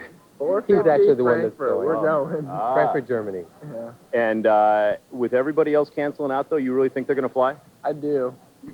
Why? Our toes and fingers are crossed. Yeah, think positive. It can only help. All right, yeah, you can't go wrong. Well, thanks, you guys. Good luck getting out. We'll see. I guess if you had to bet, you might try Lufthansa. What the heck? They're pretty tough. Anyway, the place is emptying out as all the other major airlines just say, you know what, not today, not going to happen. Take a look at this. The Alaska and Horizon counters, just a lot of folks with long faces. One lady smiling. Lady in the purple, why are you smiling? Wait a minute. Say that again. I'm having so much fun. I've met some great people. It's just been a lot of fun. You ever seen an ice storm like this? Yeah, I'm from the East Coast. Okay. And this is I thought when I left the East Coast I wouldn't see this anymore, but I'll tell you what I did. I was in Los Angeles for what do you call this weekend? Was that New Year's weekend? New Year's weekend, right? Seems like a year ago, doesn't it? Exactly. Tuesday morning, I go to get my flight. I'm going to Medford, Oregon. I go to LAX. Flight's been canceled for mechanical reasons. I'm given 2 choices. I can stay in that airport all day and leave that night at like 9 o'clock at night, or I could take a flight to Portland. And guess which one she took, ladies and gentlemen. Portland. It's the road less traveled that makes all the difference, they say. There you go. Mm-hmm. Well, and that is why she is smiling. Good for you. Keep that smile. I want to show you some video that we shot a little while ago of people that have been just hanging out here all night long. It was all last night. Thank you, by the way. You were fun, lady in purple. And it has just been a very long time. This is what they saw all day yesterday, and it's what they're seeing again now all day today. Canceled, canceled, canceled, canceled, canceled. And so folks are just looking for any sort of comfortable spot they can. We've already talked with 3 people who've said, yep, I guess we'll stay here tonight. They don't want to, spend the money for a hotel. And who can blame them? They're already staying over much longer than they thought. I should tell you, we did see one airliner arrive, United Airlines, that came in from Orange County, but there have been none that went out so far. Southwest, we did see them de-icing one airplane, but have not seen any movement as far as them leaving. And in fact, we've been told by Southwest that they are canceling all their flights for the rest of the day. So let's go to the board, and let's take a look at who's not going anywhere. This is the latest updated information. Horizon Airline, canceled. Continental, canceled. American West, canceled. Alaska, canceled. They're asking everyone to just go home and call in and try and rebook another day. Southwest canceled, Continental, United, and American West, all flights canceled. And Hawaiian, going to decide about 4 o'clock today whether they're going to fly out. The only place left, Delta has also canceled. The only place left that even has somewhat of a line is Mexican Air. And I asked a gentleman from Portland standing in that line whether they were flying, and he said, I doubt it, I'm just in line. So it's been a very difficult day for a lot of people trying to get out from PDX. And by the way, just thinking big picture, not only is it impacting all the people that are stuck here, just think of all the people that are trying to get into here from other airports. I mean, this is really going to be a big jam up for the regional system, guys. Oh, yeah, it's a domino effect. Thank you very much, reporter in the black turtleneck. He doesn't even how he's identifying people now. He doesn't even get their names anymore. He's been on the air that long. We'll talk to you later, Pat. Thanks. There was a big problem at the YMCA here in Southwest Portland earlier today. I want to show you some video. This is on Barber Boulevard. You probably passed this many times if you've come downtown. This is the tarp-like roof they have over the swimming pool there, and under the weight of the snow and ice, it just collapsed. It broke away from the seams there, as you can see. It ripped, and we actually talked to the guy who designed this back in the mid-'70s. Yeah, he did. He said, this time I don't think it's going to be repairable because this has happened maybe 3 times in the last, couple of decades. But this time it'll probably have to be replaced. Somebody saw this happen and called 911, then called in to talk to us. It is okay, though. It's not a big deal. The fire crews were there, took care of things, and then went on their way. Right. But there will be some repairing to do over at the YMCA. And like a lot of other places today, the YMCA was closed. So that was the best part about it. Very fortunate. Stay with us, everybody. We will be right back with more continuing coverage of the ice and the snow around the Pacific Northwest.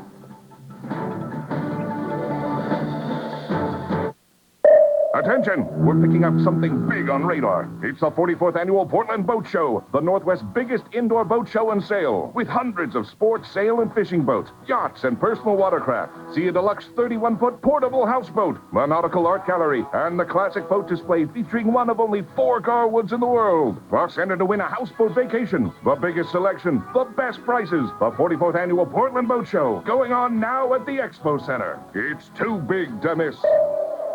I went into the store, they fit me, I put them in my shoes, and I immediately felt the pressure taken off the ball of my foot. If I'd have had these before I had my back surgery, I don't think I would have had to have it. Orthotic arch supports are far superior to anything that you can buy over the counter. These people may experience some knee or back pain and not know that it's coming from their foot. Call or visit one of our convenient locations. In Portland on the corner of 102nd and Northeast Halsey. In Beaverton at Highway 217 and Canyon Road. In Salem near Market and I-5. If the risk of back pain keeps you from moving anything heavy, call this number and we'll show you how the DR Power Wagon moves heavy loads without straining your back. The DR Power Wagon is self-propelled, so it powers through soft, wet soils. Simply guide it, and the pivoting rear caster wheel turns on a dime. The Power Wagon is so rugged, you can easily carry 800 pounds uphill and dump the load exactly where you want. It's perfect for firewood, landscaping, taking care of animals, building projects, all your everyday chores. So why risk straining your back moving heavy loads the hard way?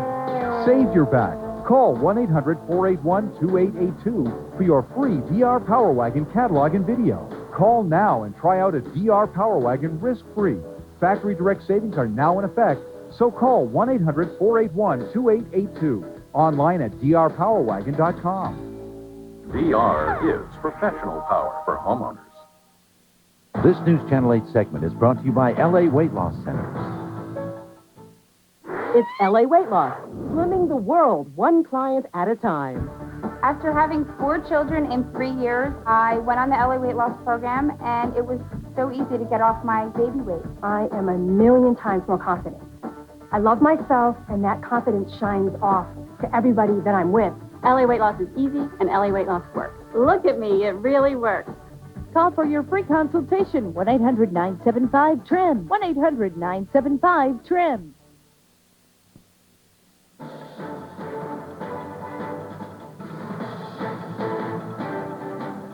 Welcome back, everybody. 12:55 is our time, and we are following some PGE outages today. There's been quite a few, 47,000 at last check. Let's check in with Craig Arnston. He is with PGE. Is 47,000 still the number that we're working with? Well, it's just slightly above that. We're now looking at about 48,000, but we are making some progress on getting some of the outages that have been occurring over the last 24 hours back up, and so we're getting those back on the same pace as there are new outages. So the number has been hovering around 47, 48,000 for a little while now.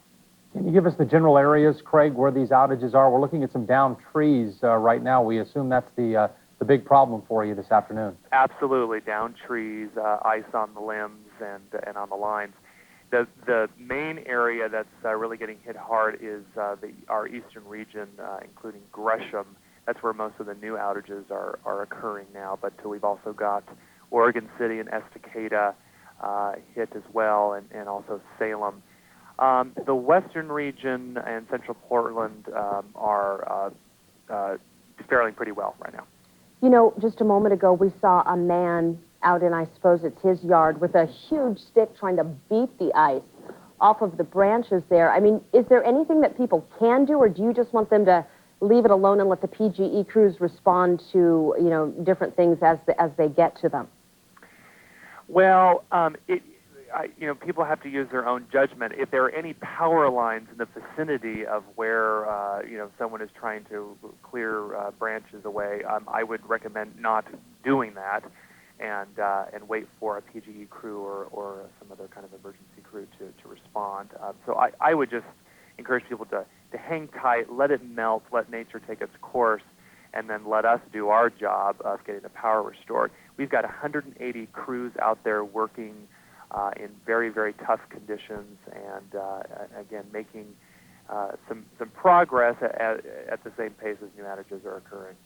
All right, Craig Arnston with PGE. We appreciate the update. Again, 48,000 PGE customers, no electricity today. Yeah, Clark County PUD reporting a couple of thousand. Pacific Power about 13,000 today. So lots of folks without power in this winter storm, and we'll have more coverage for you coming up here in just 2 minutes. Stay with us. For continuing coverage, stay with News Channel 8, Northwest Cable News, and KGW.com. Northwest News Channel 8, where the news comes first.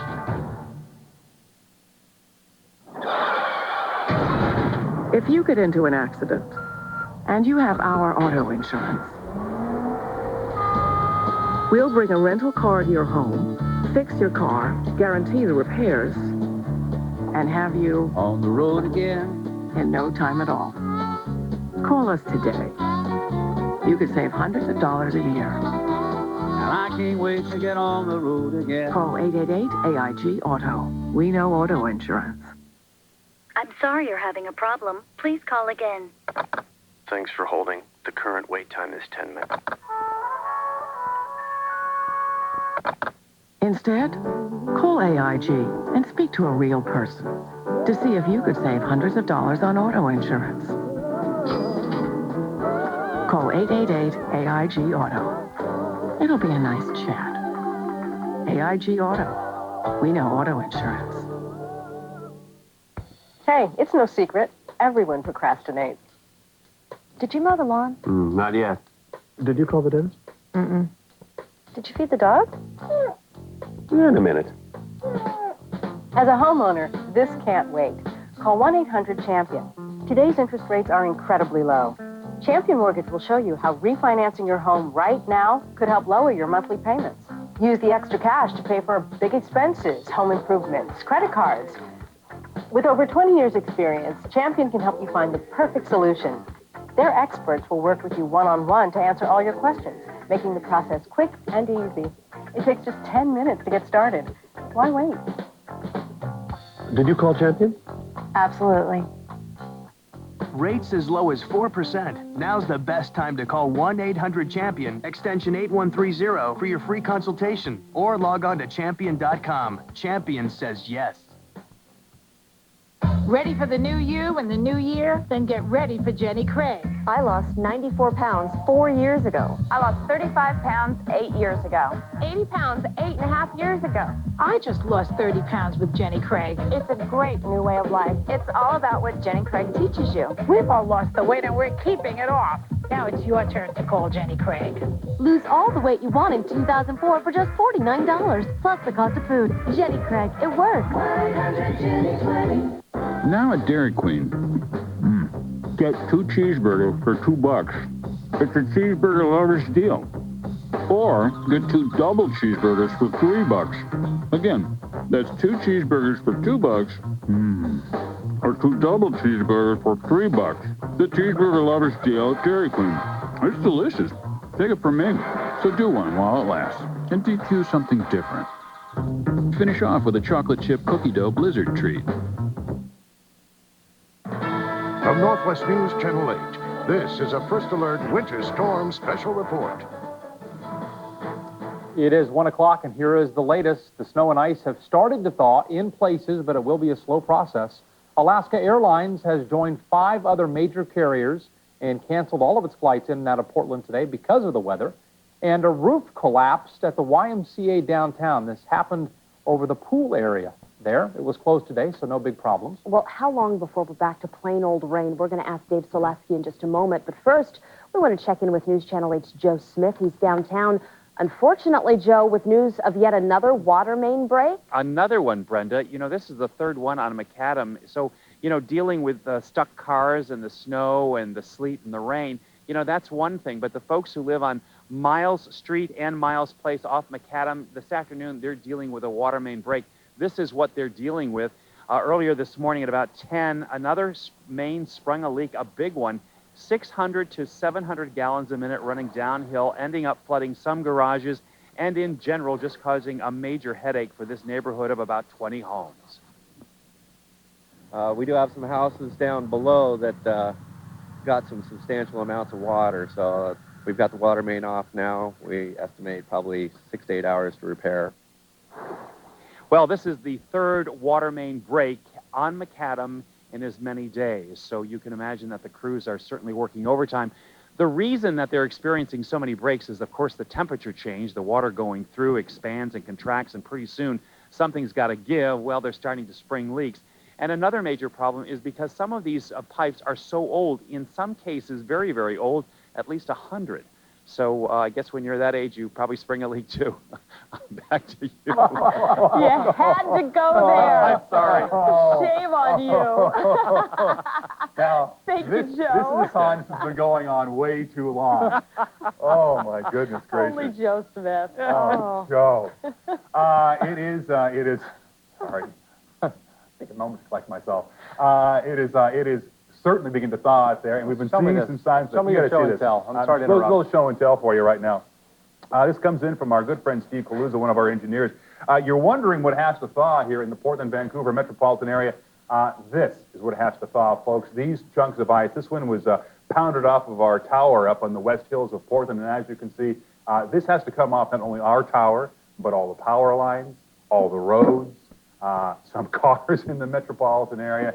And it's going to be a slow melting process. Even under these warm TV lights, this thing is not melting very rapidly. But this is what we're facing here in the next 24 to 36 hours. So even though temperatures are now popping up above freezing, it's going to be a slow melt process. And hey, look at this, folks.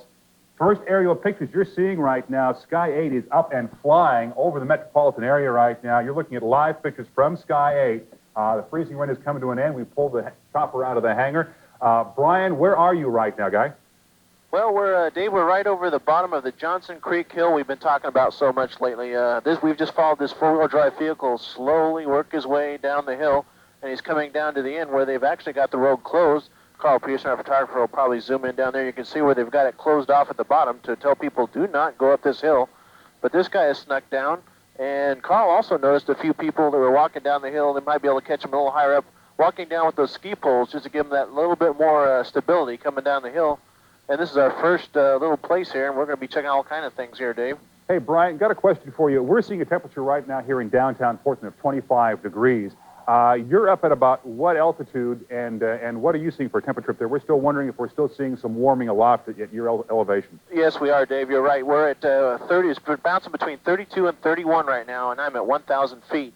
And just a comment, I just left Troutdale Airport where we had it hangered up and nice and warm, and left there with 40-knot winds gusting when I took off. As soon as I got about 5 miles west of the airport, it's just nice and calm up here. It's beautiful flying conditions, and I've got rain hitting my windscreen, but it's not icing up at all.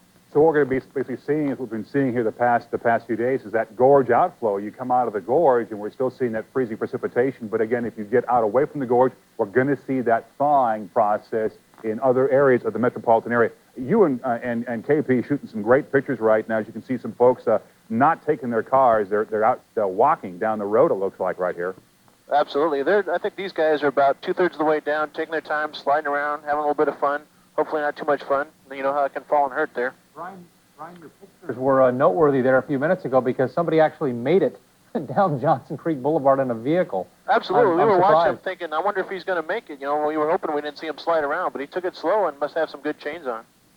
What are you seeing as far as traffic movement out there at this time? Are there very many folks on the roads? Well, yeah, Carl will bring it down now. We're looking 205 now, looking northbound from Johnson Creek area. And you can see they got a pretty good flow, especially southbound. There's lots of trucks, and they got those kind of semi-clear lanes. I'm sure it's still icy, and they're taking it slow.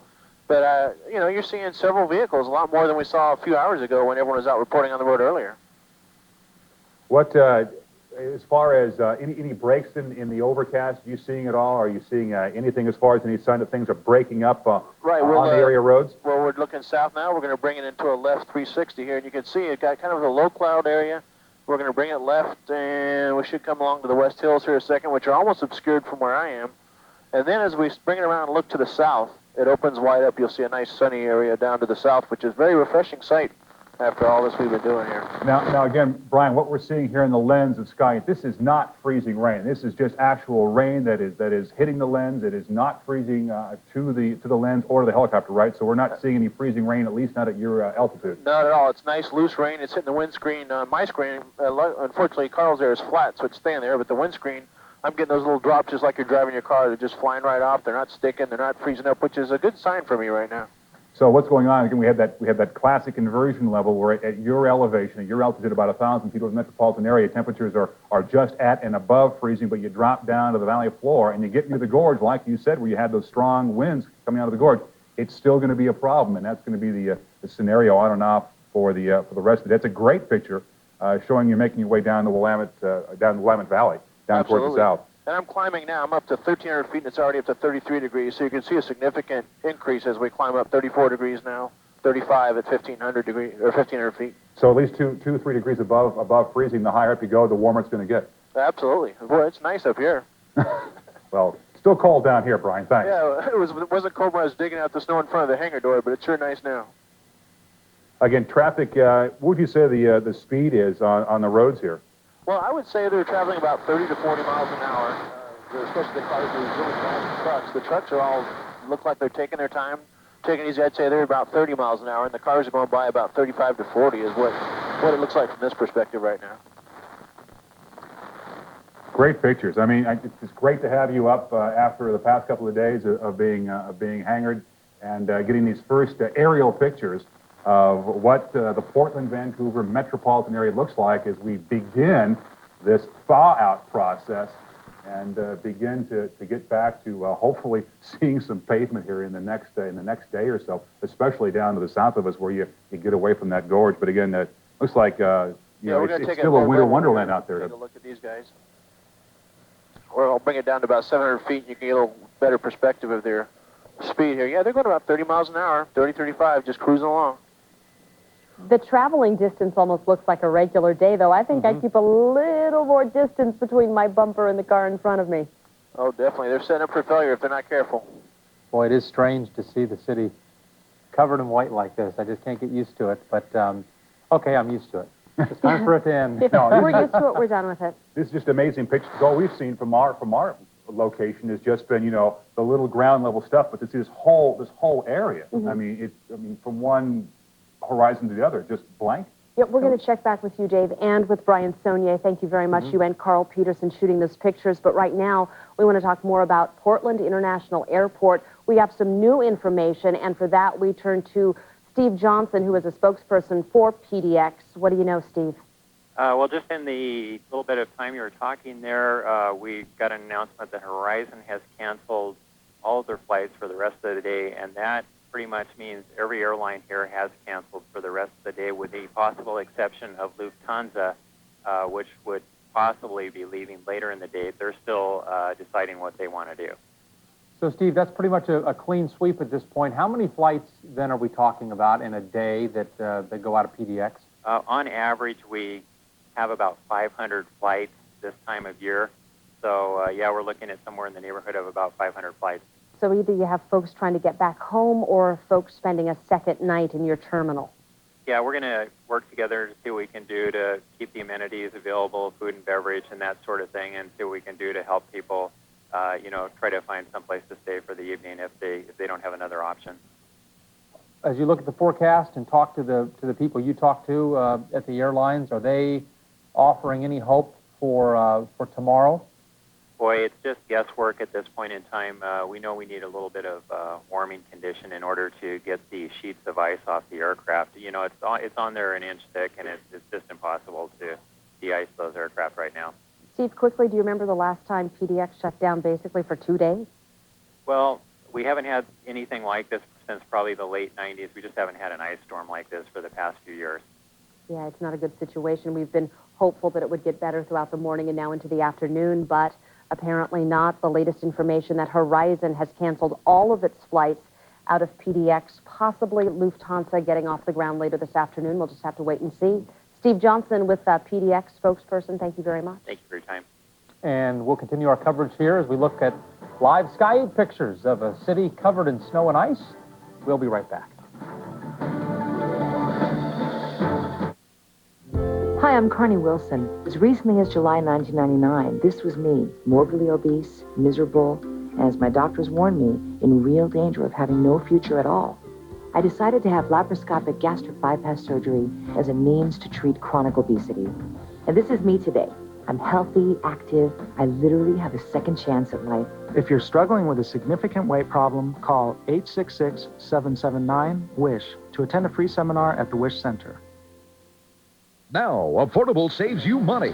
Satellite, cable, high-speed internet, and cellular. One call does it all. 1-877-CELL-NOW. More channels, more choice. Satellite or cable, take your pick. We will save you money. Call toll-free. 1-877-CELL-NOW. Affordable cellular and satellite. Home of the $15 a month cellular plan. No credit checks, contracts, or deposits. Unbeatable deals. Satellite, cable, high-speed internet, cellular. Call 1-877-CELL-NOW. It's closing in on you. Wait, they're multiplying. I can't see them. They're right on you. Move.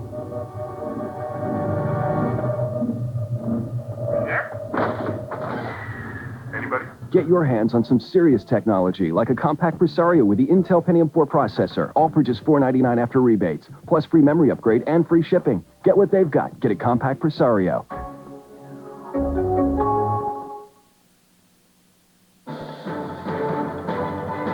We're looking at a live picture from Sky 8. Dave, that does not look like a good situation. It was just rain a few minutes ago. That looks like it's freezing up. I would say it's freezing up on the lens of Sky 8, and I would sure bet that Brian's headed back as rapidly as he can for the hangar at this time. But again, yeah, we're still seeing some frozen precipitation around the area, and Brian, again, is headed for the hangar. All right. Thank you very much, Brian and Dave. Those pictures were short-lived, but it was a really interesting perspective from above. Nice to see it even for a few minutes. Let's check in now with News Channel 8's Carl Quick. Carl, what are you doing? What's he doing? Oh, he's shoveling.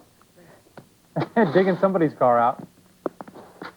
Russ, I know you're getting off pretty soon, so I wanted to make sure that your car was ready to go. You know what? So I wish that was my car. I can direct you to my vehicle, though, if you like. He drives a much nicer one. I've been shoveling here for half an hour, and this is not your car.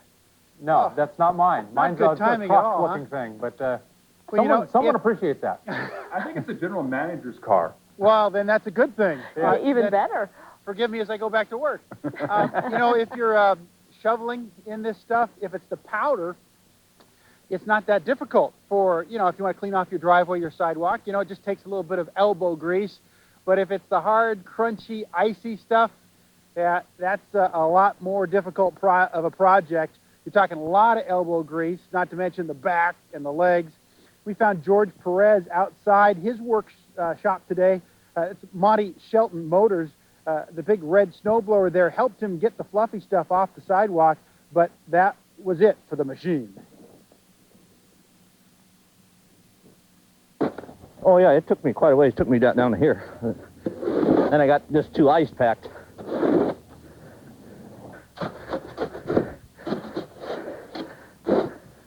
Been a long time since I've done this. So other than you shoveling snow, you guys are not open yet? No, sir. I'm the only person here. Just thought I'd try to come down here and do a little good. Indeed. If by chance you were purchasing one of those really nice cars at Monty Shelton's Motorsports today, George Perez was going to make sure that you could get it out of the showroom and onto the road, if that was in your plans today. But George was the only person working there today. So I've got a little bit of work to do if you guys are going to get out of the parking lot when you're all done. He does it all. He anchors and shovels. Yeah, he's got to start working on, you know, vehicles we own now. If you want to get done in time, Carl. We've been accused of shoveling right here on the the news desk, so it's all the same. I think it's all the same. Unbelievable. And, you know, since 4 a.m. at some point, there's going to be some shoveling done, I think. Okay. You know, we are still seeing some rain come down around the area, getting numerous reports. We just saw it from Sky 8. Elevation, we're seeing about 36, 37 degrees. It's raining. Lower elevations, we're still seeing some freezing precipitation just outside our very own door where Carl was just reporting. We're seeing some freezing rain coming down right now. It is rain freezing onto the surface. So we're still stuck with the same scenario. We've got a great graphic that we've got before you want to show this up, what's going to happen. Colder air is still moving in out of the gorge, folks, and that is going to be the problem we're plagued with for the rest of the day. Yes, we do have warm air coming up over the top of that, and yes, there is thawing going on over parts of the metropolitan area, but still out towards the gorge and at very low levels. We are still going to have some issues with some freezing rain for the remainder of the day, and I think even increasing somewhat in the next 24 hours. Here's a look right now at our current conditions in Portland. We'll bring up the Instant Weather Network and show you that we still have that cold air trapped down here at the surface, where our current temperature in downtown Portland right now is at 26 degrees. Brian, I see, is still up flying. All right, where are you? Brian, where are you right now? We're about 4 Mile Final coming into Troutdale, and yeah, like you were saying, right when I went down to try and get some pictures of PDX for you guys, temperature dropped down to about 26. That moisture came down, and now it's just giving us a little icing, so we're going to go set her down and warm her up. We're at 26 degrees out here in downtown. What are you showing right now as you make your way into Troutdale? Right now it's 700 feet, 25 degrees, slowly coming down as I head eastbound. And so you're now into those strong east winds out of the gorge, right? Yeah, they say it's 35 gusting to 45. It'll be a fun little set on the cart. Oh, that's going to be good. That's going to be interesting. But I know you can handle that very easily. And again, you can see, here's the problem we're facing, that strong gorge outflow giving us the colder temperatures at the lowest elevations and still causing some problems with some freezing rain like you saw on the lens there. And that's why Brian is headed back towards the airport, and I'm going to put her back in the hangar and warm her up and de-ice the chopper. Quick look now. We show you what's going on using live First Alert Doppler 8000, if we can. There you see it. Rain showers still moving across the area. Nice little band right here. Some heavier showers coming up out of the southwest over the Coast Range. And these are, for the most part, rain showers, but we still have that very cold air down near the surface, and that is going to give us that freezing rain scenario for the east side of the metropolitan area and up in towards the gorge. And where temperatures are not above freezing, like here in downtown, where our current temperature is 26, out in Troutdale, we're going to see that rain coming down and then freezing on contact to surfaces. So we're still not out of this event as of yet. Now, I'm going to switch up and show you the satellite and the radar loop at this time and take a look at this. You can see here's our shower activity for the rest of the afternoon. And then right down here, you see this little system coming up out of the southwest. Well, the good news with this is it is moving in out of the southwest. It's going to help scour out most of the state west of the Cascades later tonight and into tomorrow.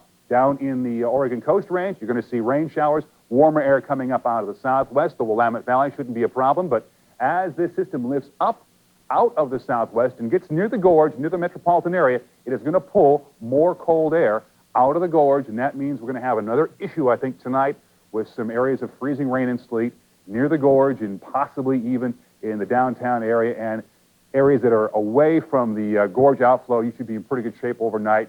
Down in the southwest part of the city, the metropolitan area, your temperatures might actually get above and stay above freezing for tonight.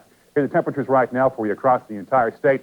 At noon today, 11 in Pendleton, 29 for the Dalles, 24 degrees in Redmond, Eugene's 37. Salem's gone down a degree in the last hour. They were at 32 at 11. At noon, they were 31 and 50 again over on the coast at Newport. Okay, here's a look at the forecast. These are statewide, by the way. Starting up in the Oregon coast, winter storm warning is up for the north coast mountains. Cloudy skies and area rain on the ocean beaches, both north and south, with southeast winds 15 to 30 miles an hour. Now, in the Willamette Valley, cloudy skies, thawing with some rain at times, still quite chilly, so you may see some icing coming out of that rain. Daytime highs today, folks, in the Willamette Valley, warming up into the 30s and 40s south of Salem, but north of Salem, likely going to be in the lower 30s and 40s and 50s on the ocean beaches. Cascades, winter storm warning up, cloudy skies, areas of rain and snow. As we were showing you earlier with skies, the higher up you go, the warmer it gets because of that inversion layer. So the snow level this afternoon about 4,000 feet in the Oregon Cascades. For the gorge, snow at times, freezing rain on the west end, primarily west of Cascade Locks. Winter storm warning is going to stay up for the remainder of the day. For central and eastern Oregon, mostly cloudy skies, areas of some snow showers and south winds about 5 to 15. Now, daytime highs on the east side will be in the 20s and the 30s, and tonight's lows back down into the teens, 20s and 30s. For the Portland-Vancouver area, mostly cloudy skies, showers, and areas of thawing except out near the gorge, with southeast winds 10 to 15 miles an hour. For tonight, it's going to be rain south, but freezing rain and sleet still near the gorge and near that gorge outflow with east winds 15 to 25.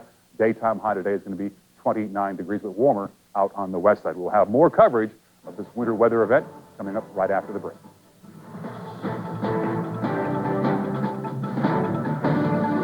Ski Chalet, when you want the cutting edge. Their professional staff knows how to pick the right equipment for you and offers expertise in boot fitting, ski tuning, and has a great children's department. Ski Chalet, in the Raleigh Hills Fred Meyer Shopping Center, we bring the mountain to you.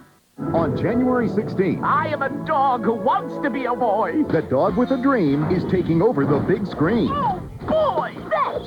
Excuse me? Disney's Teacher's Pet, rated PG, coming only to theaters. Time sure flies when you're changing species. Guns increase your risk of being killed. Over a 20-year period, 62% of domestic violence homicides were perpetrated using a firearm. Having one or more guns in the home makes a woman over 7 times more likely to be the victim of a domestic homicide.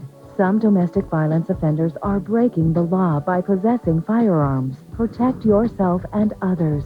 If your partner is violent and has access to guns, call 503-235-5333 for help.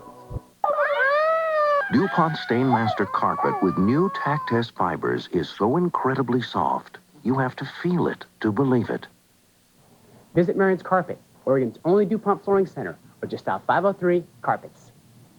You know, the usual junk, card for my mom, I won $1 million, blah, blah, blah, and then my Quest bill. Well, we've made some big changes at Quest, and people are noticing. Long distance is now just 5 cents a minute with any calls over $20 a month on us. We've got great new local packages, too. You check them out? I did. So your bill could actually be good news. How cool is that? Come to Mama.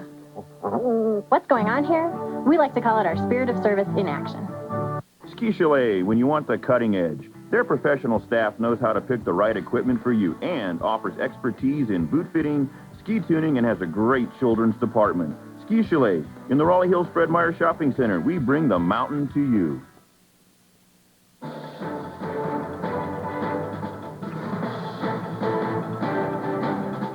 Keeping the city streets here in Portland passable has been a huge job over the last 48 hours for all the crews working out there. It sure has. Portland City Commissioner Jim Francisconi is joining us by telephone. He is in charge of the Transportation Bureau with the city. And Commissioner, thanks for joining us. Thanks for having me. Russ and Brenda, you're working as hard as our plow crews Oh, out there. not even nearly. as long as they are. At least we're sitting down in a nice warm studio. But those crews have been out there a long time.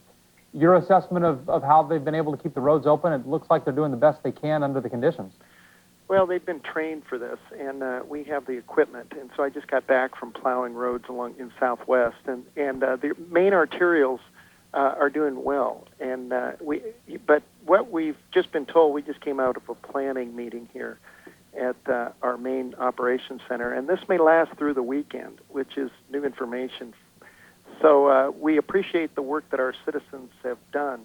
This cold air that's here may last longer. So the crews are going to continue to do the plowing, sanding where appropriate. We're putting a lot of de-icing on the main arterials. So we appreciate the cooperation we've received from the citizens. We anticipate that more businesses are going to need to open over the next several days. So we encourage people to continue to use the bus system, which has proven to be very reliable, to chain up and to make sure they de-ice their automobiles so they can see, and just use extra caution here. We're doing our part. We appreciate more than ever our transportation system, but we need the help of our citizens, especially if this lasts through the weekend. So if it does warm up, and that's what Dave is saying, tomorrow Portland should be around 32 degrees, and then after that we're bumping up the temperatures even more, and talking about the low 40s. Once that happens, at least with the main arterials, which you say are already, passable, they're doing a pretty good job with that, would you move out to some of the other areas that we haven't seen? Yes, that's what we'll do. There's also some other concerns with tree limbs that will break, and so transportation is also working with parks to take care of that. We're also concerned about power lines, so we're working with PGE and Pacific Power in that regard. We'll be able to do more, but right now the main concern is the main arterials. Now, we're very aware and concerned about citizens, especially in Southwest, Northwest Portland.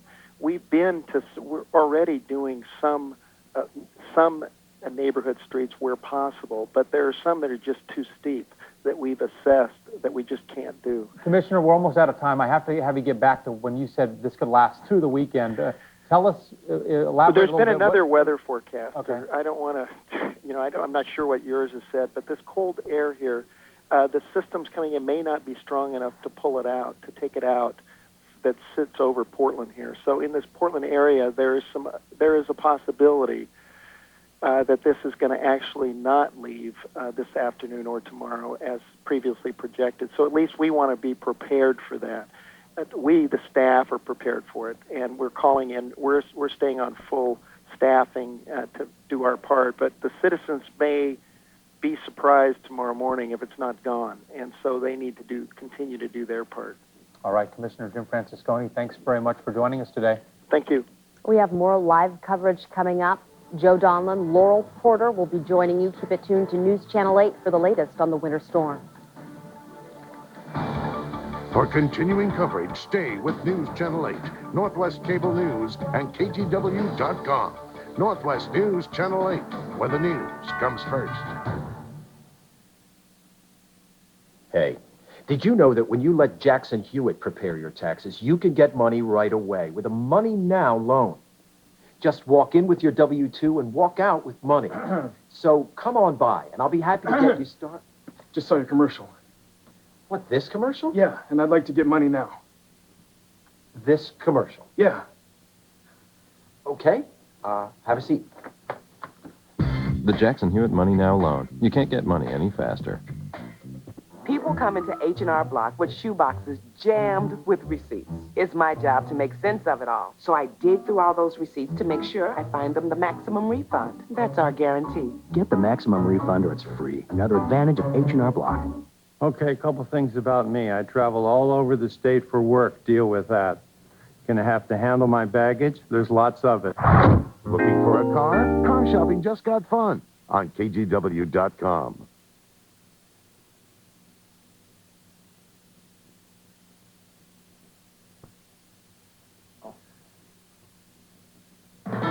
From Northwest News Channel 8, this is a First Alert Winter Storm Special Report.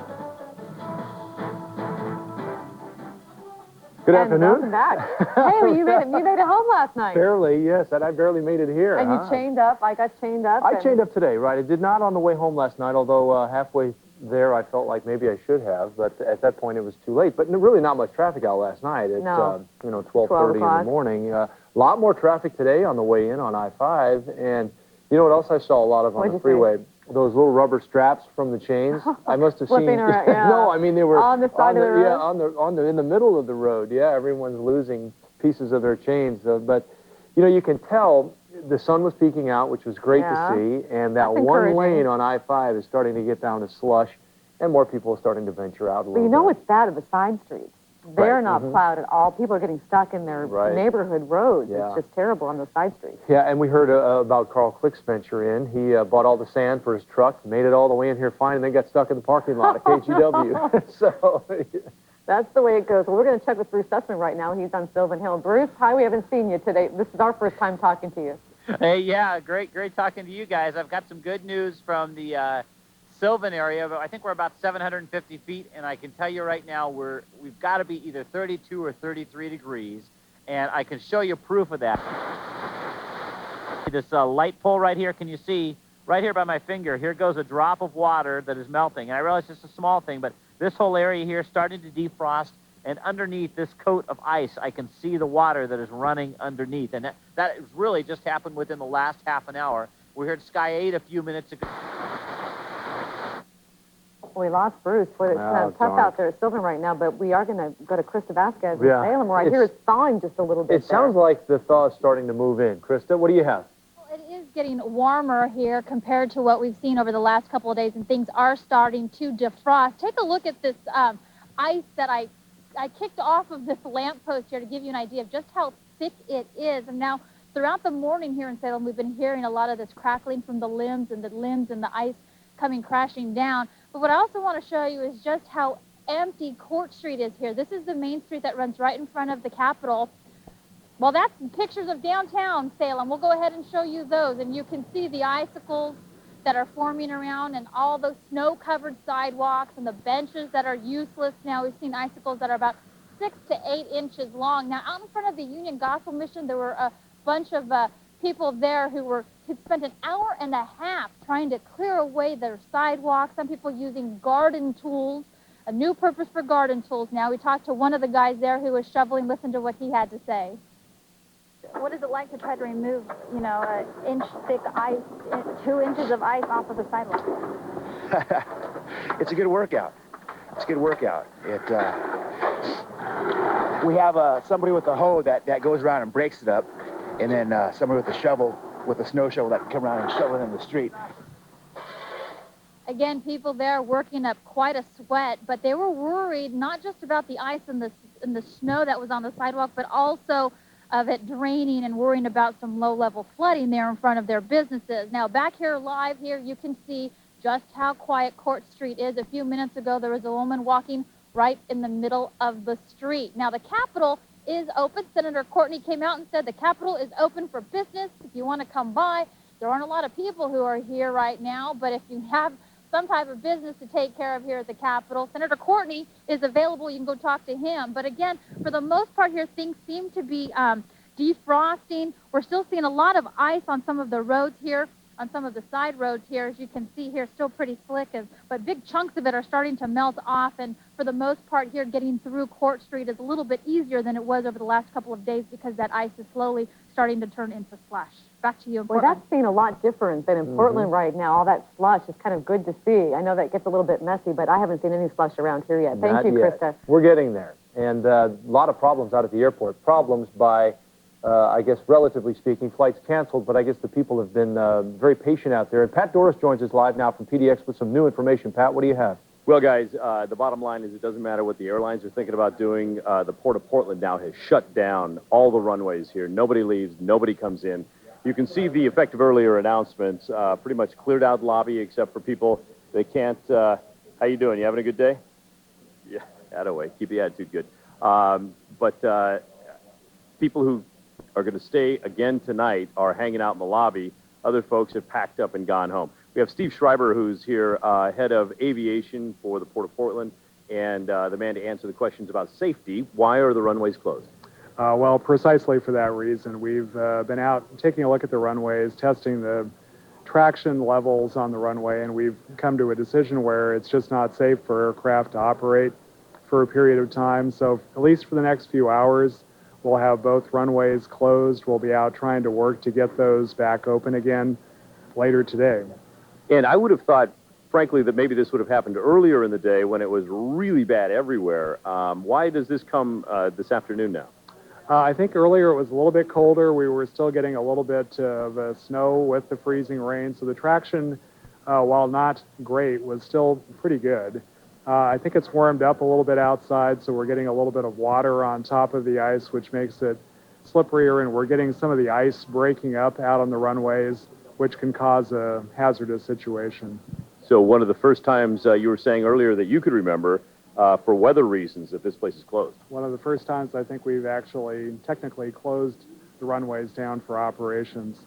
And a quick question about the Tokyo announcement. They announced today that Northwest Airlines will be flying nonstop to Tokyo, which is a huge deal. Why?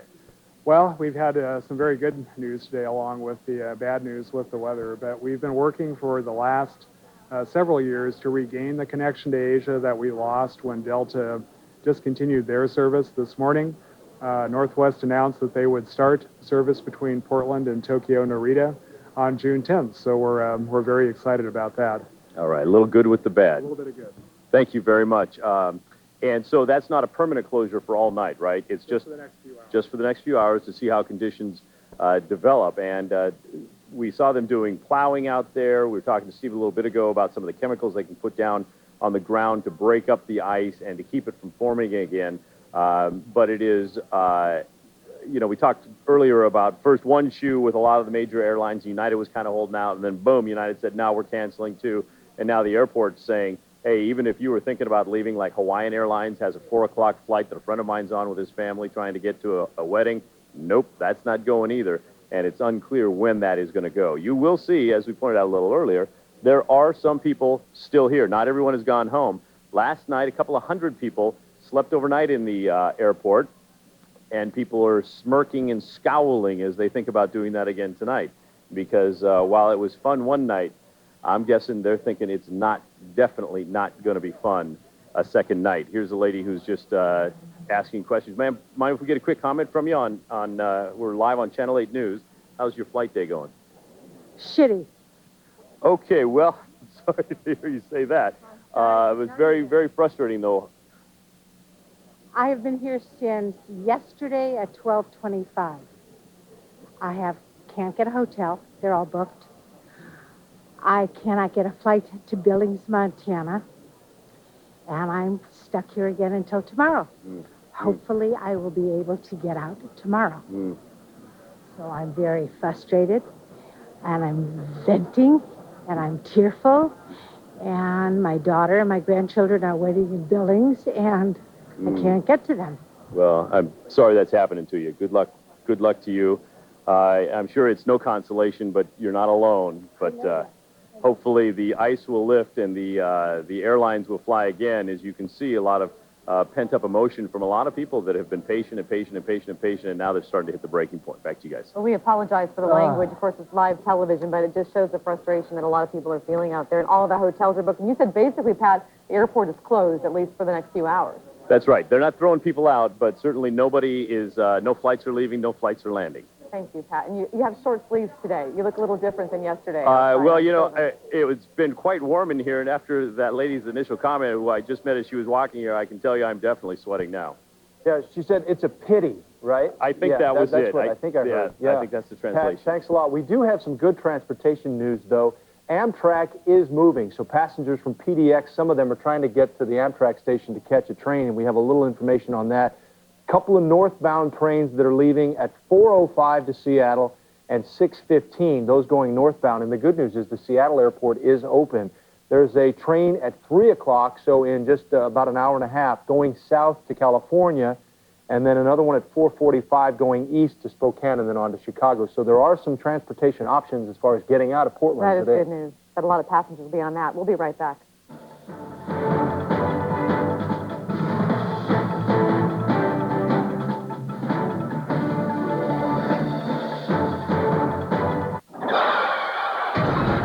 If you get into an accident and you have our auto insurance, we'll bring a rental car to your home, fix your car, guarantee the repairs, and have you on the road again in no time at all. Call us today. You could save hundreds of dollars a year. And I can't wait to get on the road again. Call 888-AIG-AUTO. We know auto insurance.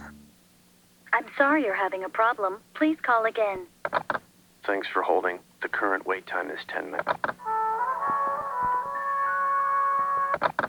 Instead, call AIG and speak to a real person to see if you could save hundreds of dollars on auto insurance. Call 888-AIG-AUTO. It'll be a nice chat. AIG Auto. We know auto insurance. It's closing in on you. Wait, they're multiplying. I can't see them. They're right on you. Move.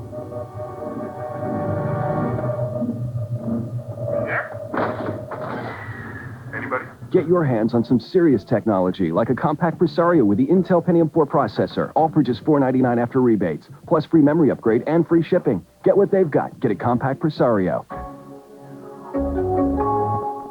After losing 30 pounds with Jenny Craig, I tell people it's not some diet you go on or off. It's a great new way of life. Jenny Craig teaches you how to put your body and mind to work for you. So when it all came together, you lost the weight. 80 pounds for you, right? Right. And you've kept it off for 8.5 years. 8.5 years. Billy Joe did it. I did it. Now it's your turn to call Jenny Craig. Lose all the weight you want in 2004 for just $49, plus the cost of food. Jenny Craig, it works. 1-800-JENNY-20. Hurry to McDonald's for the new Chicken McNuggets made with white meat. Sky 8 was able to get up off the landing pad for a little while this morning and got some great pictures of some of the sledding.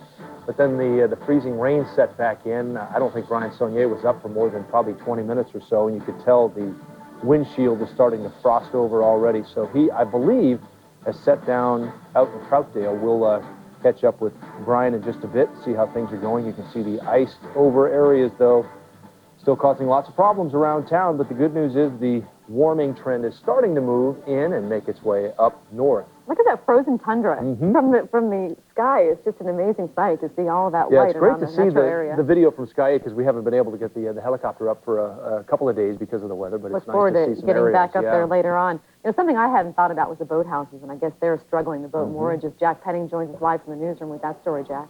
Well, guys, yeah, you know the roads are bad. You know that it's rough in the air because Brian can't fly much. The rivers are pretty rough as well. In fact, all the ice building up on not only boathouses, but boats themselves and also the moorages. You know, if there's a roof over the top, it can be real trouble. And we were up near Scappoose. This is video we took just about an hour ago, and you can see knocking off ice. Now, this actual moorage got so much ice on it that it sunk. It basically tipped over on its side, and every boat that was underneath it, there were 12 of them. Each one went to the bottom. This is the Multnomah Channel, and all the boats were at the bottom. Also, a lot of digging out on the docks and, you know, on the roofs there. You got to get that ice off. This particular boat was built by its owner. He built it in his driveway, and it was on the bottom of the river earlier today. They were able to get it back up and pump out all the water. But he has a major repair job. His engine is ruined, and basically his entire interior in his boat is completely ruined as well. And the ice is really built up on all the boats out there, pushing them way down.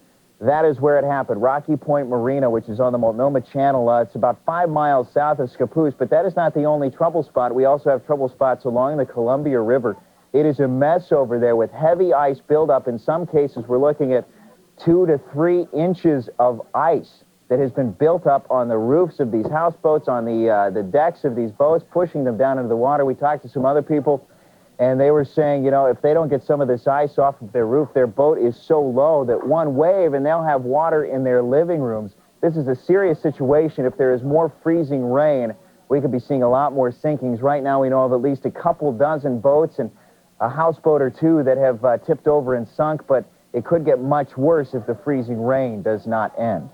Boy, that's a scary situation. It is, Jack. Thank you very much. We've seen this in the past. In fact, in past ice storms, I remember as a result of what's happening right now, some of these boat moorages had put water lines across the top of the roof line to keep the roofs wet and move the snow off the roof so that they didn't get weighed down like they like they are right now, but that's obviously an expensive proposition and not used all that often, but you see, at least in this case, one more is it's having some trouble with that snow up on top. Well, freezing rain, I don't think anybody likes it. The cars are just encased in ice today. Our ice scraper broke trying to get all the ice off, and they're all sold out, by the way. All the ice scrapers are sold out most everywhere. Let's check in with Matt Zaffino in the First Alert Storm Center. Matt, good to talk with you again. You got home with your chains okay up your driveway, and everything was good? Yeah, they're a little loud, but they made it, and like a tank, actually. And I did have to shovel out the driveway a little bit to even get the truck up into the garage, even with chains on. That's how slippery it can be, but I've got a somewhat steep driveway. But we still have some freezing rain out there. Let me show you live First Alert Doppler 8000 radar. There are some heavy showers beginning to show up again. We had a nice break early this morning from any kind of precipitation, at least over parts of the Portland area. There is nothing solid, as you can see. There are showers. There's a nice band right here, and wherever you see the yellow, like up north of Kelso, that's where the heavier showers are. Now, let me zoom in a little bit, and we'll pick up this band of showers that's just coming across northeastern Washington County, basically, just to the west of Scappoose, up over the West Hill, sort of up along Skyline Drive. So there's a good area of rain up there. Now, the thing of it is, it's rather interesting. We've got a temperature inversion. It's much colder down low than it is up high. I'm not sure if we still have more video of Sky 8 or not, but if we do, we'll look at that. When Brian was flying around earlier, he's at a couple thousand feet, and it was 37 degrees. It was just rain. There was nothing freezing, but down below, that rain is falling, of course, into air. That's below freezing. We are still 26 downtown. The airport has climbed to 27. In fact, let me show you the temperatures around the area, the latest readings that we're getting. We still have a good, strong east wind. Look at that, coming out of the gorge. McMinnville, though, has made it up to 32, so we're beginning to see the warming kick in. But the problem is the air that is flowing out of the gorge is so very cold. There's a lot of Arctic air still pooled east of the Cascades, and until that gets scoured away, this east wind, which is prevalent in the wintertime, our prevailing wind direction is southeast in Portland in winter, and it's because we tend to get low pressure with storms off the coast, high pressure because of the cold air inland. So it's very normal to have an east wind in the wintertime, but this is a very strong east wind, and it's got a lot of cold air to pull from, and it's pulling it all down into the Portland area. In spite of that, we are seeing some warming. You can see the 30 in Hillsborough, 32 McMinnville, and in Salem now. Eugene is above freezing. And look at that. You go down to the south coast, it's 55 in Coos Bay. So there's a battle between the warm air on the west side and the cold air on the east side. Now, speaking of battles, there's a new storm that's about to roll in. You can see the radar returns that are over us now. Just over the bottom left-hand corner of your screen, you can see another area of cloud.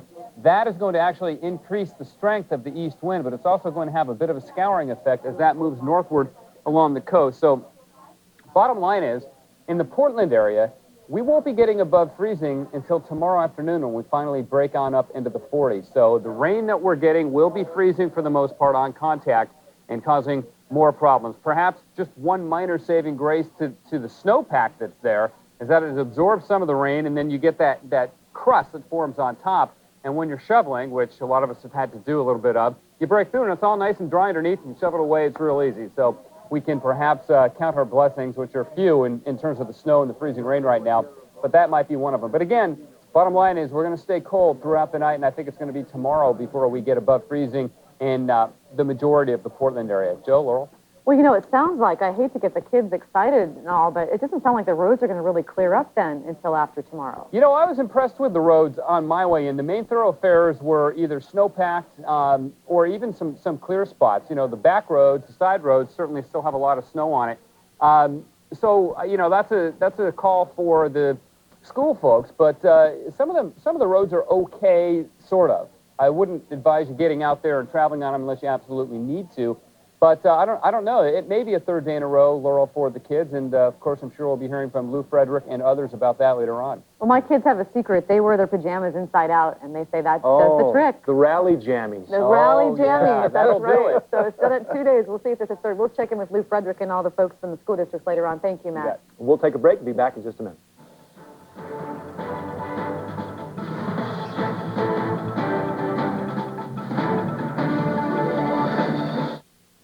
If the risk of back pain keeps you from moving anything heavy, call this number and we'll show you how the DR Power Wagon moves heavy loads without straining your back.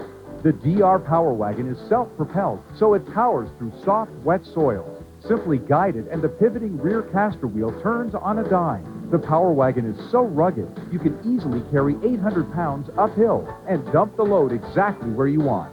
It's perfect for firewood, landscaping, taking care of animals, building projects, all your everyday chores.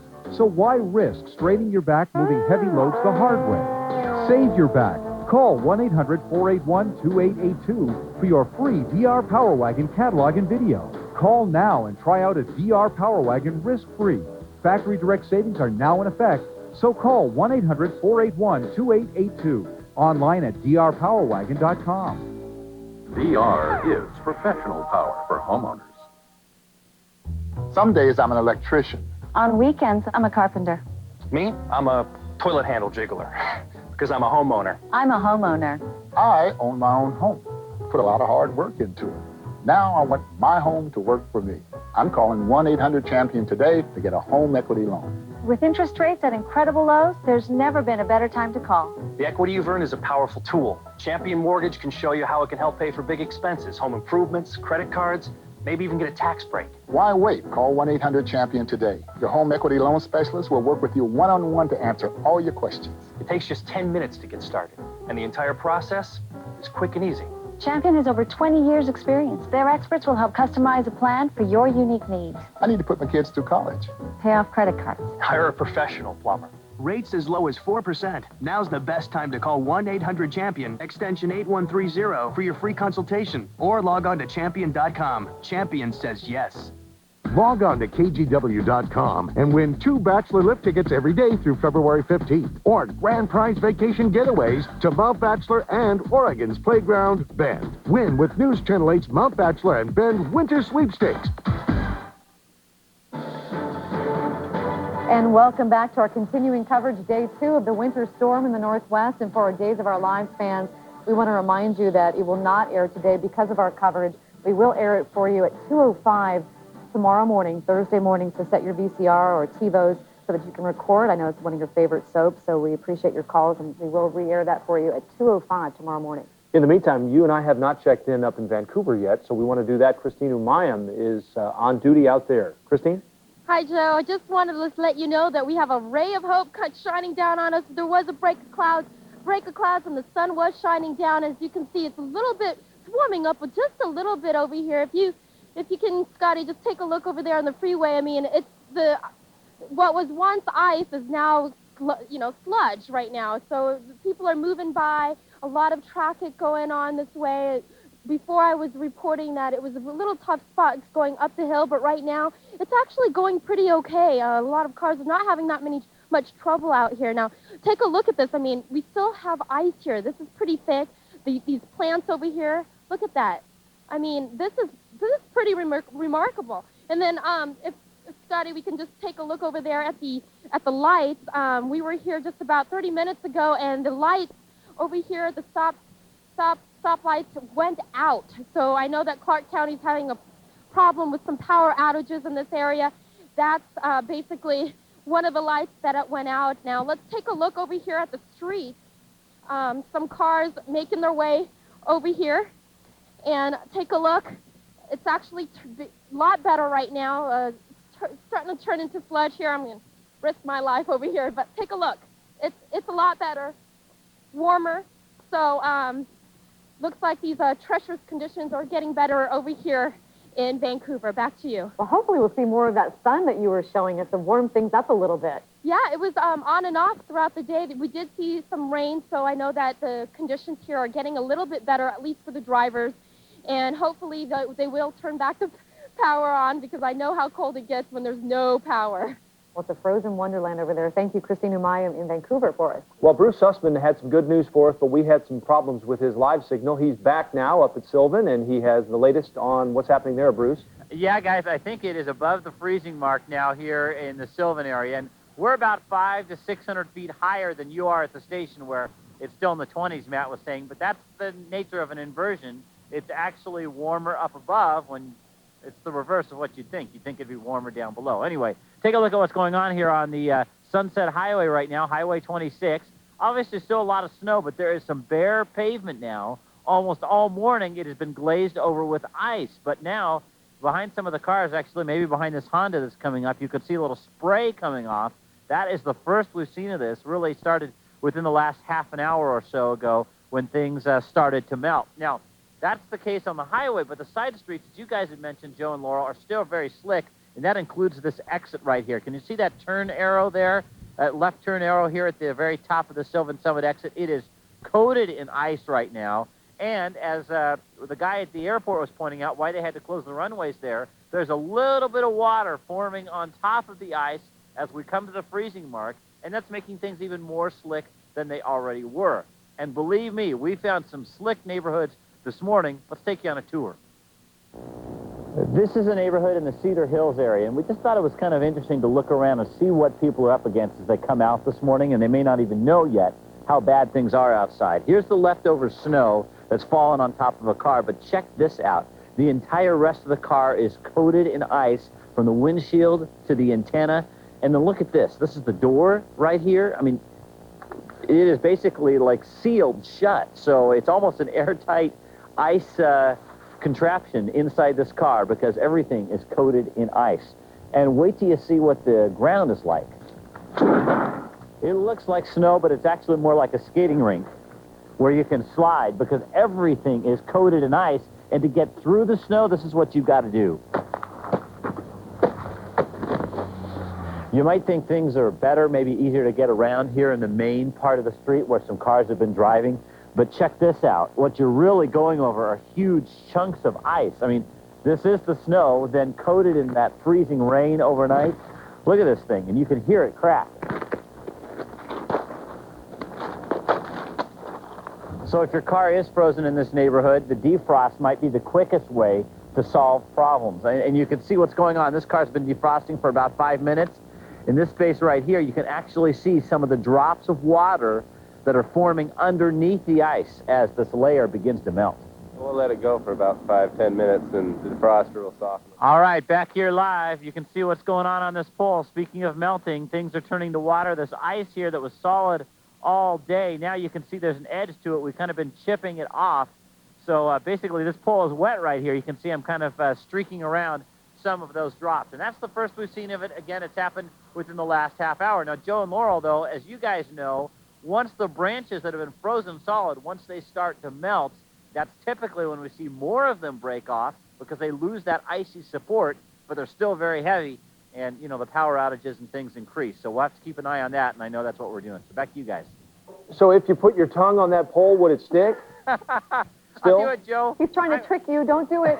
I won't do it, Laurel. Don't you worry. And, Joe, maybe you want to come out here and try it. Okay, How about that? yeah, I can get out. Hey, Thanks, Bruce, have you seen anybody with a tea kettle trying to, melt their windshield with a tea kettle? I saw a guy doing that today. No, you know what? You're not supposed to do that because it'll crack your It windshield. seems like it would. But it works very fast. If it doesn't crack your windshield, you'll be off in a hurry. That's for sure. Well, the other problem is that people are having trouble getting into the car to begin with because the doors and the locks are all frozen. Bruce, thanks very much. We'll be in touch out there at Sylvan. Yeah. And we'll be right back.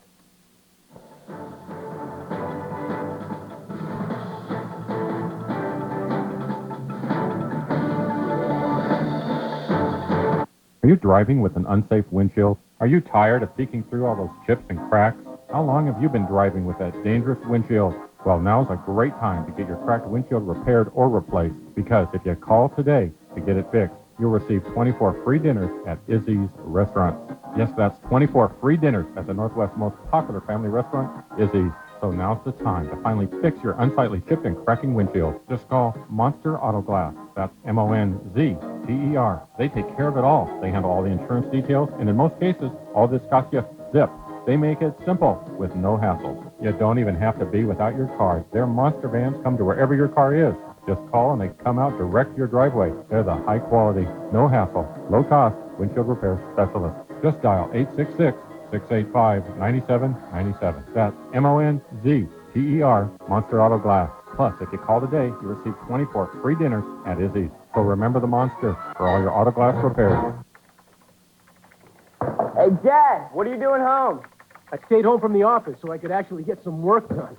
In fact, I finished my article about hockey's toughest players. Did all my research online, watched the video of the hardest hits from last season, and just emailed it to the editor. You want to read it? Now you can see, hear, and feel the internet as never before with Verizon Online DSL with MSN. Go ahead, work from home, download big files fast. It's safer thanks to our MSN virus scan. You can even have DSL on more than one computer in your home at no extra monthly cost. So switch to Verizon for not much more than dial-up, as low as $29.95 a month. Call 1-866-676-1200 or order online to get your first month free. But be careful. This is really powerful stuff. Bob, just got your email. Wow, what a story. Verizon. Make progress every day. Every year, James Ward buys his mom the same old birthday cake. But this year, James switched to Progressive Auto Insurance. And if they can shake things up by letting you compare competitors' rates and over 20 other facts and figures, then maybe he too should swing for the fences. Nice work, James. Think easier. Think Progressive. Visit Progressive.com or call 1-800-PROGRESSIVE. From Northwest News Channel 8, this is a First Alert Winter Storm Special Report. And welcome back to our News Channel 8 special coverage of our winter storm. Here's a look at the very latest. A water main break in southwest Portland is causing quite a mess for about 20 homes on Miles Street. Loaves and Fishes desperately needs drivers. Contact their office in southeast Portland if you can help out. The number is 235-0112. And the winter storm warning has ended for the lowlands of western Washington, but it has been extended through tonight for the Cascade Passes, and that's the very latest at 2 o'clock. A lot of people without power as well, and we'll get into that as we proceed here this afternoon. But first, we want to check in with Matt Zaffino. And Matt, we're wondering if it matters how quickly we thaw from a flooding standpoint. In other words, is it good that we're sort of slowly thawing as opposed to the warmer temperatures rushing in and we're getting rain, which would lead to more flooding? Yeah, that'll help a little bit, Joe. The more gradually things happen, the better off you are. If we were to get a rapid warm-up and a lot of rain, that's pretty much what happened in February of 1996 when we had the Great Flood. So yes, the more gradually things happen, the better off we are from a flooding perspective. I'm getting a lot of emails and calls now from viewers saying that, hey, we're thawing out. We heard from Woodburn saying they're well up into the 30s now. Also, just now recently from Hillsdale and down around Tigard of some thawing there. And this is pretty much what we expect. The problem, though, with these kind of east wind situations that we have is they always tend to go away more slowly than we think they will. And that's certainly the case this time. It'll be the Portland area, say downtown, the neighborhoods close into downtown Portland, and then, of course, the farther north and east you go toward the gorge, that'll be the last to melt out, and it may be tomorrow evening before everybody completely gets above freezing and we really start to thaw things out. Let's take a look at some video from Sky 8 for you. Earlier, we had some sun breaks out there, which was nice. And down below, of course, the folks enjoying the sledding, but we keep reminding people that up above, it's actually a lot warmer than it is down here below. That's at the low elevations. That's because cold air, this cold, well, originally it was Arctic air. It's been modified, but it's still very cold. It's heavy, it's dense, so it stays low, it sinks. And the warmer air is lighter. It glides right up over the top of it. That's a very stable situation in meteorology, so that means it's hard to undo. It likes it that way and doesn't want to change. It takes some pretty good forcing to get rid of that cold air with the warmer air. So 32 in McMinnville now, 30 in Hillsborough. We're 27 in Portland, which is good. That's 5 degrees warmer than we were last night. And downtown, we're at 26 or 27 now, so we've come up, and that's a good 8 degrees warmer than we were all day yesterday when we stuck at 19 degrees for most of the day. As we look at some more temperatures, though, first of all, the ones east of the Cascades, 12 in Pendleton. Not sure about that 36 in the Dalles. We were having trouble with our observations out of there yesterday. But they are warming up a little bit over there, and that's good because that'll help to moderate the east wind, or the temperature, at least, of the air pouring out of the gorge. Notice the coast, 55 at North Bend, 50 up in Newport. There's going to be a lot of rain on the way, though. We're going to get the rain increasing tonight. And that could be problematic for the areas that are still below freezing, basically downtown Portland and north and east, because that could lead to some more heavy freezing rain tonight and into the early morning hours as that next surge comes on in. It will also increase the wind, which, if it's a south wind, if you're down the valley, that's great. It's going to help to catch even warmer. But it'll also increase the wind coming out of the gorge, which is not pleasant for the folks who live in Troutdale, Gresham, and out that way. And it's going to be a real mess in the gorge for several days. And here in the Portland area, very well maybe tomorrow night before we actually warm completely above freezing in the entire area. So the wide view, there's a lot of stormy weather out there that's coming in. It's going to give us some rain. I don't think we'll be in a flooding situation, however, Joe, because it doesn't look like it's going to be the type of rain that is several inches every day, which would lead to flooding because of the great snowpack that we have. But again, we're going to continue to see this gradual warming. Folks who live south and west will get it first. That's already happening. We're getting lots of reports of thawing, and we'd expect that. Folks who live, again, downtown and then north and east, we will see it last, and it's going to take a while. It may be late tomorrow night before we get above freezing. Matt, I'm not sure if you know this off the top of your head, or if maybe the next time we check in with you, you can have a better idea of temperatures, say tonight at 5, and then at 8, and then at 10 or 11 midnight, and then into 3 or 4 in the morning. What will we see happen over the next 12 hours? Well, here it depends on location. Again, heavily dependent on location. But if you're talking about, say, the Portland airport, we'll see the temperatures climb to about 28 tonight and stay there. And then tomorrow in the morning, probably still around 28, 29. And then by tomorrow afternoon, I think we'll get up to about 31, then 32. So it's a very, very gradual thing. The temperatures during the overnight hours won't really drop anymore because of the nighttime. We're kind of not getting into that type of situation at all.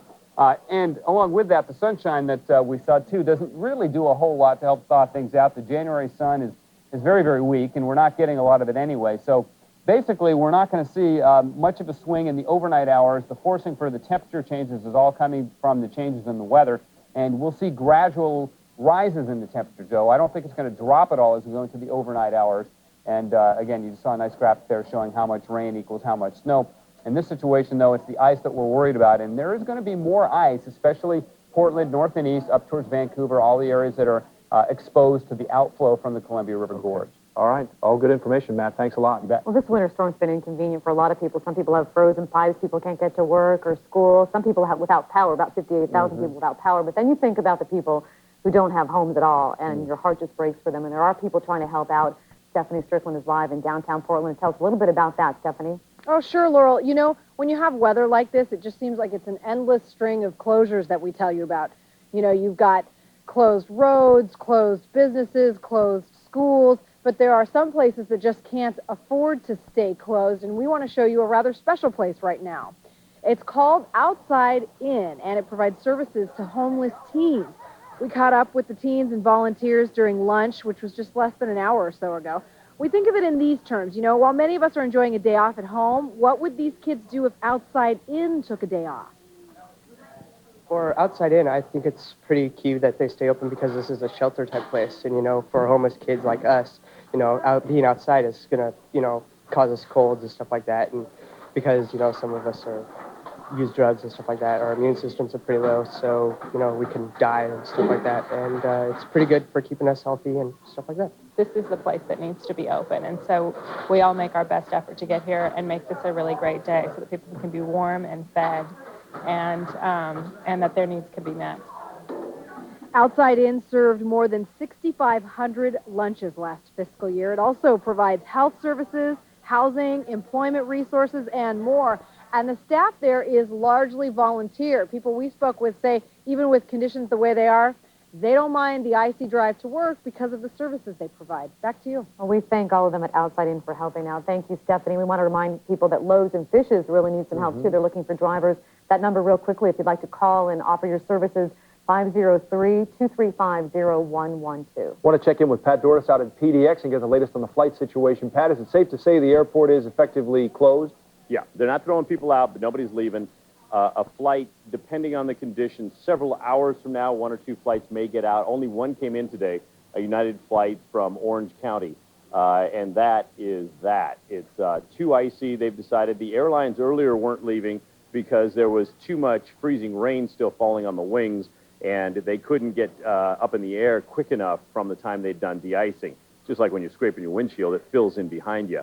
And but then things changed, and now the Port of Portland has shut down the only 2 runways because it is just too icy and too slippery up there. They don't think that there would be enough traction for the big jetliners. So several hundred, or a few hundred, let me say, flights canceled today. The last number, officially hard number we had, was 318.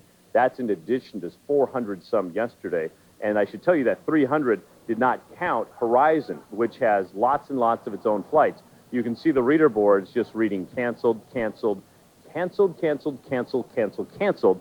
And we're just spinning around now to show you some of the people that are what you want to call survivors here. Yep, these 2 ladies from Germany, tell me they've been here since Monday, trying to go home. And they have a good corner by the window, lots of light, comfy couch, and not a whole lot to do. So there's a lot of that going on, and there are a lot of people that are looking at a second night, spending the night in the airport. And as we heard a little bit earlier, a lot of people are very, very frustrated about that. Guys? Pat, what are the airlines doing to try to accommodate these folks who are stuck out there with the hotel situation and so on? You know, as far as I can tell, they're not doing a whole lot. They're just trying to let people know as quickly as they can, look, I'm sorry, we're done for the rest of the day.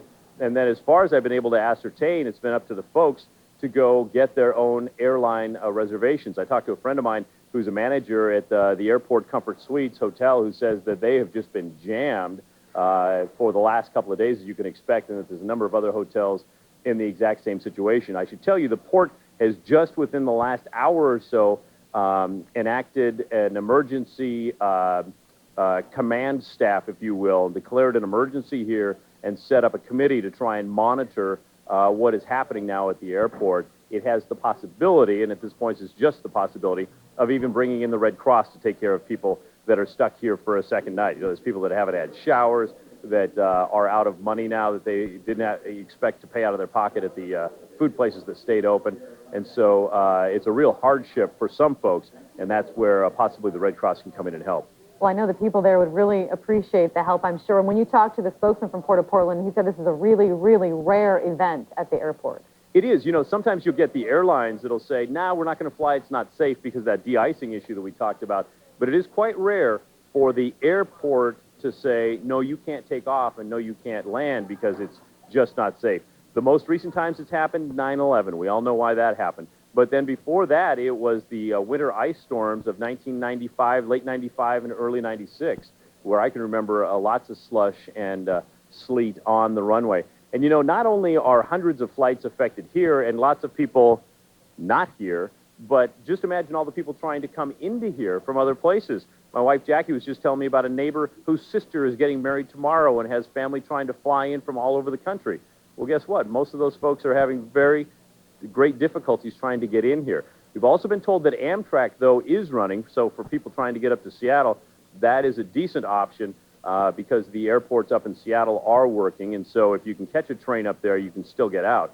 But there's not too many, other than that, good options available to people trying to get to other parts of the country from here. Well, I know a lot of people surprised. I'm sure they thought if they waited till after the holidays to make their visits that it would be a breeze, not this year. Well, sure, and even the people that, you know, waited it out last night thought, well, okay, here's one really bad day, but you know what? Tomorrow it's going to be better. And when I got here with Steve Redlin behind the camera and Dave Angier out in the truck at about 4 o'clock this morning, they were very optimistic. Okay, that was a rough night, but you know what? Tomorrow's going to be better. And then as the day wore on and it started to become clear that today's not going to be better, well, that's when you get people just kind of angry, kind of frustrated, and kind of venting. Well, the Red Cross may be able to help out there. Thank you. Pat Doris live at PDX for us. We'll check with Pat later on. And just for your information, the two northbound trains at Amtrak leave at 4:05 and 6:15 towards Seattle if you need to head that way. And that Seattle airport is open. Exactly, right. So we want to check quickly on the power outage situation. We have, as we mentioned, probably close to getting up to about 70,000 people now around the area without power who are dealing with these outages. Clark County PUD, about 2,000. PGE reporting about 58,000 customers without power. Pacific Power up to about 13,000, waiting for the power to come back on as a result of the freezing rain we had, and lots of tree limbs coming down and problems with electricity. And Randy Neves, our Randy Neves, has been covering that. He went out in search of people without power. Randy, what'd you find out? Well, we were in Beaver Creek, Laura. We saw a lot of PGE trucks roaming around fixing problems out there. Let me show you some video of that right now. Residents in Beaver Creek, well, neighborhoods, entire neighborhoods have been without power since last night. Trees weighed down by heavy ice fell across the side streets, leaving no escape for cars. The chainsaw obviously became an essential tool for residents getting stir crazy or just needing to get provisions for the next couple of days if necessary. The ice was so bad you could hear the trees falling and snapping throughout the quiet neighborhood. Some big bang or snap every 30 seconds. Families are riding out the outage, keeping warm, playing board games, trying to have a good sense of humor about all this. And obviously many of those families are anxious to get back to school, believe it or not, or to get back to work, especially. Talked to a woman who lives out there. She's been there for 13 years. She said she's never seen it this bad. I mean, they expect power outages, but she's been cooped up since last night. And they're just outside taking pictures, walking around, playing with icicles, doing whatever they can to pass the time, hoping the power will come back on soon. Turn to News Channel 8 for the most complete coverage. It's a very cold and snowy morning here in the Northwest. We're picking up precipitation all throughout the area, and it is all snow. The best team reporting. I hope that studio's warm. I really do. Sorry. More up-to-the-minute traffic updates. There's thick ice in the area. The most comprehensive school closures. We have just learned that Portland schools are closed today. For continuing coverage, stay with News Channel 8, Northwest Cable News, and KGW.com. Johnson. Yes, sir? How is this proposed property tax going to affect our capital investments? You know, a recent study done by the City Council shows the proposed tax law does in fact support new small business ventures, making large property investments. Good point. Bill. Name's Bill. You ever wonder how they know that stuff? Now there's an easy way to be an expert on local news.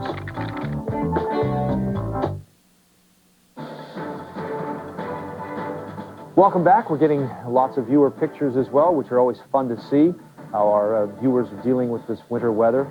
You know, the folks who are having problems with their boats, the good news is I believe the big boat show is going on in town, so it might be a good time if you can sneak over to the Expo Center and take a look at a new ride. There. Look at that. Isn't that beautiful? These coming from, yeah, the Multnomah Channel. As we know, though, some of the boat moorings are having trouble with the ice and snow piling up, so there's a lot of cleanup work to do in and around the channels in the area. Well, these will be pictures that we'll all say for years and years and say, remember the storm of 2004. This is from Jeff Wills in Vancouver, like some frozen leaves there. Well, there's been some damage, too, around town, and one of the areas that we've been following is the YMCA over on Barber Boulevard. You may have seen pools, and the Middleman Jewish Center on the that same side of town has a similar kind of an airlock tent over the top of their facilities, a dome. And the dome at the YMCA there on Barber, you can see it collapsed under the weight of all the snow. It's nice to have those domes because you can swim in the wintertime, but... Sure don't expect all this freezing rain and snow and ice, though, do we? Kind of a mess. And Lou Frederick joins us now on the telephone. Lou, you made the call at about 4 a.m., as I recall, on Tuesday morning. First day. Yeah, and then it was about 9 p.m. the next day. You ready to make a call for tomorrow No, yet? I'm not. We're pushing you. Right. I know you are, but no, there's so are several other people. I've had a few phone calls from parents and teachers and especially students asking me the same thing right now. Well, let's just say, though, that if things don't change dramatically, which at this point it appears they won't, according to Matt anyway in Portland, he doesn't foresee a whole lot of dramatic change with the temperatures.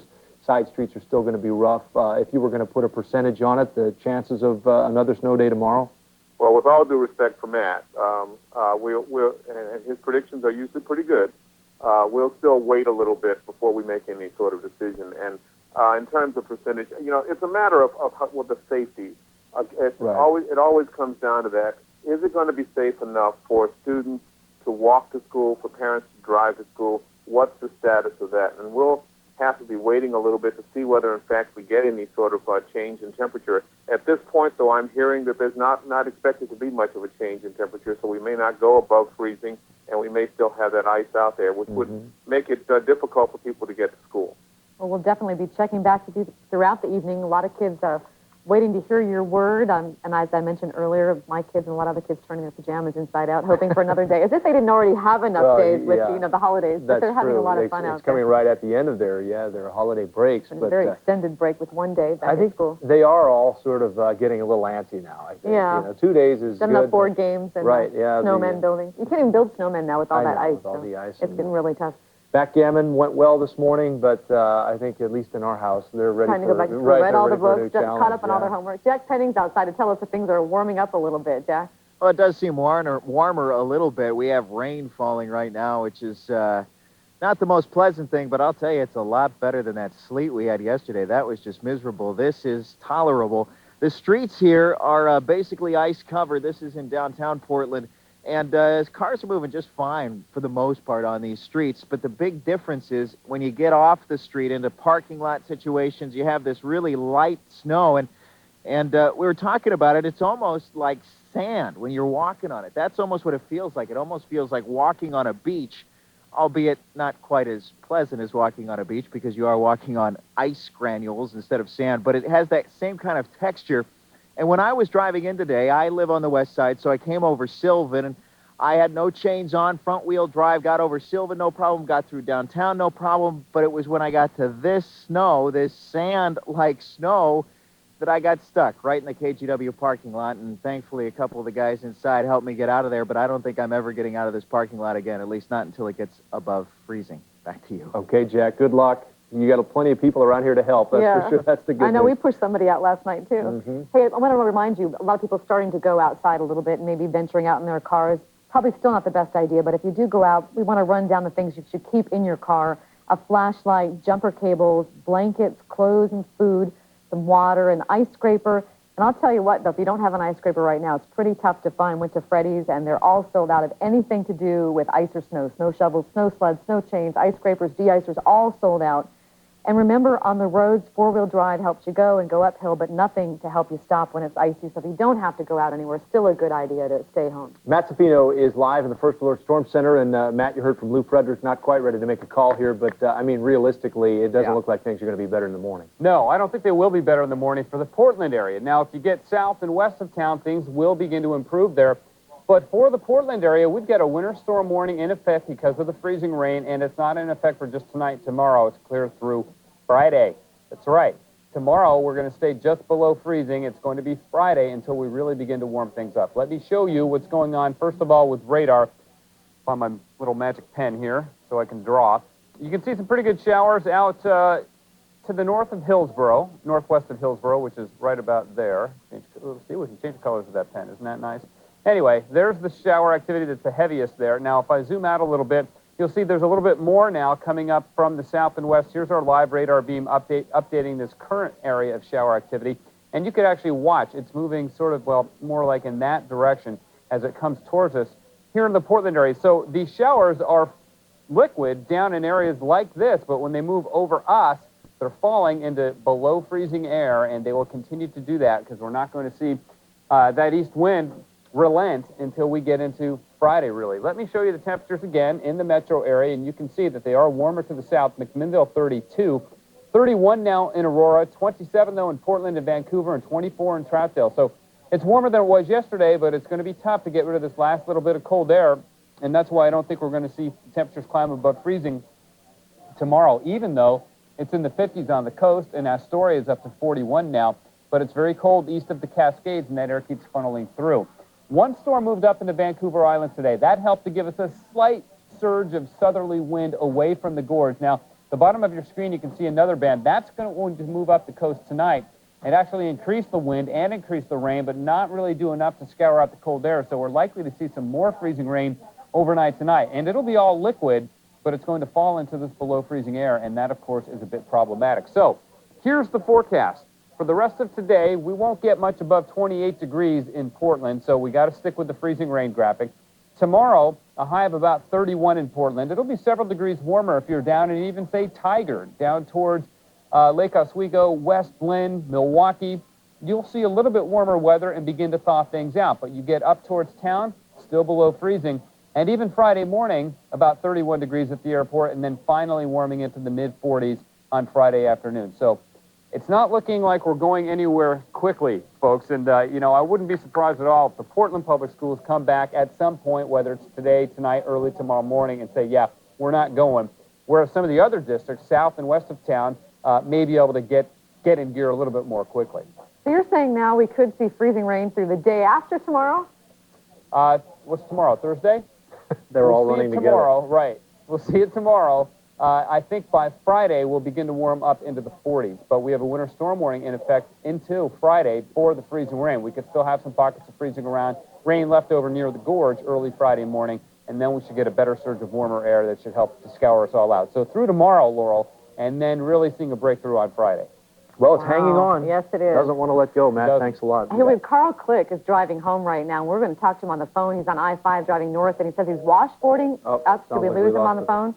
Well, we'll try to get back with Carl a little bit later because it sounds like he has an interesting story to tell us about. We'll be right back.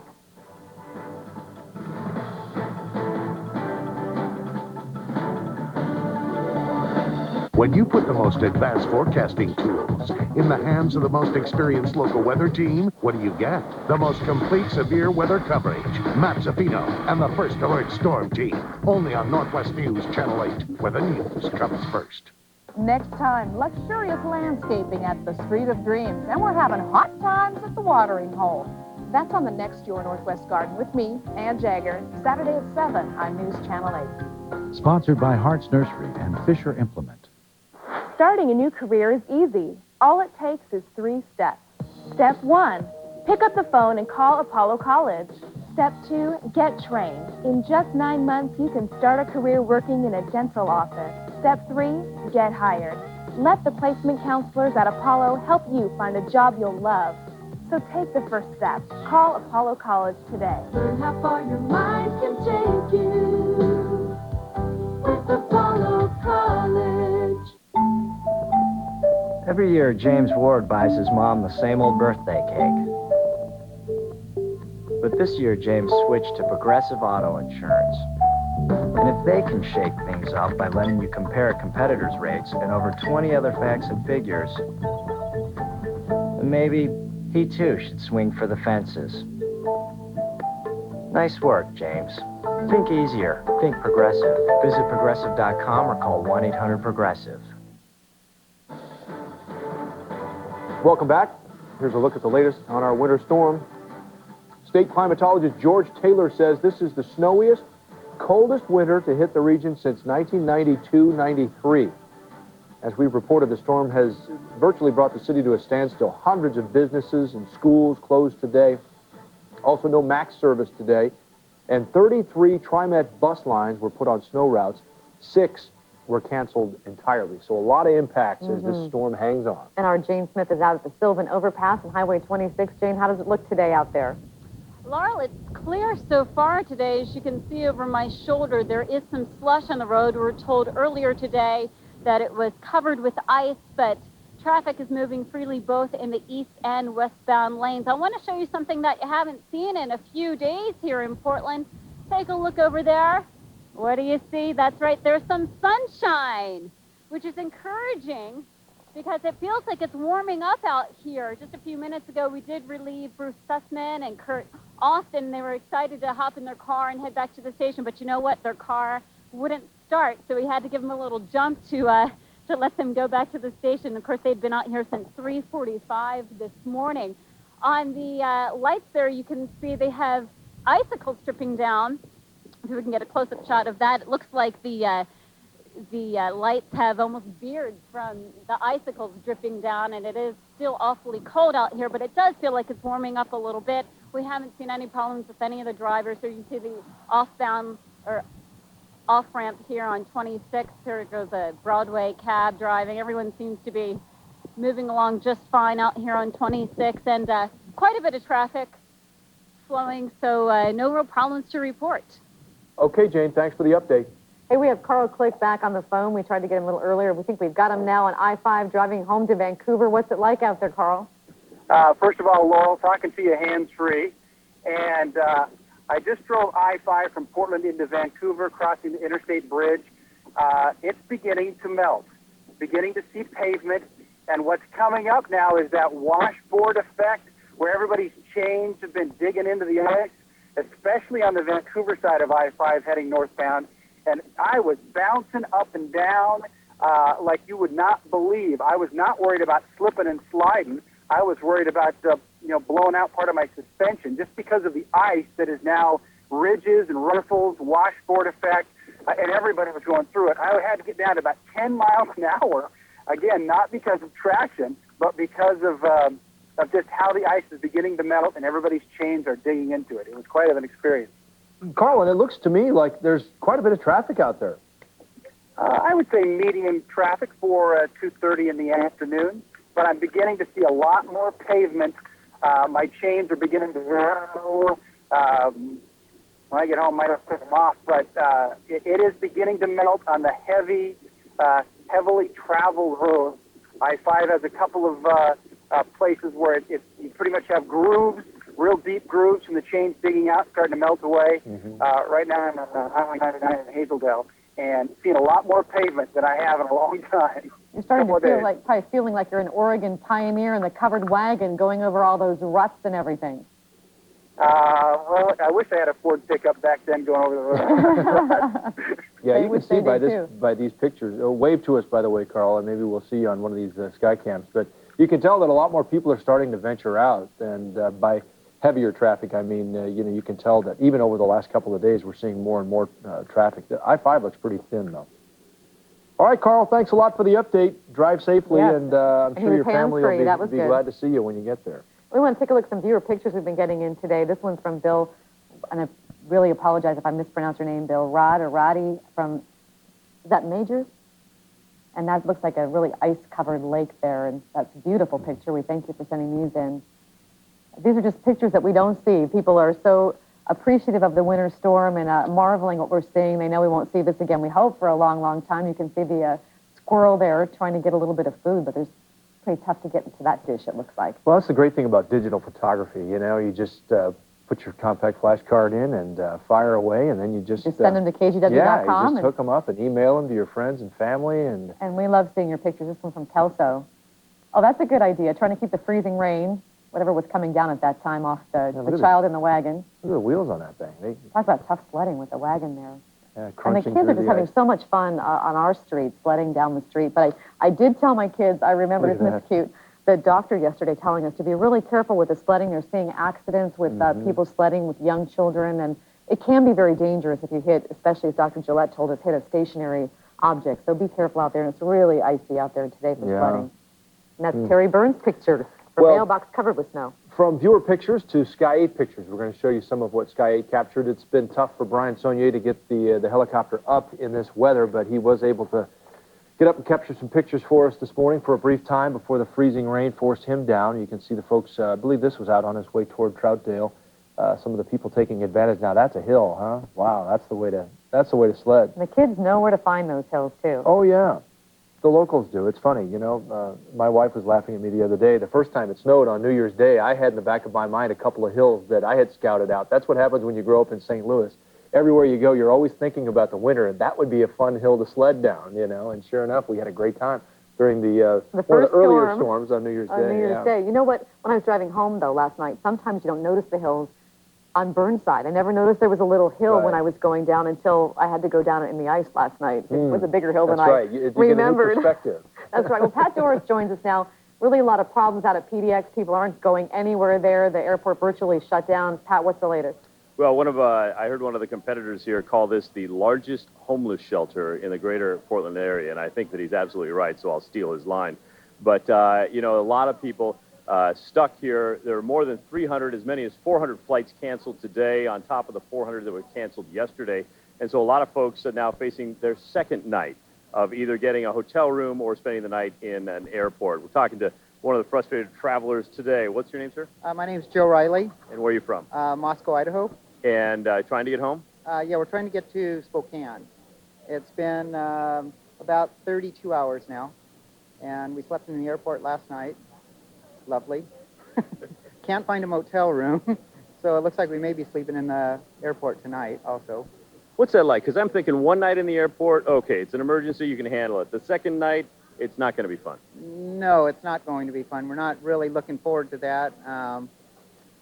It was kind of hard on the carpet and cold, a little cold. But I do know what homeless people feel like now, except we were inside and they have to be outside. Is this the rest of the crew behind you kind of hanging out over here? I don't know if you can see this, John, but these are some of the other travelers. You can see the kid with the hat. He's not even looking. He's got that 1,000-mile stare. Yeah. Going to eat some more airport food tonight. He'll enjoy that. How has it been with your fellow campers here? It's really been okay. Everybody's been in a pretty good mood. I think they're getting close to the breaking point of not wanting to stay another night. And if it goes beyond that, I don't know, there'll be some short tempers. Yeah, if it goes another night, I'm not coming out to talk to you people. Okay. But good luck getting home. Thank you. Thanks for the comments. And I just want to show you, we've got the Alaska and Horizon counters over here. It is remarkable for how empty it is. And I want you to know also, it's not just the travelers that are going through the hardships. The lady in the dark coat here with the lieutenant's bars, I think, works for Alaska, tells me she lives in Clackamas, hasn't been home since Monday. So everybody's kind of dealing with it, okay? And there's no one here because you told them all to go home, didn't you? Yeah. In fact, I told them they could go stay at her house. She didn't think that was all that I'm sure funny. she appreciates that, yeah. But check this out. It's just, I mean, it's empty. And this is usually, you know, a very busy, very bustling airport. And you can see people checking the reader board. I got to tell you, I just think that's out of habit. Even as they were checking it earlier today, it was wrong. It said the planes were going to be leaving. When you got up to the desk, people were saying behind the desk, I'm sorry, the planes really are not leaving. And that was extremely frustrating for people. I don't know if you can see, John, if you zoom in on this lady walking the toddler back here. How'd you like to be stuck in an airport hundreds of miles from home with your little one? This nice lady told me that they're at the end of a 3-week vacation trying to get home because her husband needs to not be part of but lead a business conference tomorrow. And this is their second day of trying to get out of here. And, yeah, just making the time go by.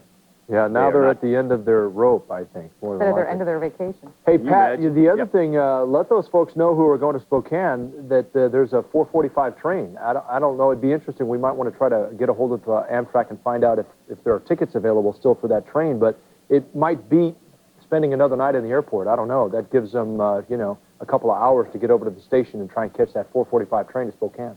All right, I'll pass it on. It's a possibility. I know that Amtrak, we did get a message that Amtrak was running and was able to take people up to Seattle where they could fly out. And I think to some extent people are just so doggone tired here. Yeah. You know, a lot of people got 2 or 3 hours sleep was all last night.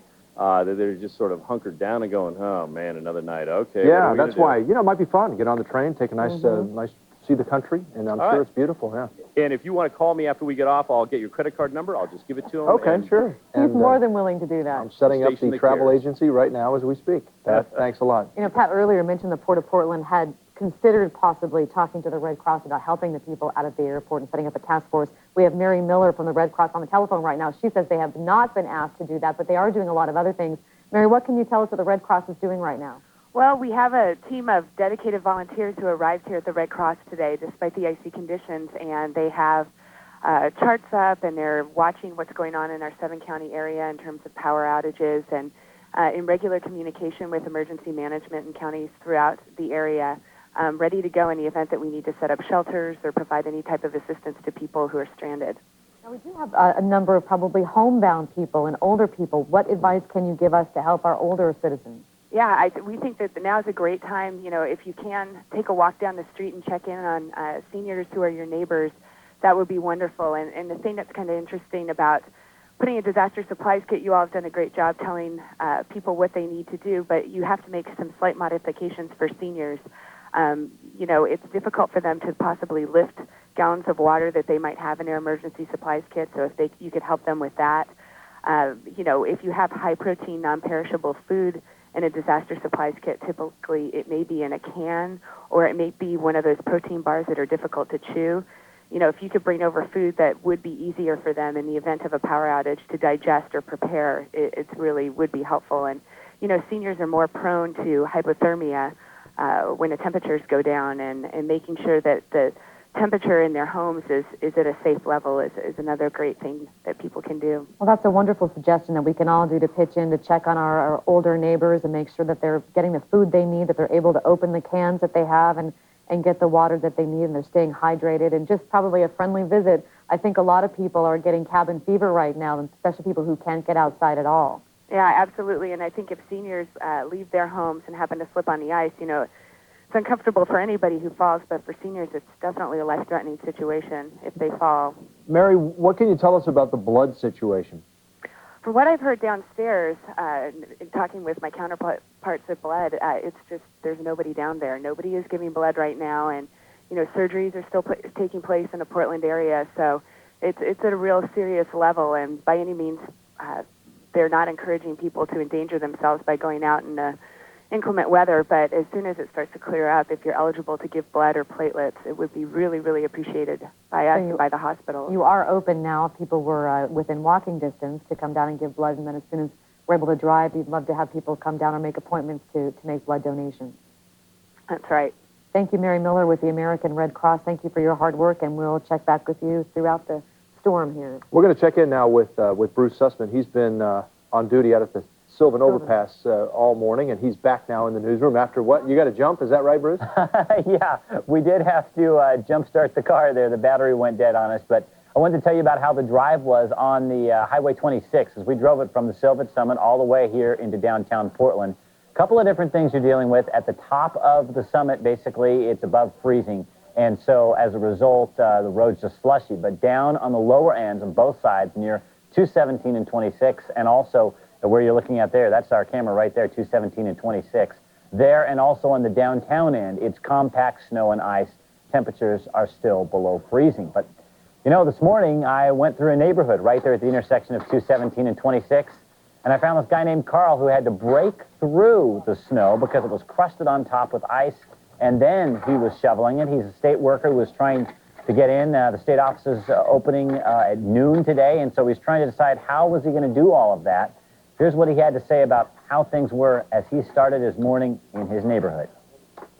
It was slick. Almost fell down. I did fall down the first step I took. We were concerned about our birds and our hummingbird that we're feeding, and so that was sort of the first thing on our minds was, do they have enough to eat? We're glad we have heat. Yeah, definitely. With a lot of people without electricity now, so it's a good thing if you still got power and heat. One other note, in Carl's neighborhood where we were there, the Cedar Hills area, a lot of cars just completely iced over. People were having to pull on the actual car doors, I mean, yanking on them to try and break that ice seal, if you will.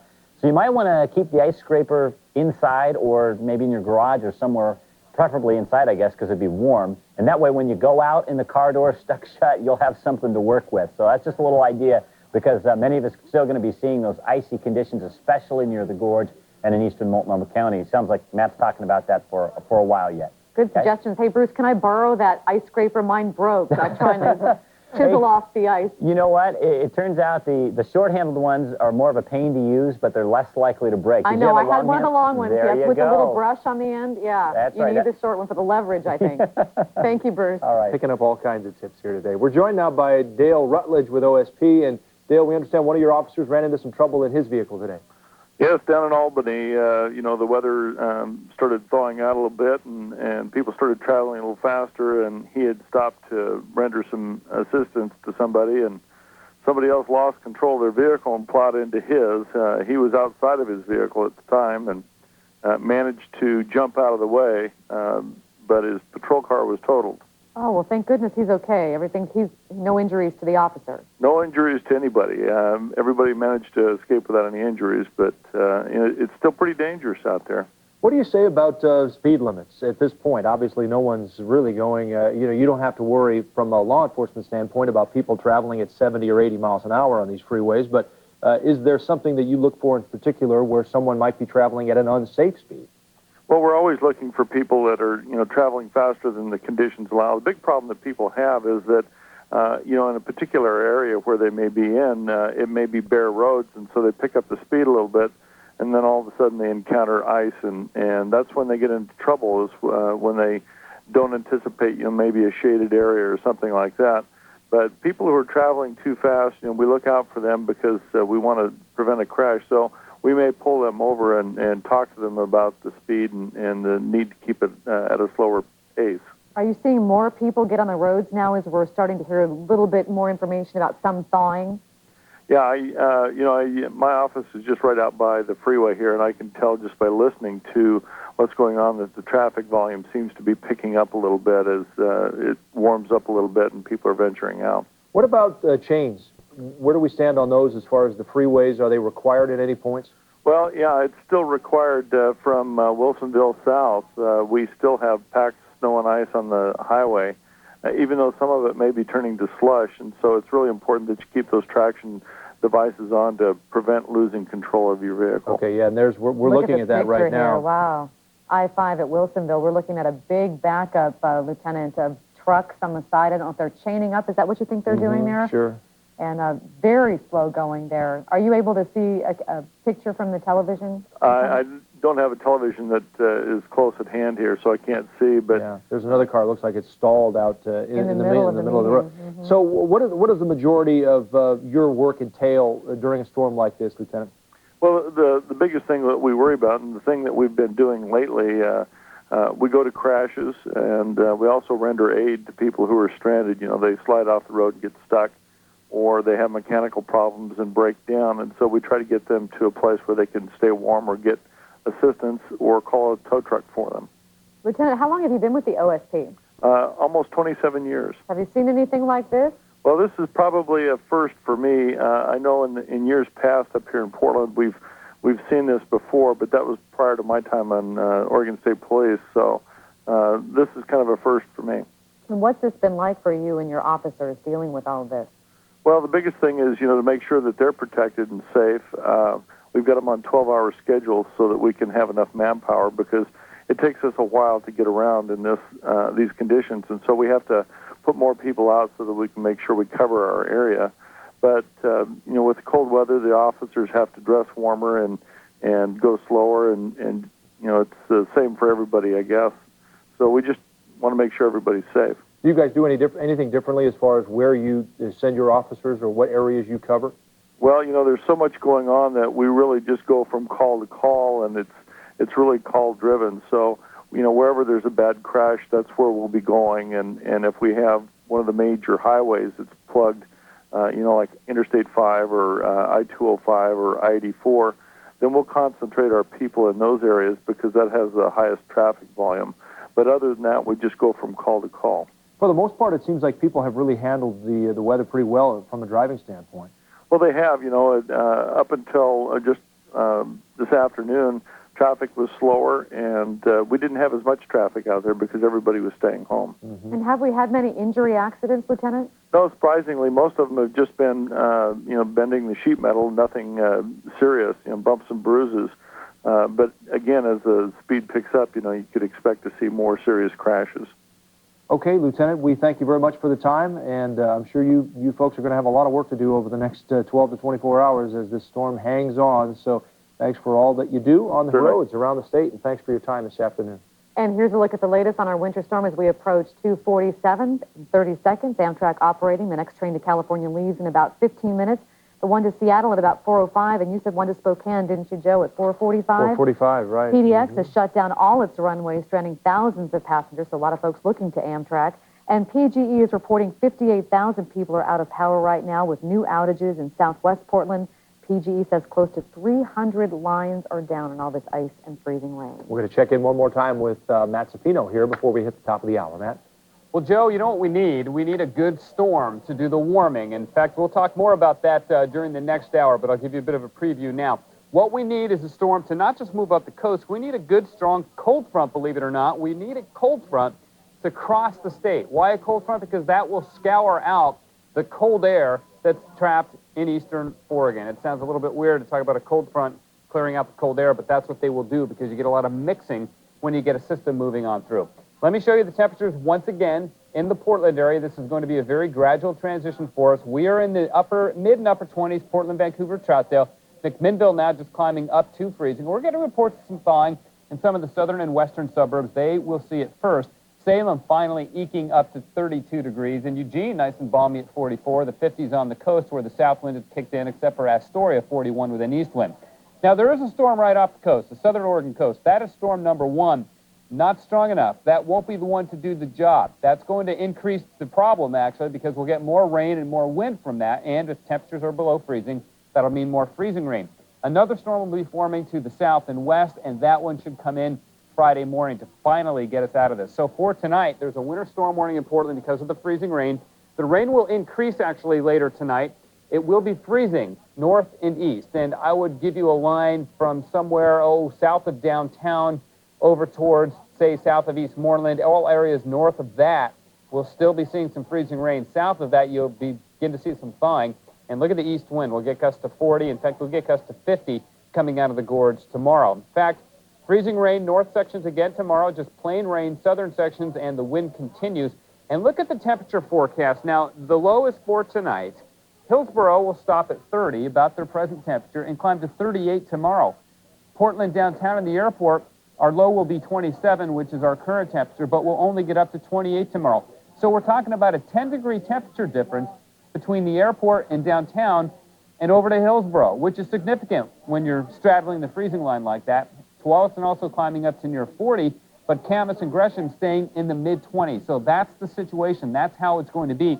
The southern and western sections will warm up tomorrow. These northern and eastern sections won't tomorrow, but we will on Friday when we finally get a stronger storm rolling through. Working on graphics to explain all of this, keeping an eye on all of the weather, but we are in for more freezing rain for large numbers of people before we finally clear out of this system as we head into Friday. Joe, Laurel? Boy, I never thought we'd say we need another cold front. We'd hear that. New perspective.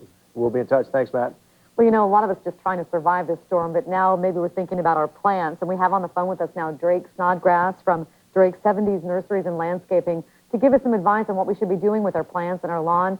Hi, Drake. What can you tell us? What should we be doing now? Well, first thing not to do is a lot of your plants and trees are coated with ice, and they're bent over, and the tendency is to want to go out and knock the ice off, but that's actually creating a support system for the plant, so don't do that. Plus, it's kind of dangerous to walk on the slippery ice. Okay, and what about plants that we have in and around our yards? Let's start with the ones that have been there for a while, and then we'll go from there to the ones perhaps that you planted just over the past 6 to 8 months.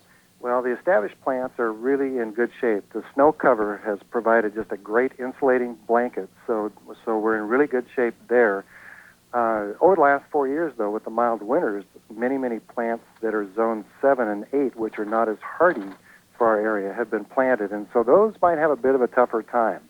And you'll just have to check those after the snow melts and see how they look, and you probably won't know until March or April. A little protection if we do lose the snow cover might be helpful. Is it too late to go out and throw, say, a beach towel or something over some of the plants you're not sure about? I think that the best thing to do is just to let things kind of melt by themselves.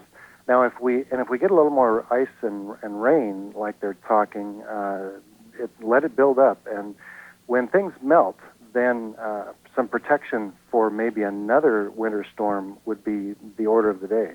Okay, and what about for people who are, okay, we've let them freeze, the weather's done what they have. How will you know in, say, March that you've had damage or there's an issue? Well, when the sun comes out, we get a few warm days, you'll see some browning of leaves and browning of needles on conifers. And that is not the end, though. You want to kind of watch and see if you have any new growth coming out, because it could be a damaged leaf but not a dead plant. Okay. Go ahead, Joe. I'm sorry, go ahead, Laura. What about our lawns once everything thaws? Is there something we should do for our lawn? Well, that's a great question. Actually, if you are going to tromp and sled on your lawn, you're going to see some damage to it. It's not going to be persistent damage. It will just look brown and kind of stepped on when the snow melts. But if you would like to not have that, then don't walk on it. But that's about it. Your lawn is just really resilient. It will do just fine. And all the bulbs are okay? This is what they're designed for? That's the biggest, right. The garden center questions come in when storms happen like this about bulbs, and they're peeking their heads out, and people get worried. But the snow has just re-insulated them, so we're in good shape. So don't worry about your bulbs. Don't try to defrost them or anything. They're tough. Well, thank you so much, Drake Snodgrass at Drake's 70s Nursery. We appreciate the tips. And from plants, now we want to talk about pets for just a second to tell you how to protect our furry friends. The Oregon Humane Society says it's important to take special care of them during the cold. When the temperature outside reaches 30 degrees, you should keep your pets inside. Dogs and cats can actually get frostbitten ears. Their nose can get frostbitten feet if they're left outside. Make sure to keep antifreeze, salt, and other household poisons away from your pets. And before you pull out your car, make sure a cat hasn't crawled under a car for shelter or the warmth of the engine. If you take your dog on an outing, because a lot of people still want to give their dog some exercise, it's a good idea to put petroleum jelly, I hadn't thought about this, on his or her paws to protect them from the de-icing materials. And bird lovers have also called the station to say that our feathered friends have a hard time finding snow or some feed in the snow. So they suggest putting food out in your yards for them. Well, we've done a lot of that. The birds are eating well in our backyard, but our Boks are not real crazy about going out on this ice and they don't know what to make of it. Get out for the bathroom break, so we're having some issues with that. But hopefully Nikki will get out very soon here and take care of business. We want to show you how this storm has impacted, as we know, the entire region. We've been covering mainly the Portland metro area, but we want to head up north now to Everett, Washington, and see how they're handling the weather. All across the Everett area, it's the sight and sound you can see and hear nearly everywhere. Real bad. It was pretty thick. Chipping away at solid ice, sheets of it covering everything. On streets, sidewalks, signs, cars, trees, you name it. I didn't think it was going to be this bad, but it's pretty bad. It is stunningly slick and dangerous on foot or behind the wheel. On I-5, still treacherous at points, like here on the ramp to Highway 526, cars spinning on frozen roadway. Oh, I probably headed out about 4:15 this morning, and it was just like, I would say a good inch and a half. Coming up over the bridge, I was going another, well, probably 5 miles an hour to be safe. Hospitals reporting more than a dozen injuries related to people falling because of the icy conditions, which are very deceptive. Yes, very easily. It's very, very, very slippery. It is like an inch thick of ice on the sidewalks and on the streets. So if you park, it's going to be ice when you get out. Some Everett neighborhoods shivered through a cold overnight into the morning with no electricity, branches heavy with ice and water knocking out power lines. Getting this hospital's power back on is the main thing. Providence Everett Medical Center on Pacific running on emergency generator power. All surgeries today have been canceled. It's crazy. I'm not really reluctant to go to work today with all this stuff going on. You ready for this weather to go away? Oh, yeah. Mexico, here I come. If you can get a plane out, right? Wouldn't that be nice? Well, the Seattle airport is open. We know that Portland is not, though. Amtrak is running. So Back to our continuing coverage here on Northwest News Channel 8 of this big storm gripping the Northwest. And we understand Sky 8 is back flying over the region. It's good to hear that Sky 8's back with Brian Saunier taking a tour of the area. And I can't even believe this is our region. I know. It's really something. Brian, it is really beautiful to see from the air. I know you've been grounded for the last couple of days. Give us an idea of some of the challenges you face in this kind of weather. Well, Joe, it's been nice. We were up a little earlier today, and it was up for about 20 minutes, and then unfortunately some of that moisture started coming down and icing up on the windscreen, so we had to go back and de-thaw it in the hangar again, and now it's clear. The last couple of days, it was so bad that we even had a drift in front of the hangar door and couldn't get out, so it was nice this morning to get that dug out.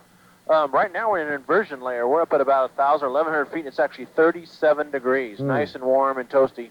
In fact, I had a little ice on the windshield coming out of Troutdale, and right as we got here, about 5 miles west of Troutdale, like they've been talking about, the weather warms up. We're at 38 degrees. We're coming up on 205 right now. And look at that. We're starting to get a little bit more of that traffic that we weren't seeing not so much earlier. The people are getting a little braver. The roads are getting a little better. We'll do a little lower pass here. And it's sure nice to get up because earlier we could hardly see across, the last couple of days we could barely even see across the runway. And now if KP or Carl Pearson will bring the camera up a little bit, we'll look to the south, and you can actually see sunshine, clear, beautiful skies, just like this normal time of year would be. Well, that's a great sight to see. I think a lot of people encouraged to see a little bit of sunshine there. Let's see if we're going to keep Brian there. Looks like it's breaking up there on Sky 8. We might need to go back. Can you still hear us, Brian? Yeah, I can hear you okay. Behind Mount Scott, so it's kind of affecting our signal, but now I'm climbing a little bit. We should be good here. Well, talking about the temperature up there in the chopper, that's a perfect illustration of what Matt's been talking about, the inversion, saying that tomorrow we're only going to get up to 28 degrees in Portland. It'll be at 38 in Hillsborough. And you say it's 38 degrees up where you are at 1,000 feet. Right, and I'm climbing up to about 1,200 feet right now, and it's kind of going back and forth between about 36 and 38 degrees, which is nice because I'm not in an icing condition. It's much easier to fly.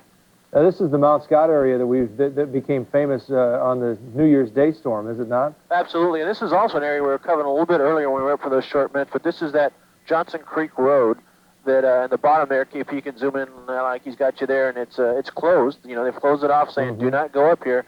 Earlier today, we followed one four-wheel drive like a Blazer type vehicle that snuck down the hill real slow and didn't lose it at all. We've got a couple of people also, if KP brings it up the hill, a couple of people sledding and having a good time since they've closed it. But and we also saw some people earlier walking down the hill, and even though they were walking, they had the ski poles just to keep them stable. So it's definitely a very Oh, look at that. You can't even stand up on that. Oh, It's amazing. He's got a little disc there. Little saucer, yeah.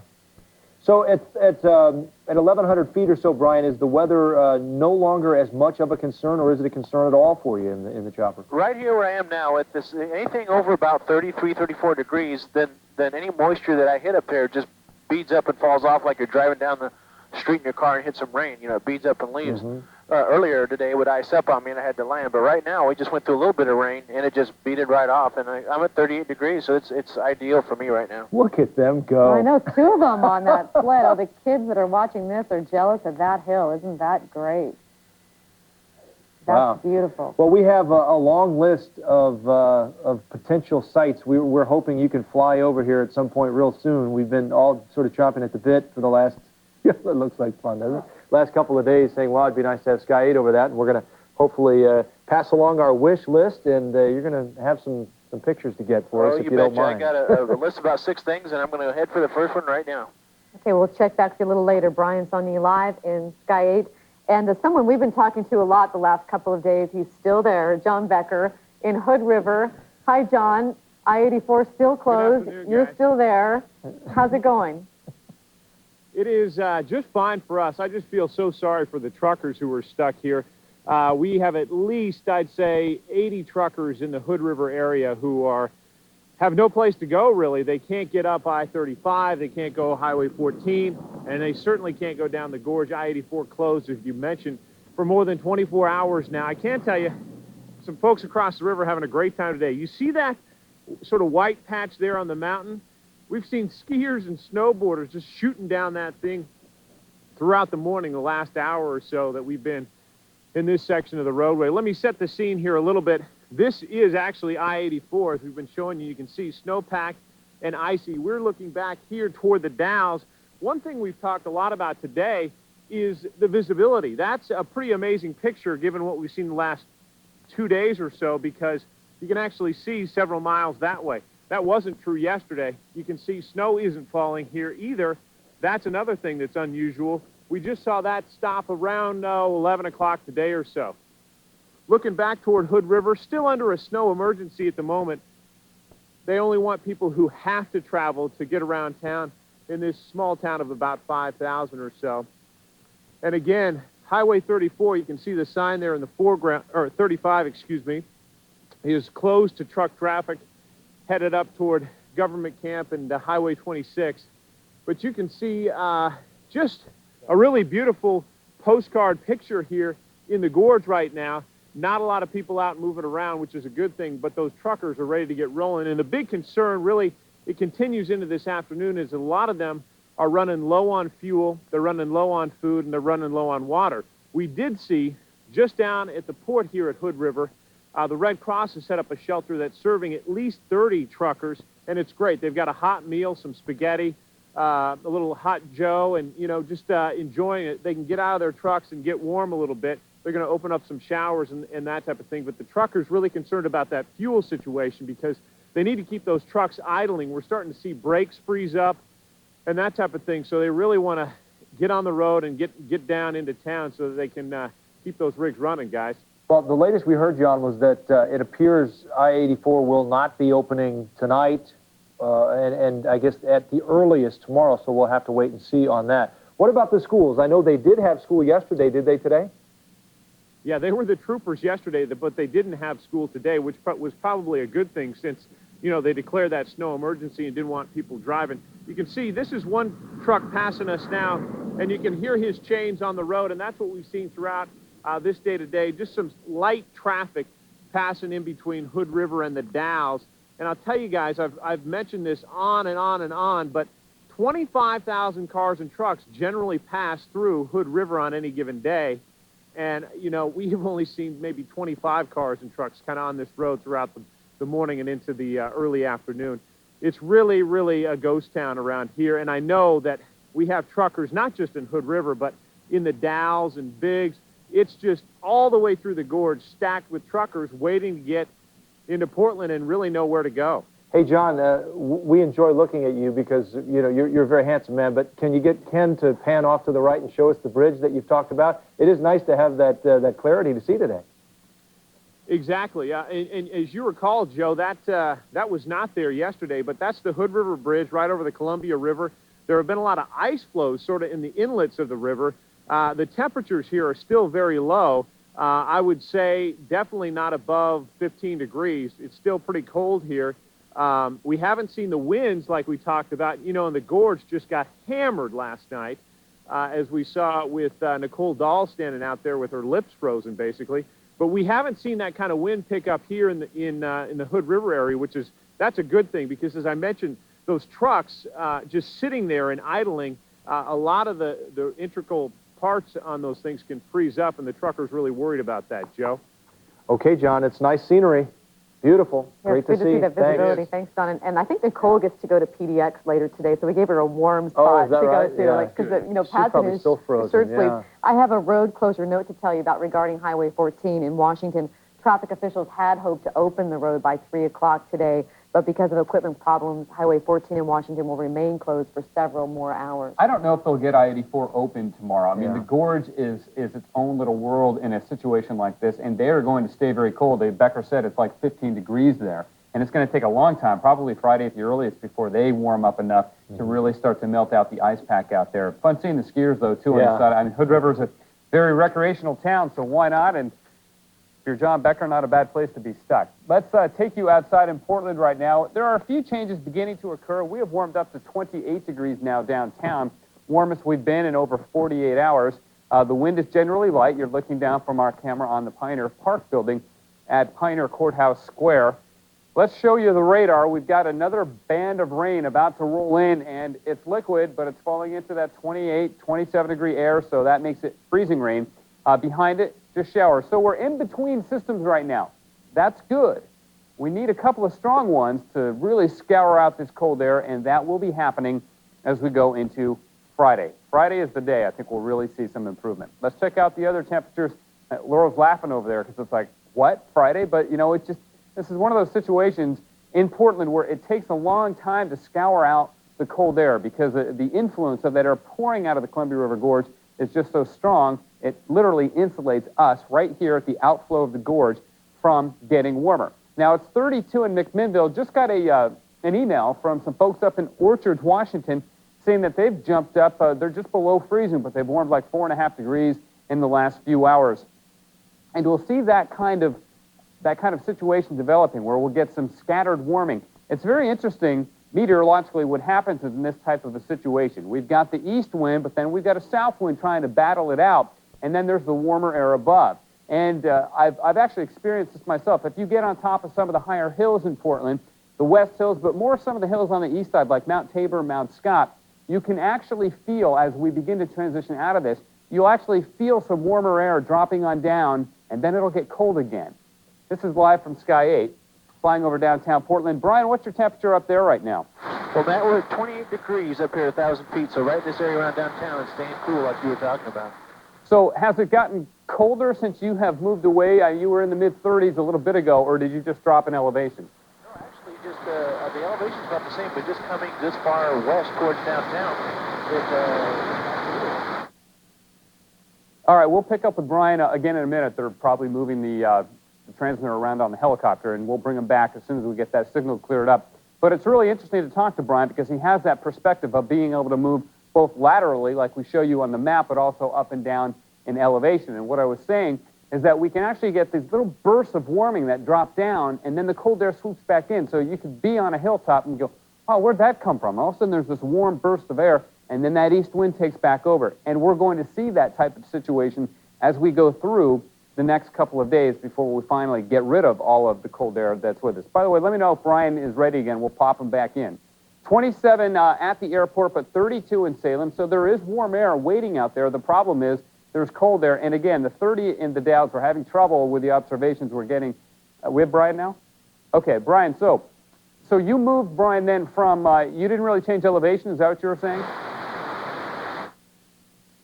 Okay. We'll bring it back when we get that signal cleared up, which we will in a bit. Again, we're having trouble with the observation in the Dalles. We know it's colder than the 30 we're showing you here. 13, though, in Pendleton, and that's very representative of the cold air, and that just flows right on through the gorge because we have lower pressure off the coast and higher pressure east side. Here's the situation. As I mentioned, we're in between systems right now. We have scattered showers as this system pulls up north towards the Queen Charlotte Islands. And now that's a good sign. As we get low pressure to our north, we tend to get more of a southerly wind, and that's why the coast is warming up. The problem is the influence, that gorge wind, is just such a powerful force, it takes a lot to overcome it. This system, in fact, won't be strong enough to do it because it's generally going to stay on the west side as it moves up. We'll come back to that in a minute. I think we have Brian again. So, Brian, as I was saying, you didn't really change elevation. You just moved in towards downtown and it got colder. Is that right? Exactly, Matt. It was funny because we're staying at about 1,000 or 1,200 feet, and we're up to 36 and even 38 at one point near Mount Scott. But just moving over to Portland, that 3 or 4 miles, I'm at 28 degrees right now at 1,000 feet.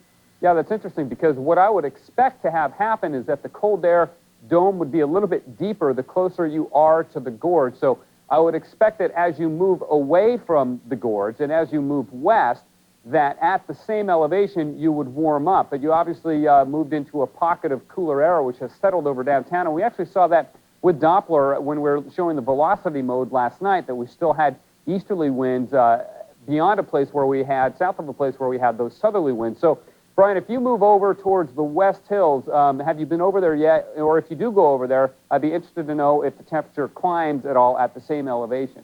Roger, I'll head over there right now. It'll be about 2 minutes. Okay, we'll catch up with you in a couple of minutes after you get back over there. Great pictures, too, from Sky 8. He's not just a flying thermometer. He gives us great pictures of the scene. And, again, it doesn't really look like Portland, does it? But it is.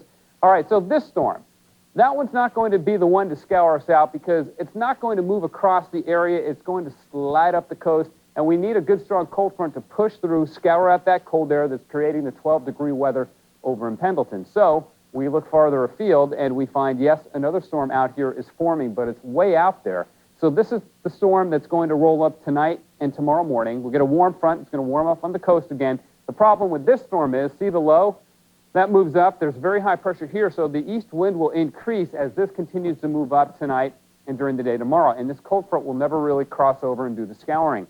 This one, this storm that's just taking shape out here way out to the west, that'll cruise along a similar path, but then move across, and that should be the one that scours out the cold air east of the Cascades to finally get rid of all of the Arctic air that we've had and all of the wintry weather, at least for a while, for a week or so anyway. Yes, that was a bit of a tease, wasn't it? All right, for tonight, the winter storm warning continues in Portland. The rain will increase.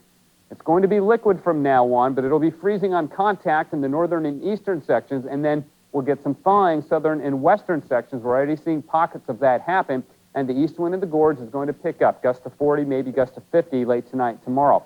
Freezing rain for the north sections again tomorrow, especially downtown towards the gorge, and then just plain rain south as temperatures begin to warm. We should be able to climb into the mid to upper 30s in Hillsborough and Tualatin, but again, tomorrow we're stuck in the upper 20s from downtown Portland east and north to about Vancouver, and then you get north of Vancouver and up in here, and you lose that influence of the gorge wind, and you folks will warm up as well. So again, it's this pocket, like right about like that, that will remain frozen through the day tomorrow, and then on Friday, we finally clear things out as we get a stronger system coming in, and we'll climb into the 40s, and we should get quite a bit of sun over the weekend. Now, it looks like a very, very wet 5-day forecast, but as far as flooding goes, we have some good breaks in between the precipitation, so this isn't a constant downpour for like 4 days that would lead to a major flood event. So I don't think we're headed in that direction. We'll certainly get some minor flooding, and you know, some of the worst of it may be in the places that stay frozen, because as we thaw out, we have the storm drains that are going to be clogged. Are we going back to Sky 8 now? Right. Yes, indeed. Well, this is the YMCA where the dome collapsed over the pool on Barber in southwest Portland. Wow, look at that.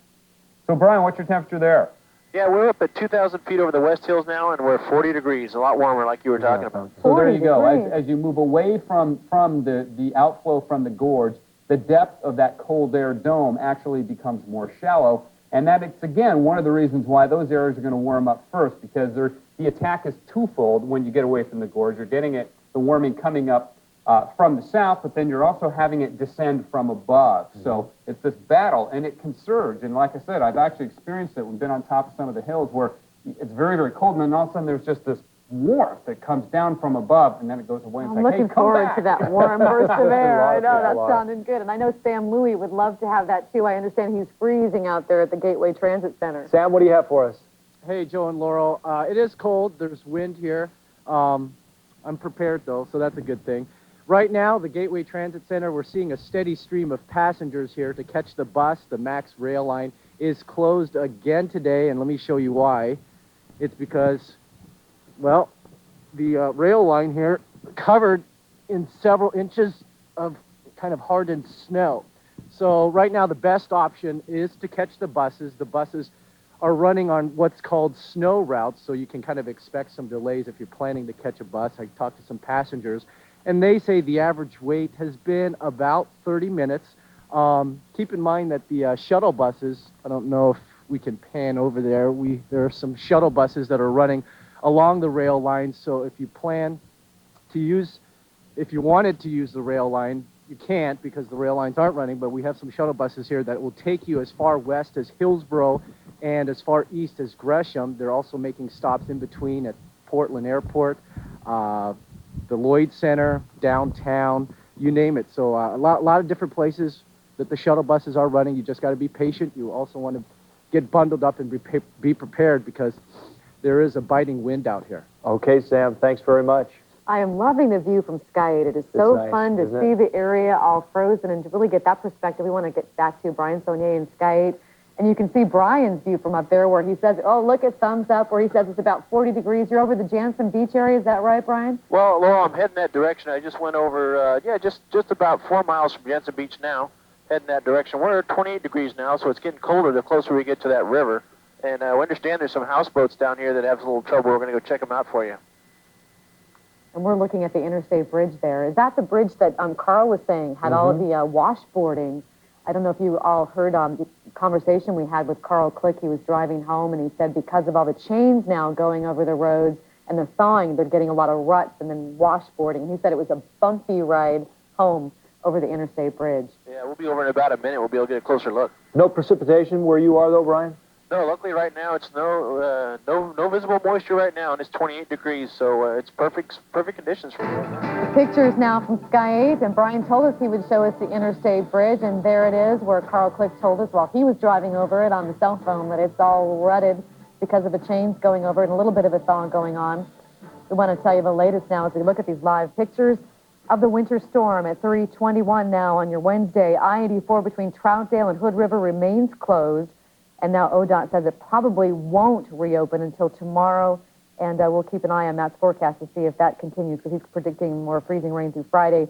And the temperatures are still cold enough to be a danger to your pets. Don't forget to keep an eye on them and make sure they're warm and hydrated. And 1,000 people still without power in Clark County, and that's just the tip of the iceberg on the power outages. In fact, there are about 58,000, as you can see here, PGE customers who are without power. Another 13,000 with Pacific Power. And we want to get the latest on that now from Mark Freiberg, who's been kind enough to join us from PGE. Mark, can you give us an idea of where these outages are? Are they concentrated in one particular area? Well, the majority of them for most of the day have been in what we call the Salem region, which is really, if you drew a line, anywhere from Sheridan South and even Yam Hills in our Salem district. So, but mostly in the greater Salem area. And then we've had outages in East Multnomah County and Clackamas County as well. Most of the city of Portland escaped major damage, as did Washington County. And but there are a large number of lines down, more than 300 lines for most of the day. So that's why we repeatedly urge people, not only don't touch it, don't even go near a down power line. Call PGE and let the experts handle it. Do you think we're out of the woods, or do you think now with the ice building on the lines that more could come down? What's your prognosis? Well, we have a saying around here, we're not out of the woods until the ice melts. That's because a load of ice that built up early this morning won't have its effect sometimes until a day later when all that strain of 24 hours of wait or 6 hours of wait, whatever it takes, breaks the limb. So it's hard to make predictions until we get a good thaw. And as you know, some places are going to stay below freezing, and the weather forecast shows some places may continue to get freezing rain. But I want to assure you, we've got all available crews out. We've got all available contract crews out. We have 180 crews out there, including tree trimmers. And we're going everywhere we can as fast as we can. I know that it's hard to put a timeline on these things, Mark, but for these folks who are without power right now, again, you said you had about 300 lines down. What do you think we're looking at as far as repairs? Yeah, that's the most difficult question to answer even under better weather conditions because you never know how bad an outage is going to be until you arrive and look at the extent of the damage. But it is safe to say that some people in the more remote areas will go 2 days or more without power. It just takes that long to get through the snow and ice, and we appreciate their patience and, again, are assuring them that we've got every available repair person out there backed up by hundreds more in the shops and the customer service office. And you say most of the outages are in what you call the Salem region. You making good progress there? Yeah, we've been making progress all day. Unfortunately, at about between 1 and 2, we had another major line go out because a tree fell in Silverton. Then about that time, 3 lines went out in Oregon City and one even in southwest Portland, where we hadn't had many outages. So again, it's hard to predict when these branches or trees will go, but we're continuing to fight the battle and repair them as they come up. Well, hats off to you and your crews. Sort of like sticking your finger into the dike there. Just as soon as you plug one hole, there's another 3 or 4 holes that pop up somewhere else. But the dike didn't break. That's true, thank goodness. Mark, I know that we talked with you last week about some of the things people can do around the house, and I think my wife must have seen, because I heard one of the things as I walked through my house the other day, I noticed we had towels at the bottom of each door that went outside. Yeah, that's a stopgap measure I'm using until I can get a better door sweep under the door, and of course, that's the long-term solution. There's also this great weather stripping. It's got sticky stuff on one side. You just clean off the surface, and you may have seen me on the air on your station doing that. You just lay it up. It just takes minutes. That stuff's great. Certainly make sure your damper's closed if you opened it for a recent fire in the fireplace once the fire's out. There's even, just for temporary measures, if you've got a leaky area, you could put tape over it and then get a pre-loaded caulking tube. You don't even have to load the old-fashioned caulking gun, and in minutes you can seal some cracks around doors and windows. And certainly keep your thermostat as low as comfortable. Most people can be very comfortable with 68 degrees and sleep at around 60, and that saves a lot of money. We're talking the average customer can just save $3 to $5 a month doing that thermostat work alone. Once this is all over and we have the thaw, do you have advisors that people can contact to find out how to weatherize their homes? I have a feeling a lot of people will be even more interested in that once we get through this. Yes, they should call what we call the PGE Energy Experts. They can be reached through our regular customer service line and just ask them to transfer, or you can call 800-722-9287. And those people are available during business hours every day to give lots of advice about this in great detail. Well, I have a feeling we've all found where our weaknesses are in our house. I have a couple of frozen pipes that are still frozen, and I think our houses haven't been through this for a long time, so we're starting to find out our vulnerabilities, I think. Mark Freiberg from PGE, thank you very much for the time. Always loaded with information and good advice, and I know those crews have a lot of work ahead of them over the next 12 to 24 hours. We do appreciate you, Mark, and them. We want to go to Jack Penning live in the newsroom. We also have Sky 8 that's overall some of those boat moorages you were telling us about earlier that are really dealing with all this ice and having some trouble. Well, Laurel, they have had a lot of ice build up on top of the boats and on top of the moorages. Here's some live pictures from Sky 8. We apologize, it's a little bit rainy up there right now. But basically, you can see the ice on top of all of those houseboats. This is right off the Hayden Island, basically, Columbia River area. That ice is weighing down the houseboats, and as it does so, it doesn't accumulate evenly on the roofs of these houseboats. So they get more ice on one side than another, and then they start leaning over. And that's what we've seen on dozens and dozens, if not hundreds of houseboats throughout the Portland area. And what is happening is, as they lean over, water is leaking into them. In some cases, they are really in danger of sinking. I don't know that we have seen a houseboat sink today, but we have seen dozens of other boats, sailboats and pleasure boats, that have sunk because they have had too much ice on the deck. So this is something that for the next few hours we're going to be watching, because it could get really nasty, especially in those moorages that are right around the Columbia River there, where it is very cold, and they are continuing to see freezing rain. Back to you in the studio. And can Brian Saulnier hear us now in Sky 8, Brian? Oh, absolutely. Do you have any thoughts on what you're seeing there with the moorages? Well, we've been looking for some of the ones that really